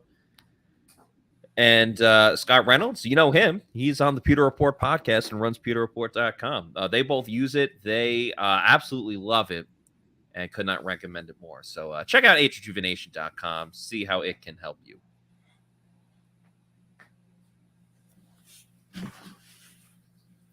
We're still in the third quarter. Man. You know, time flies when you're having fun. I don't know if the Bucs are having fun, so might be going a little slower here. Yeah. All right, we're getting some great suggestions. Break stuff. Ooh. Limp Bizkit, right? Yeah. Loser by Beck. Oh, one guy's a jerk. Says it doesn't matter, we won't be listening. That's mean. Fade to Black. So You Had a Bad Day. The song's called Life is Shit by the Dead Milkmen. Say It Ain't So by Weezer. Hurt by Johnny Cash. That's a good one. Time to Die. Man. Greg DeCruz said Crying by Roy Orbison or Closing Time.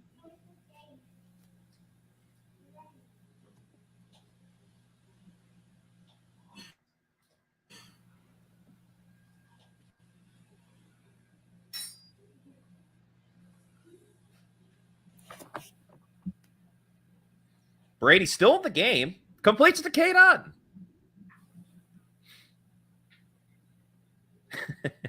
This the under for this game is clinging on for dear life. The under was 38.5. We're at 35 points. Oh, we got another super chat. Cade on again. Cade on. There we go. Now the Bucs are moving and shaking.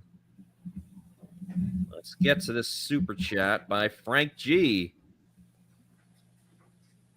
1 second. I can't find it. A lot of comments, so appreciate it. Definitely not complaining about that. Does make it tougher to find some of the specific ones. Warren G. also a $1.99 super chat. Thank you, Warren G. How big of a loss today leads to someone getting fired? Unless they allow 70, I don't think that's going to be the case.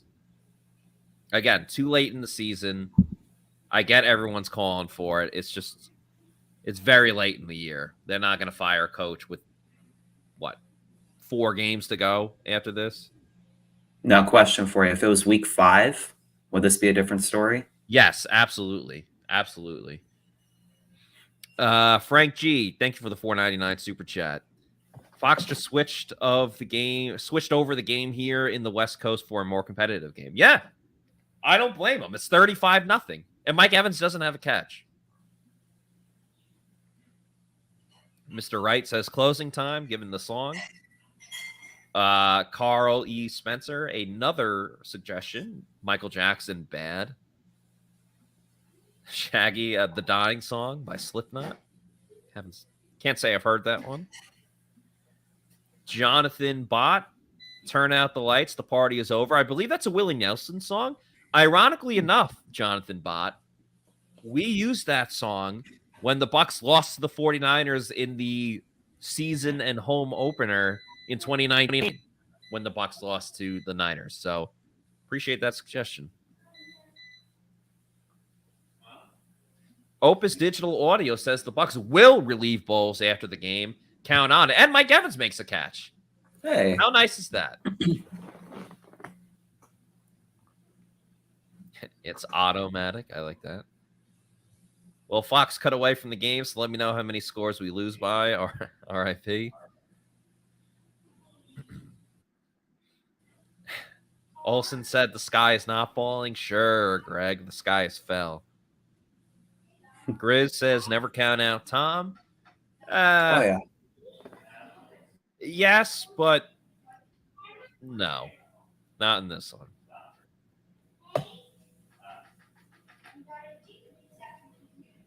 Oh, man, what a block by Lenny there. Brady throws it away on 1st and 10. Looked like Brady was going to get crushed. Yeah, Mr. Wright, does the San Francisco scoreboard go up to 3 digits? That's a funny one.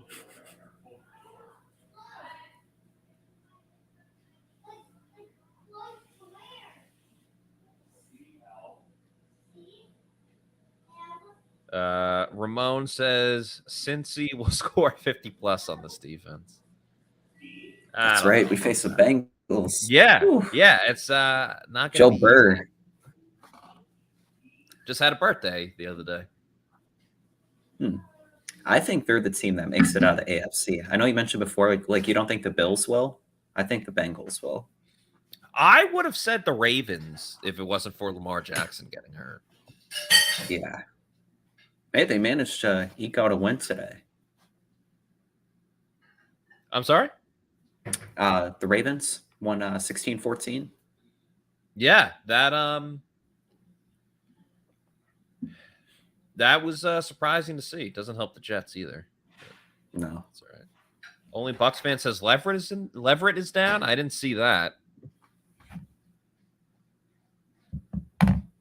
Oh, that was the play that Fournette had that blitz pickup. Vea, Dean, and Leverett hurt. Shaking my head.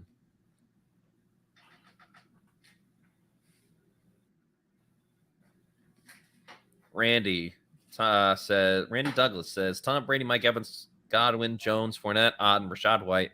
Talent to have a top 10 defense, a kicker, and a punter.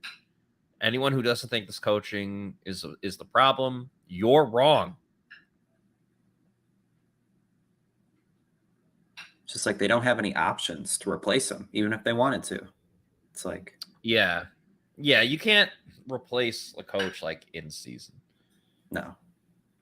I mean, the Panthers did it, but Rich, wait for playoff time. It will be different. It will be a different Bucs team. Domination. Good point by Steve Barker here. Going to be a long plane ride home. Ain't that the truth?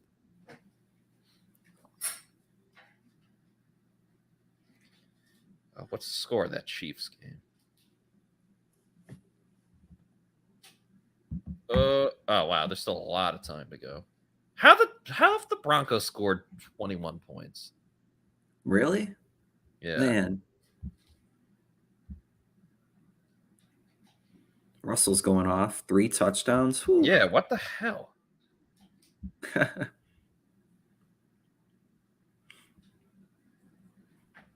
Yeah, the Panthers have a lead. End of the third against the Seahawks. There you go. Okay, the Bucs. I feel like we haven't really talked about the game too much. No. Oh! Late hit there. Yeah, damn, that sucks. Right at his ankles.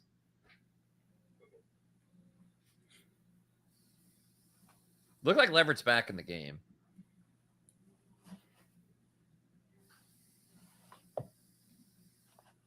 Yeah, false start penalty. Yeah, no big deal. Yeah. James Matt says 76 is a total liability. Antonio Matthews, Panthers are coming. Jim Vigil says Highway to Hell could be the song for the podcast. Sad day when the Broncos score more than us. That's good. Yeah, that's fair. It's a sad day, a bad day, as Jersey Jerry would say. Matthew says my Bucs plus 3.5 bet. Looks like toast. Yeah. Grizz says Fournette is a menace while blocking. Francisco says that he said the Bucs wouldn't score a touchdown today. Julio Jones makes a nice catch. You might be wrong, Francisco. I thought they were just going to take the field goal, make it 35-3. Yeah. But Get some points on the board. Yeah. Like the Carolina game. Doesn't look as bad. Yeah. Brady will probably throw a pick. Oh. Brady over the middle. Almost picked. Looking for Julio.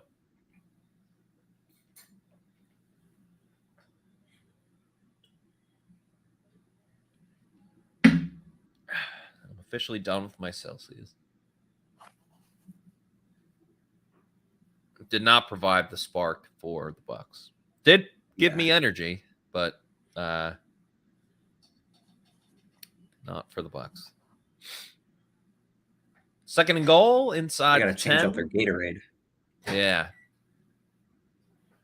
Brady gets the snap, looking, has to move up in the pocket, throws, caught. That was by caught. Russell Gage. It deflected. Gage made the catch, and he's in the end zone. Touchdown. That's one way to do Bucs. it. Yeah. Yeah. Russell Gage's second touchdown of the season. The first, of course, came in the Packers game. Yeah. Goes off of Godwin That into almost the hit the hands ground. of Gage, and It was it's a a nice snag. touchdown. Bucs are on the board, ladies and gentlemen. They are not getting shut out.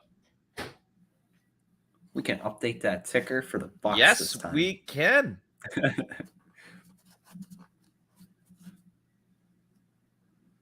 All right, only 4 more touchdowns. Got 17 and a half minutes. Yeah, there's plenty of time. All 3 timeouts.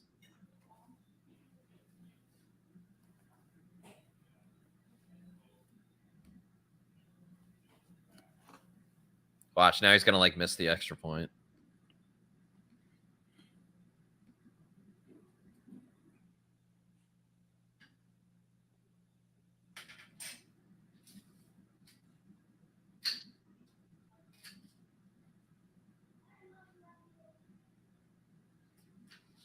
I'm waiting for something where it's like, oh, he was down at the 1.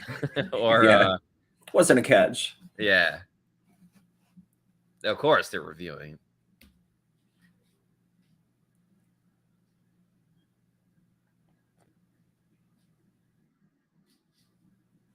The Broncos scored. Ooh. Damn it. They Again? got it on 4th down. Rippion's in the game. Why is Rippon in the game? What happened to Mr. Unlimited? I don't know, but Brent Russell Rippon's Wilson. in the game. Damn it. Huh. 28, 29, 30. All right. Need the Chiefs to at least get a field goal here. I mean, there's 10 minutes to go, so plenty of time. Come on, just say it's a touchdown. It's 35-0. It's 35-0. They're really probably going to roll him down at the 1, too. They are. Don't think his knee They're hit. going to rule him Yeah. down at the 1. These sick bastards. No mercy. No mercy at all. So much for the ticker. That's a sad day.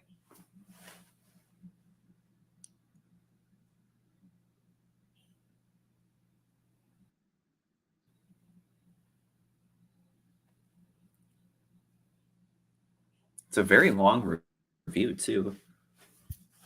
This is such a long review for a simple, meaningless play. Yeah.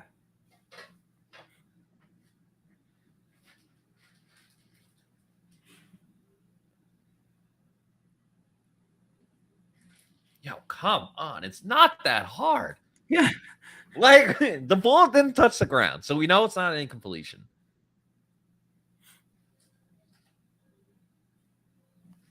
Looks like they call stance. Let's go. Yeah. The ref didn't give a signal. You either go like this or you Yeah. say down at the 1, 1st down. All right, the Bucs score.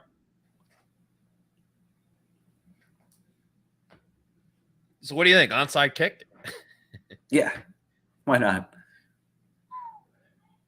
I think at this point you just mess around. You try to do different things. Yeah, why not? the kick is good. The Bucs are on the board, 35-7. Don't call it a comeback. This truly would be the greatest comeback ever. Yeah.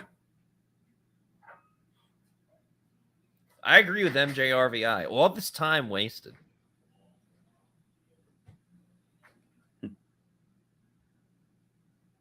Paul Cote never can out 12.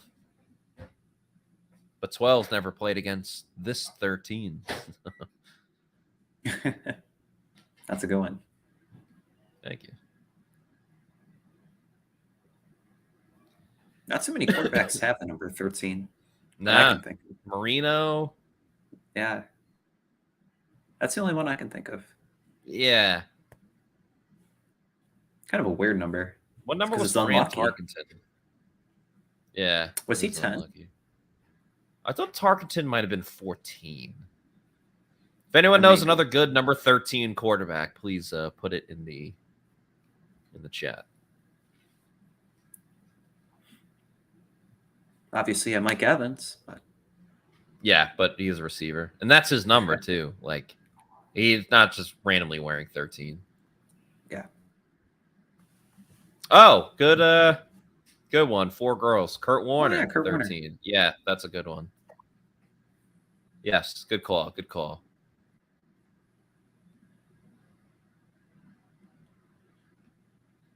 All right. He has some great film breakdowns.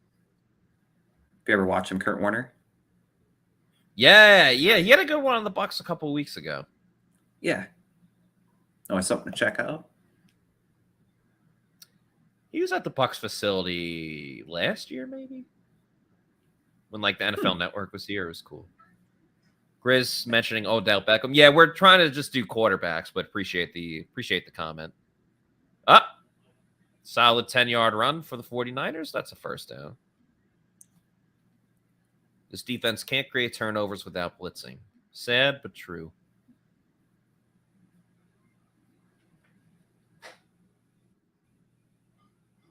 Christian McCaffrey's probably done for the night. Maybe. Probably. Looks like it's starting to rain now.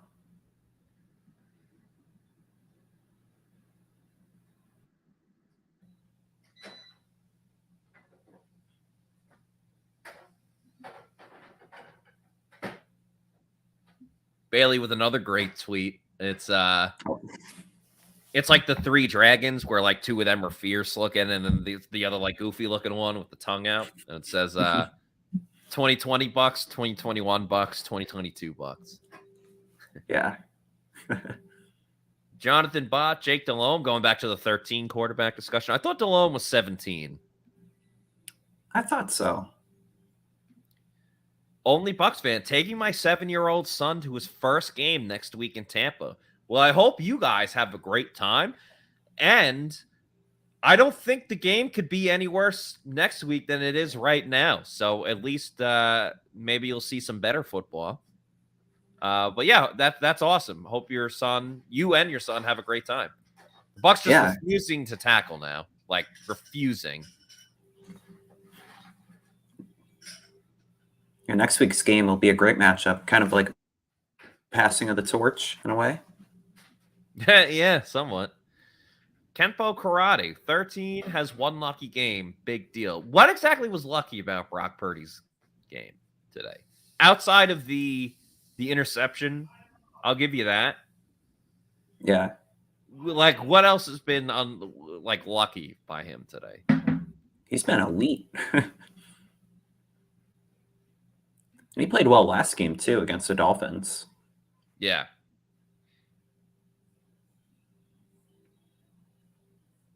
This is Ray McLeod? Yeah. Nice tackle by the Bucs. That'll do it for the... It'll do it for the third quarter.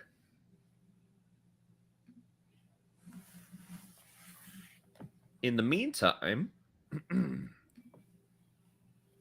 We are going to hear a message from the Seminole Hard Rock Casino in Tampa.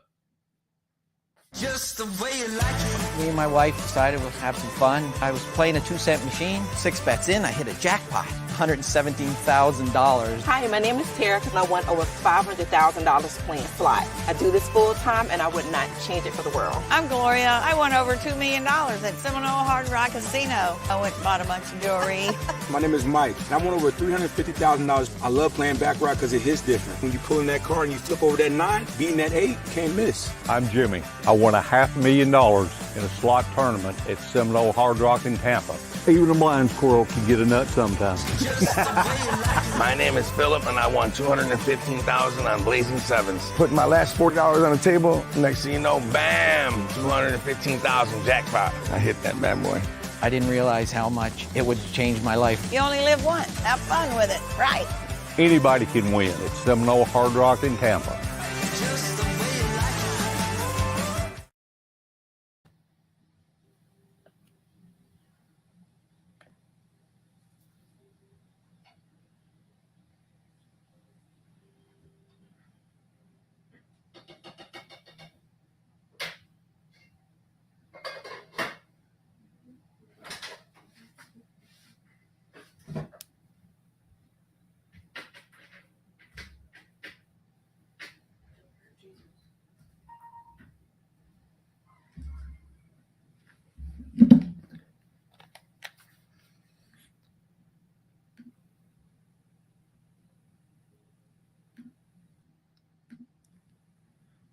All right, let's get back to some of the comments here. Once again, shout out to the Seminole Hard Rock Casino in Tampa. Check it out soon.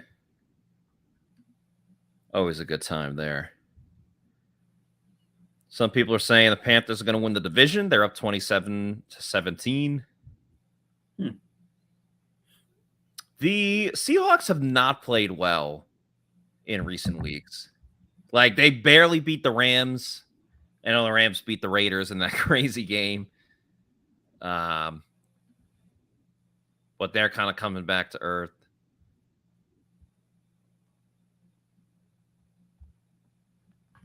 Hey, it's Sam Darnold. Yeah, he's yeah. The revolving door. Unreasonable Things says since he's going to win 52-10. Gino's still that guy. Ooh, it's pouring now in this game. Going to be tough. It is now, yeah. Another injury for the Bucs as well. Cincinnati is, yeah, who's hurt now? JTS is questionable with a hip. Jeez. Josiah McCollum's back. It just continues. It's all right. That means more Carl Nassib. Carl Nassib with a nice TFL. Yeah. Mark Fisher, I love invisible growth. Yeah, Sam Darnold, look at that.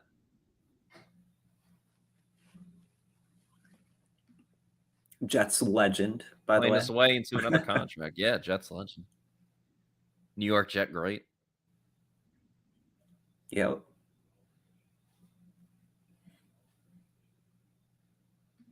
Kenpo Karate. Purdy, never heard of him until today. Well, he was the Mr. Irrelevant pick. Never hear of him tomorrow. Kenpo Karate just really hates Brock Purdy. I don't know why, but that's on you, man. All right, Bucs got to stop. 4th down coming up.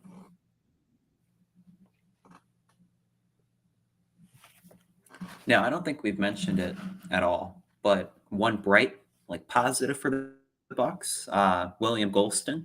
I know we were going to mention it earlier, being nominated for the Walter Payton Man of the Year. Yes, congrats to him. Hope he wins it.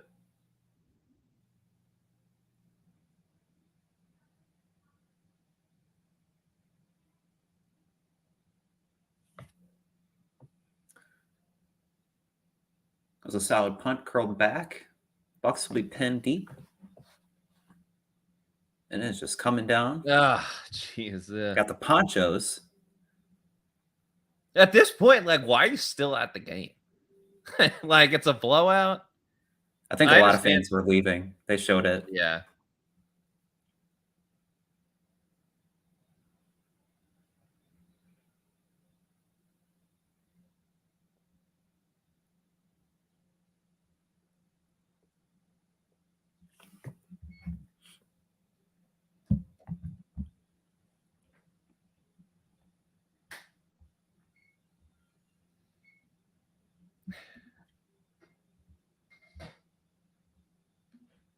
Brian Shaw says, so if any Bucs starter gets injured, it's going to make Bowles look even worse if he plays them.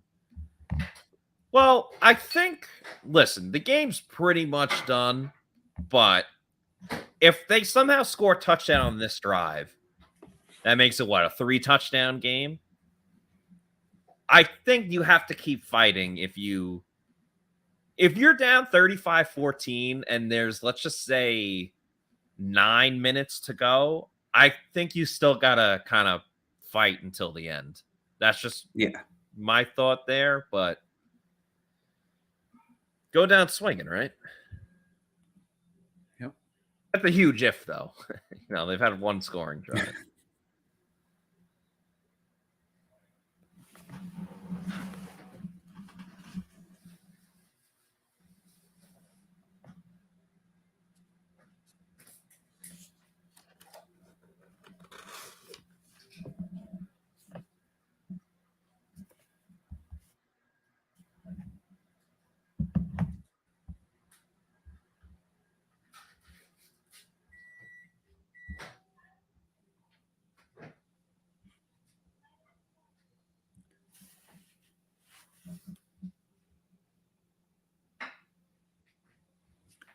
Now this has to go down as Tom Brady's worst game as a Buck for sure. Just kind of looking at the numbers here. Even like all the receivers, they haven't gotten like any yards.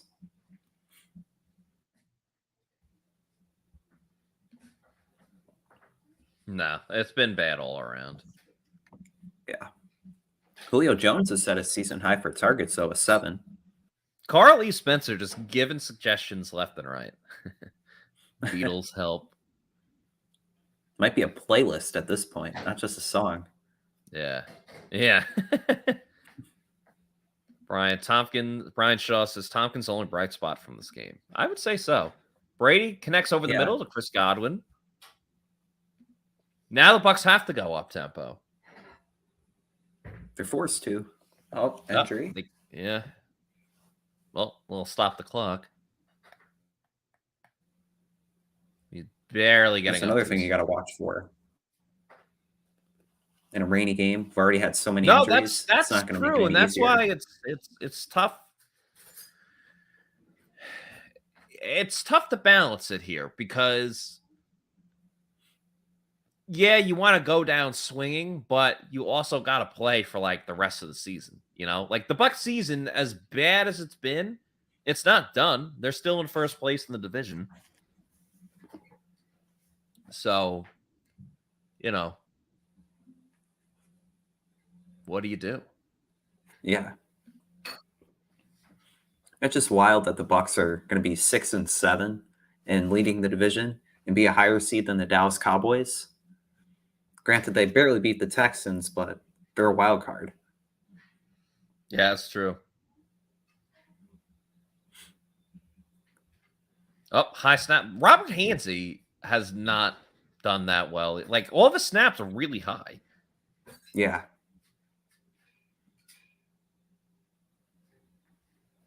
I feel like we have gotten like solid guard play today, as well as like Josh Wells not allowing Nick Bosa to go rampant. Right. Yeah, I would say so. Brady to Evans.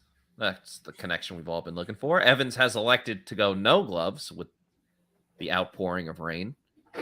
He does not look happy either. No. Not that I can blame him.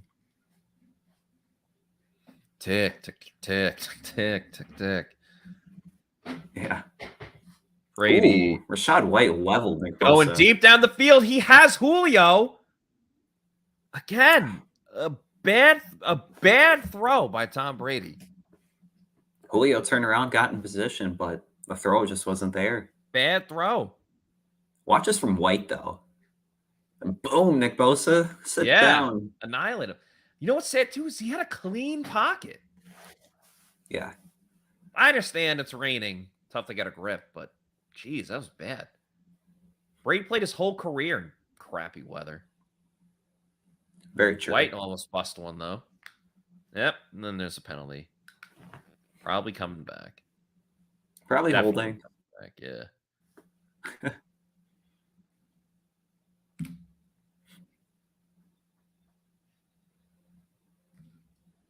Yeah. Let's see. Where were Brady's bad throws? The underthrow to Scotty. Underthrow to Mike. In the end zone. And then that one to Julio.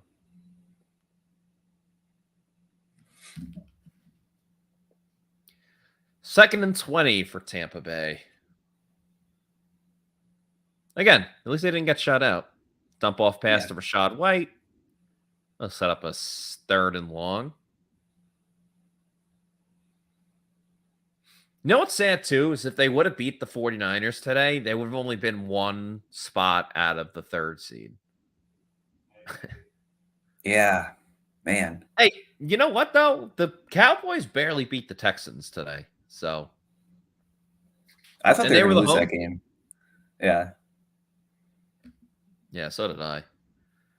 All right, fourth down for the Bucs. I think you got to...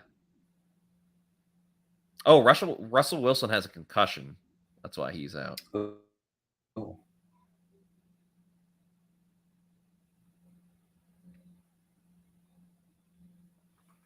Fourth and 10 here.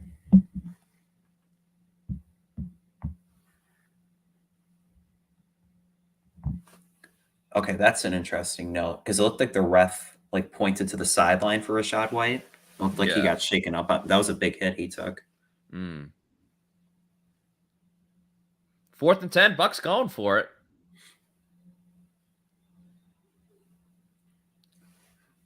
Brady looking, throws over the middle, caught by Evans. All right, this game's not over.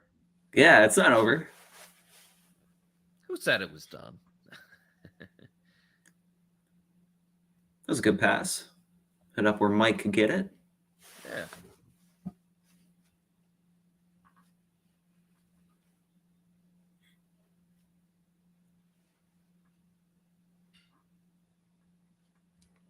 Brady in shotgun, looking to his left, pump fakes, goes back to Leonard. Caught for 4 yards. Brady's padding his stats a little bit. Yeah. The Chiefs really not going to cover? Damn, that hurts. How are your underdog picks looking? Because Julio's gotten his 2 receptions. Yeah, Julio, but Deebo got hurt, and that pretty much ruined it. But you had the rushing yards one, right? No, Josh Capo had the rushing yards. Ah. I had receptions for Deebo, which he's definitely not going to hit. Yeah.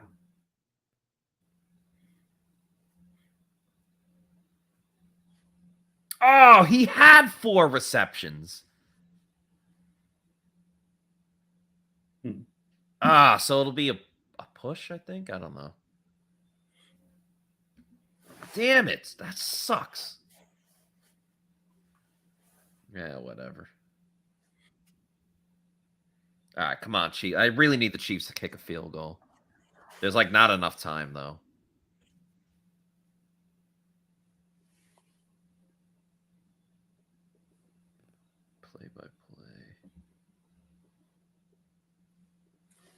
Looks like Lenny got the first down there. All right, there you go. What'd I say? If they scored with 9 minutes to go, they got to at least keep fighting. Yeah.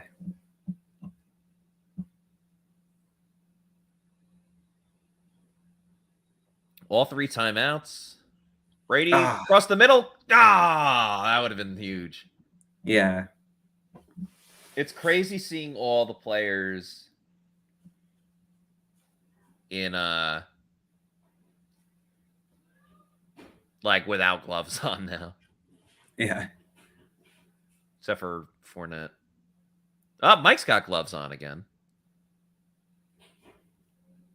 Otton does not. Otton's Again, going more back to Otton. his old school ways. All right, just go down, man. Yeah, there you go. Yeah. This has to be close to his career high in receptions. Right? Yeah. Yeah. I mean, he's been targeted a lot, I feel like. He has.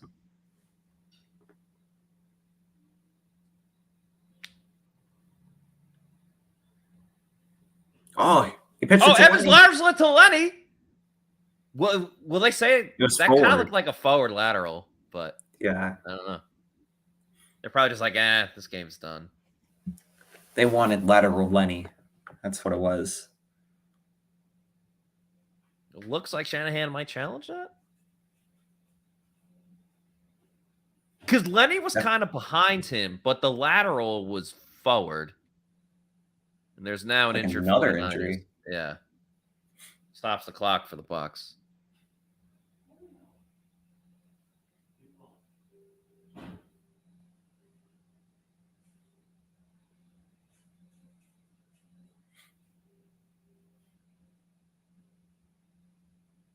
How the Chiefs not going to cover 9 points against the Broncos? This is despicable.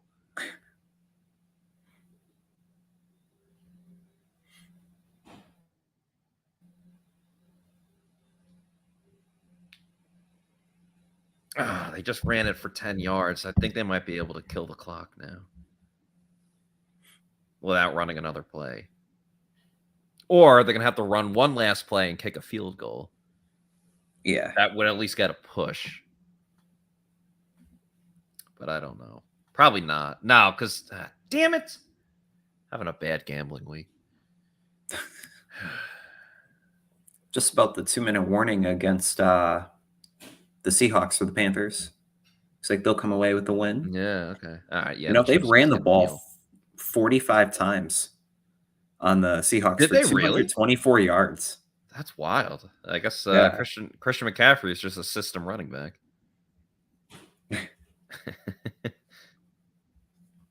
Dante Foreman's looked good for them. Yeah. He looked good against us, too.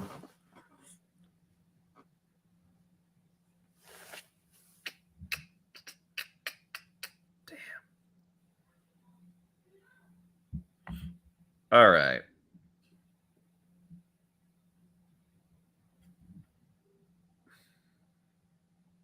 What should I do for the Sunday night game? Dolphins are a 3-point favorite against the Chargers. The over's 54.5. Yeah. 54.5. Yeah, That's that's quite a the... lot. Yeah. I might do that in the Chargers. Because my brain says to pick the Dolphins, but my picks have not been great today. So I'm kind of doing like reverse Still psychology the opposite. there. It'll be a good matchup of 2020 quarterbacks. Picked right after one another, I believe, right? Tua was 5 and something like that. Herbert was 6.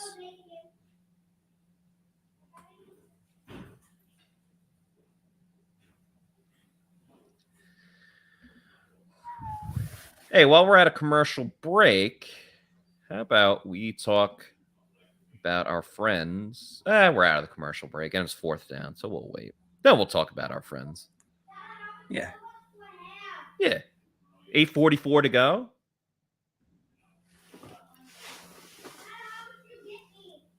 Gotta try to convert this 4th and 8 here. Yeah.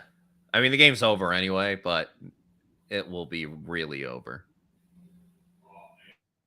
Brady steps up, throws. And would you look at that? Miscommunication with Mike Evans.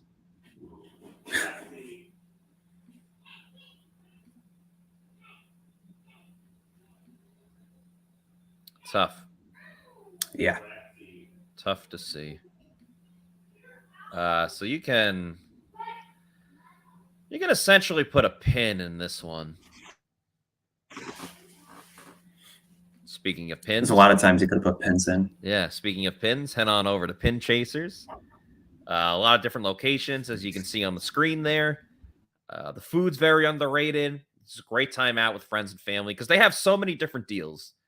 So go to pinchasers.net, see what deal is best for you, whether it's the all-you-can-eat pizza or the dollar beers or all-you-can-bowl. And, of course, brunch on the weekends as well. So pinchasers.net, reserve a lane, book a party, book a company outing, all at Pinchasers with their various locations. That's pinchasers.net.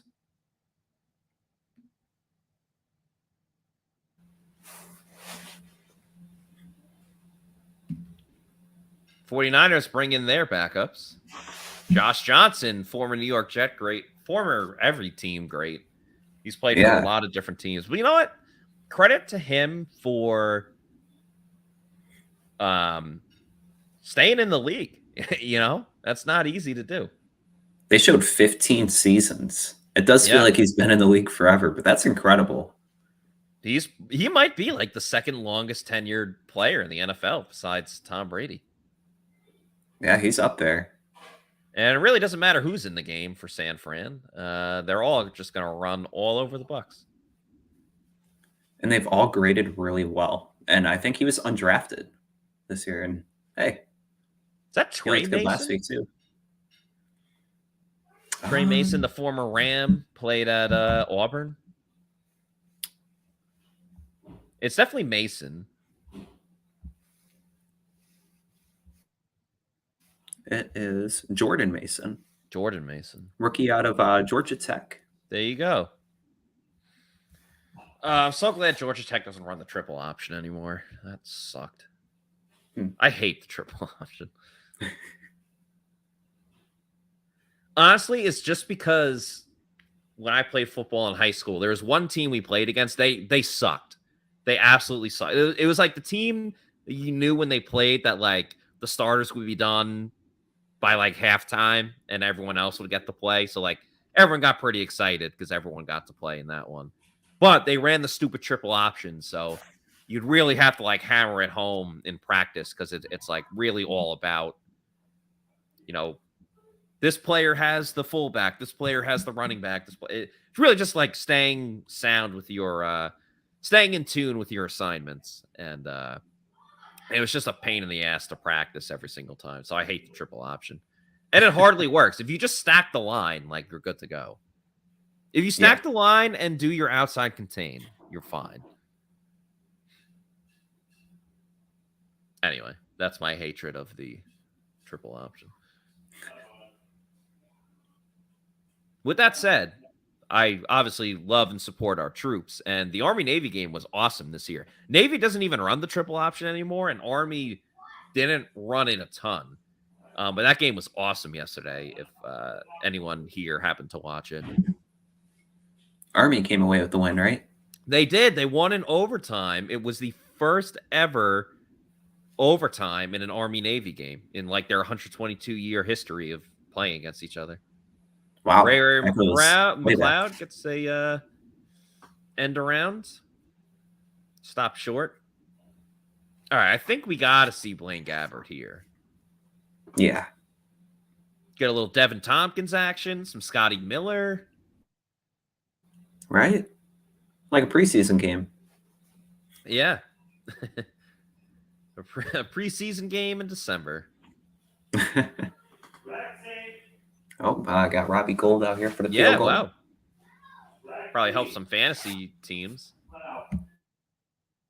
A 51-yarder. It would actually be kind of hilarious. Robbie Gould hits this like in the rain with all the bad weather and everything. And like Ryan Suckup couldn't even hit a 55-yarder when it was nice out. He couldn't even put it on frame. Yeah.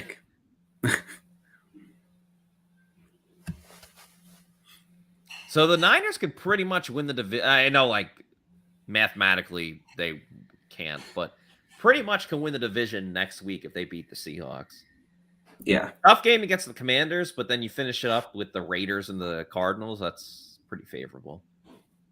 Especially if the Seahawks lose today, which I think they are.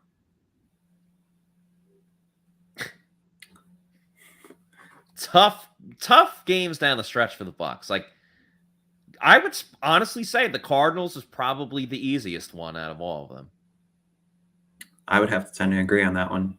The Panthers and the Falcons have both given the Bucs tough fights. Yeah. Obviously the Panthers, but even the Falcons. Yeah, too. Falcons probably should have won that game. Yeah.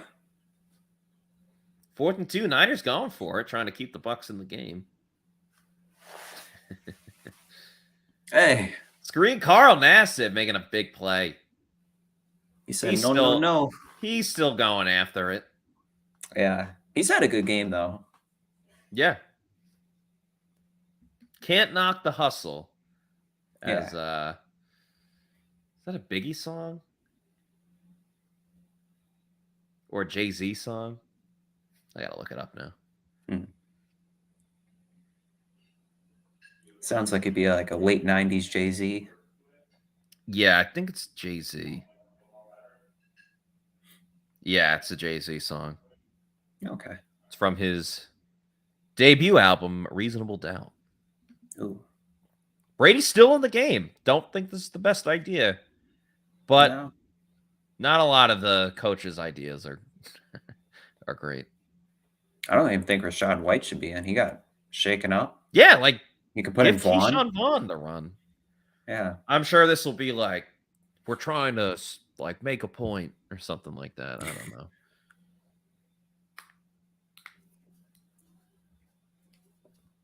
And like, especially if you're just gonna run it a bunch of times, does Brady need to be in the game for that? Got to establish a run game. Yeah. Better late than never. Is that like Greg Olson's brother next to him? It looked like it with the longer hair, right? Yeah. I would say his son, but I think he's got young kids. They can't even get the freaking first down on 3rd and 1. Either that or I think it might be a guy on the production team because I thought they showed him in a previous game. Yeah, he's been there every week. Oh. 4th and 1. They're gonna run it again, and What's going Rachaad White on? loses the ball. Brady smartly does not. Oh God, that was like a fitting way to end the game. Yeah.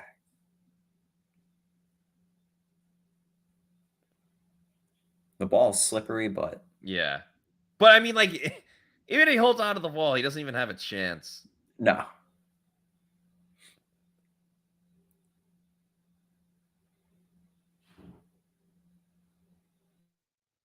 D'Amico Ryans is hype on the sideline. They're showing him. Has to be happy only giving up 7 points.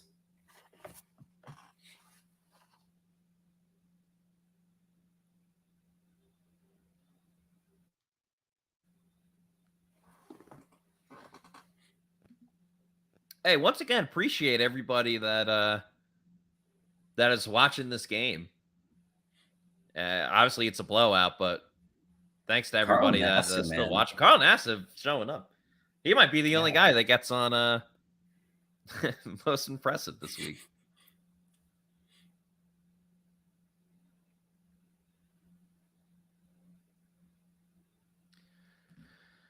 Let's see. Did Pin Chasers? Did Celsius? Hard Rock. Cool. We're not even at the 2-minute warning.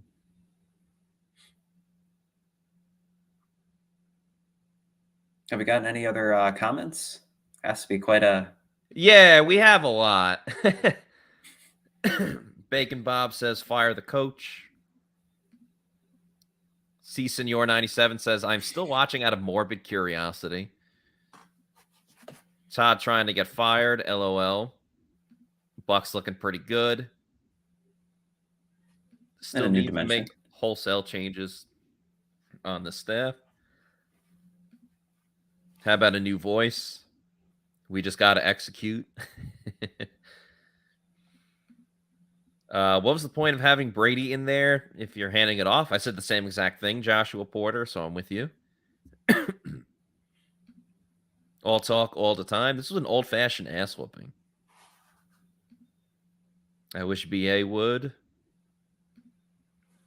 Trade for speed on the outside and change the offensive coaching staff. Poop power?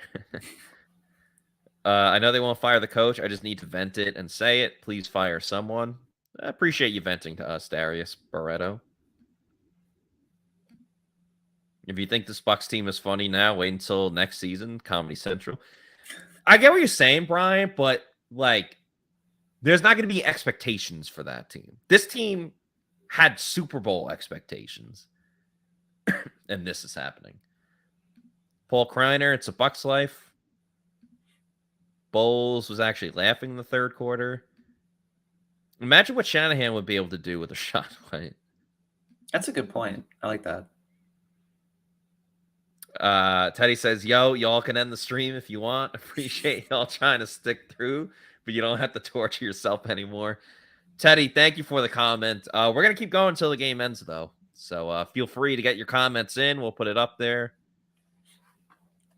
Brian says, Bowles will pick an offensive coordinator even worse than Byron, which sounds impossible.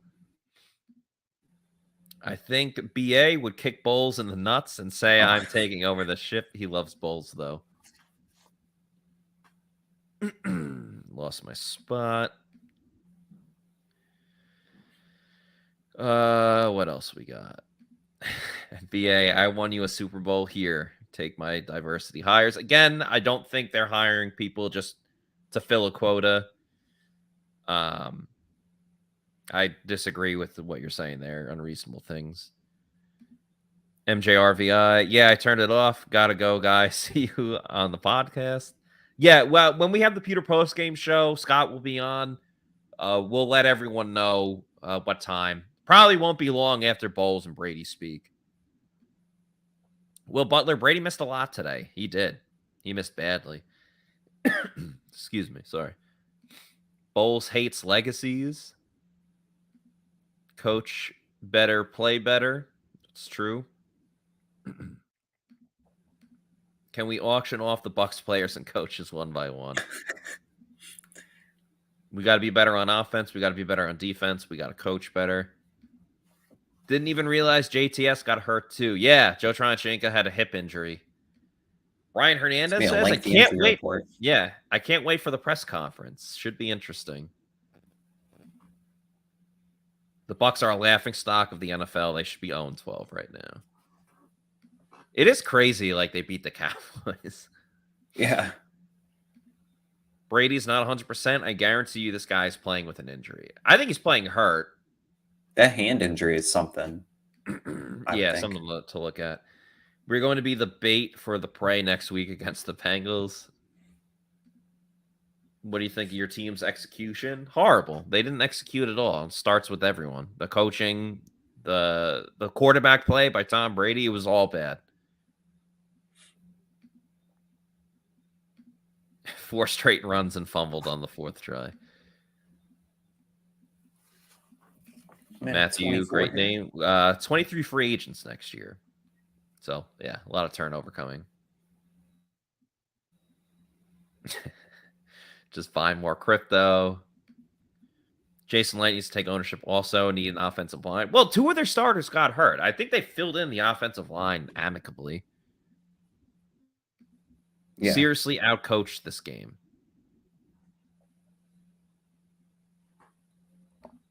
Brady isn't hitting these speedy wide receivers deep, let's be honest. He's been bad on his throws. Season is not over, and Bucs still have Brady. Season is not over. Still in first place. All you have to do is get into the dance. Yep. Now you talk about roster overhaul with 23 free agents next year. Not just Bowles and Leftwich, but like the offensive staff, like position coaching wise, you could see like turnover on both sides of the ball. Yeah, I mean, if Leftwich goes, they're probably gonna clean house with the rest of the positions. Offensive line, wide receivers, on the defensive side, Bowles might get new guys. Yeah, yeah, there's gonna be a lot of change next year.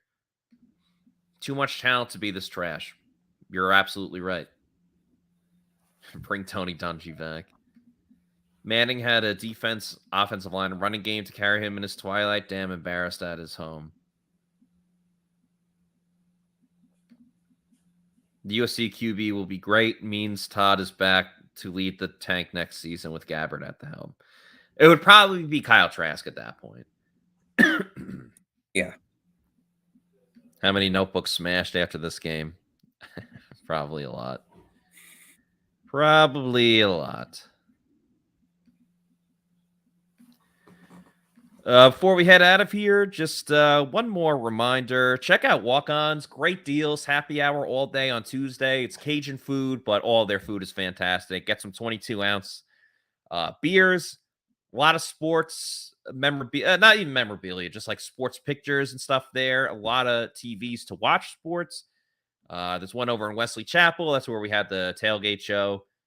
And one in Midtown where we'll have the Pewter GameDay show next week when the Bucs play against the Bengals and try to redirect the ship after losing this one 35-7. So a tough look for the Bucs in this game.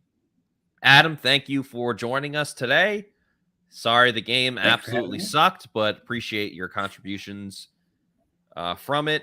Thanks to everyone that watched with us today. A lot of hilarious comments, a lot of good insight.